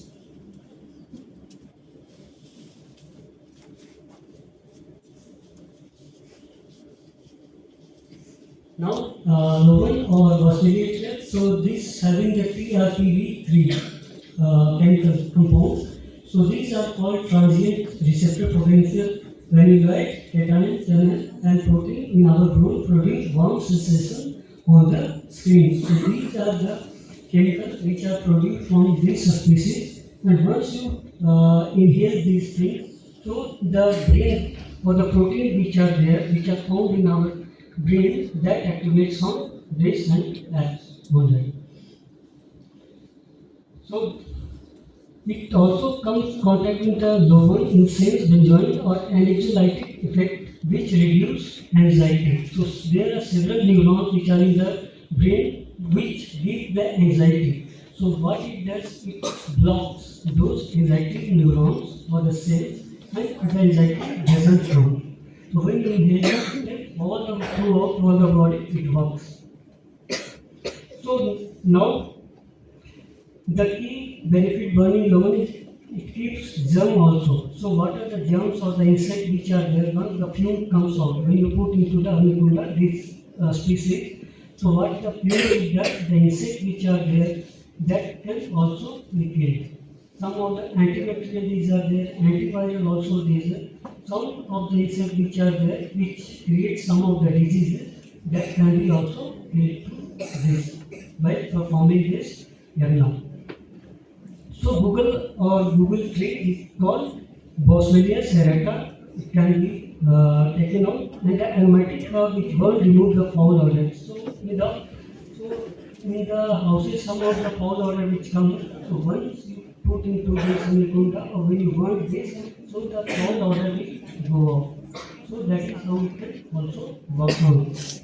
And the helpful in skin problems such as redness or breakdown of the flags. So once it is there also, so if any flaggy persons are there, so once you inhale it, so it comes into the intestine or all those fatty ways that it acts, and it also reduces those cells. So that is how also it acts on it.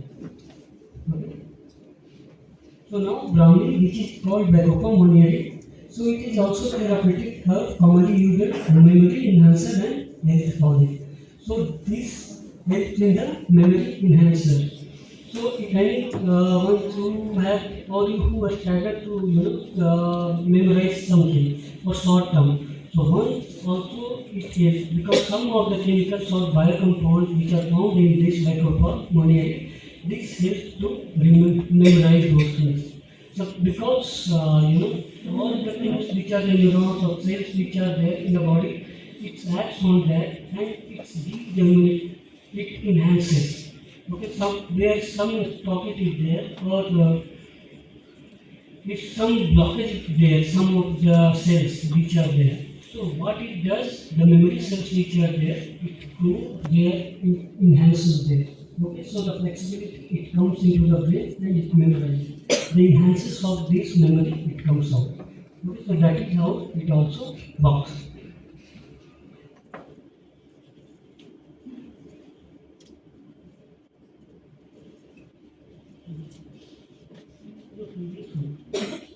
Yeah. Then body or jaw states, body was raised with scientific name. So what is considered all nutrients which are vital for the optimal health. So once you inhale or these also the jaw states which are there, it also gives the some of the nutrients which are found in this jaw or body. It gives the strength. If the immunity power is low, so it will come in the gaseous form that it enhances our immunity.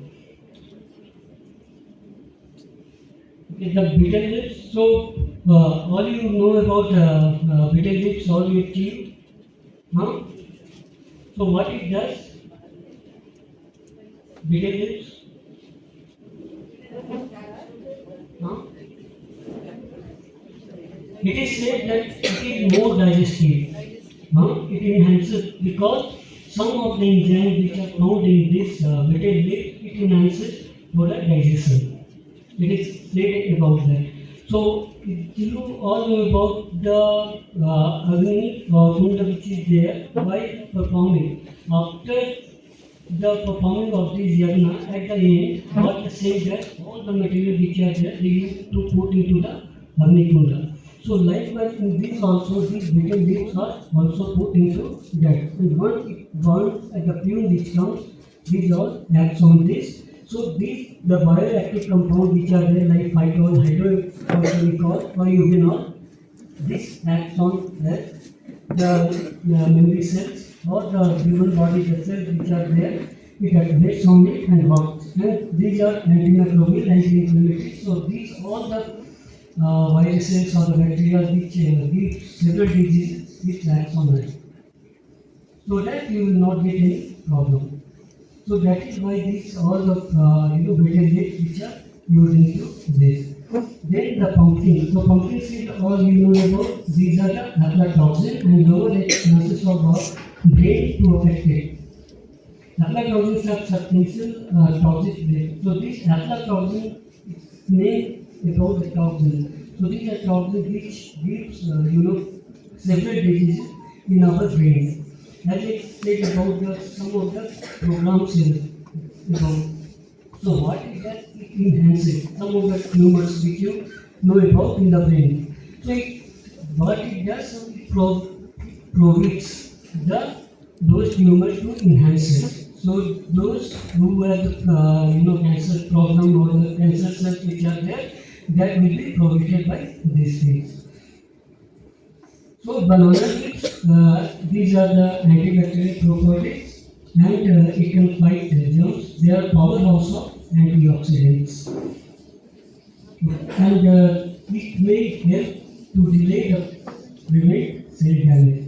So which are the cells which are found in our body? They give several ways like human structure. How it is found? Anyone? Human body, how it is formed? Cells, then tissues, then organ system, and then human body. So suppose initial stage, the cells which are there, which give rise to any cells or tissues, if it will be proliferated, then the human occurrence will not be there. Or we cannot imagine about that. So like that, in this, what it does, it enhances those cells which are permitted to aggregates. Aggregate means one cell, two cell, three cell, they all aggregate or combine. So this helps in the aggregation of those cells.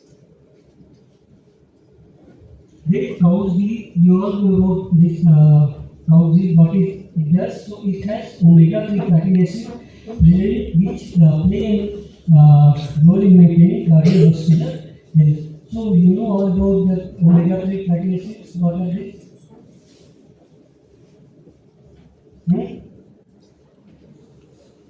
Some of the fatty acids which are called bad cholesterol or some of good cholesterol. So in that omega-3 acids which are there, they play a vital role in our body. They are the good cholesterol out there.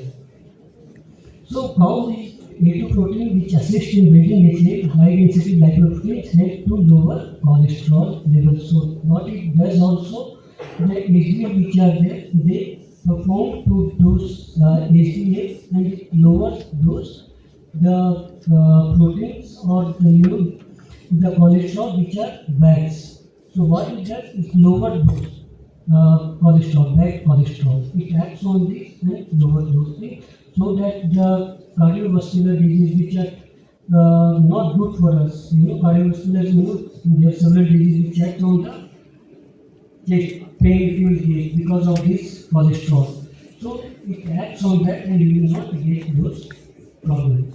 So once what it does, once we inhale this, so once it comes into the lungs and nasal there, so what the blockers which are there in the bad cholesterol, in the form of the fumes, it acts on those cells and it releases. Okay? So that is how it works on that. So then camphor is specially used for the fighting codes, and you already know about done inhale it. So if you have any cold, so it works on this because it gives the warm sensation. So that is why it can act on that antibacterial or anti-viral is there. So this works on that and it inhibits the growth of those bacteria or virus which give several diseases. Then one releases formic aldehyde gas and it acts as a disinfectant. And it also formaldehyde exactly in the presence of the water. So you all know about any scent, what they do, they sprinkle some water near the oven cool. So why they do? They do because of the formaldehyde which are there, it acts on that in the presence of water. Okay, that is how it works. So suppose any memory cell city there, it will not be in hands. It will not. So the memory cells which are there, it will not work, and what you want to memorize, it will not. So what it does on that base, it also acts on that. And the dry fruit, when dry fruits are burned, it produces formic acid and acetic acid, and these are the inhibiting the growth of mold, fungi, and bacteria. And it contains phytochemicals and phenolic, flavonoid, phytoestrogen. These are the antioxidants and the antivirus, the compounds which are there. These are found in this species. Or the dry fruit which are there on those. So this is how once it is burned into the Anikunda, it works on that. So it's all about the fuming of this and the nasal things. So action of the on the hair. So one experiment it was done. So suppose this is a room. In that room, what it was that some of the food which was burned. So they found some of the bacteria they could not die. So when the samadhi which was used in the sauna, they put all those samadhi and they burned it. So the reduction of these bacterial for the fungus or the virus it reduces. In fact, after 24 hours also the reduction of this bacteria or virus is shown. So this is how about the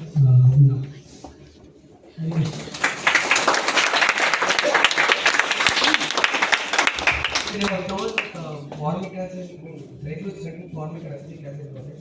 Then what does it do? No, how is it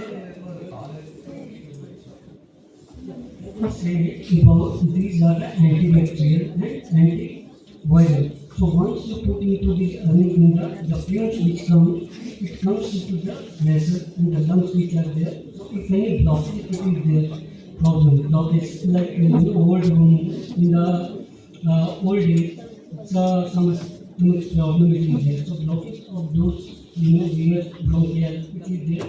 So it acts on those cells and it reduces. So that is how it works on that. So then even the bee sting and the ants is good for the lungs. Even they have formic and acetic acid. But some of the formic acid or those things being talks in context of animals, those having different values or the compounds. Not only about animals and plants which are compounds which we are talking about, those contexts are different. In animals it is different because it's all about the sensory cells which act on. Because these are several neurons are there. When you compare any plants or any lands, that is different thing. Because plants, the huge tree is there. So phytochemicals, flavonoids, all those chemicals will be in the huge amount. Whereas in the ant, it's very tiny. What those are these exact. Those are about the considerations that we take.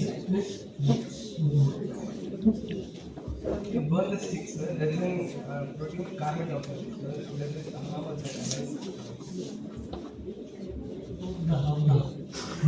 So actually, carbon dioxide or a carbon monoxide, that happens in a system when you are when the burning is not complete.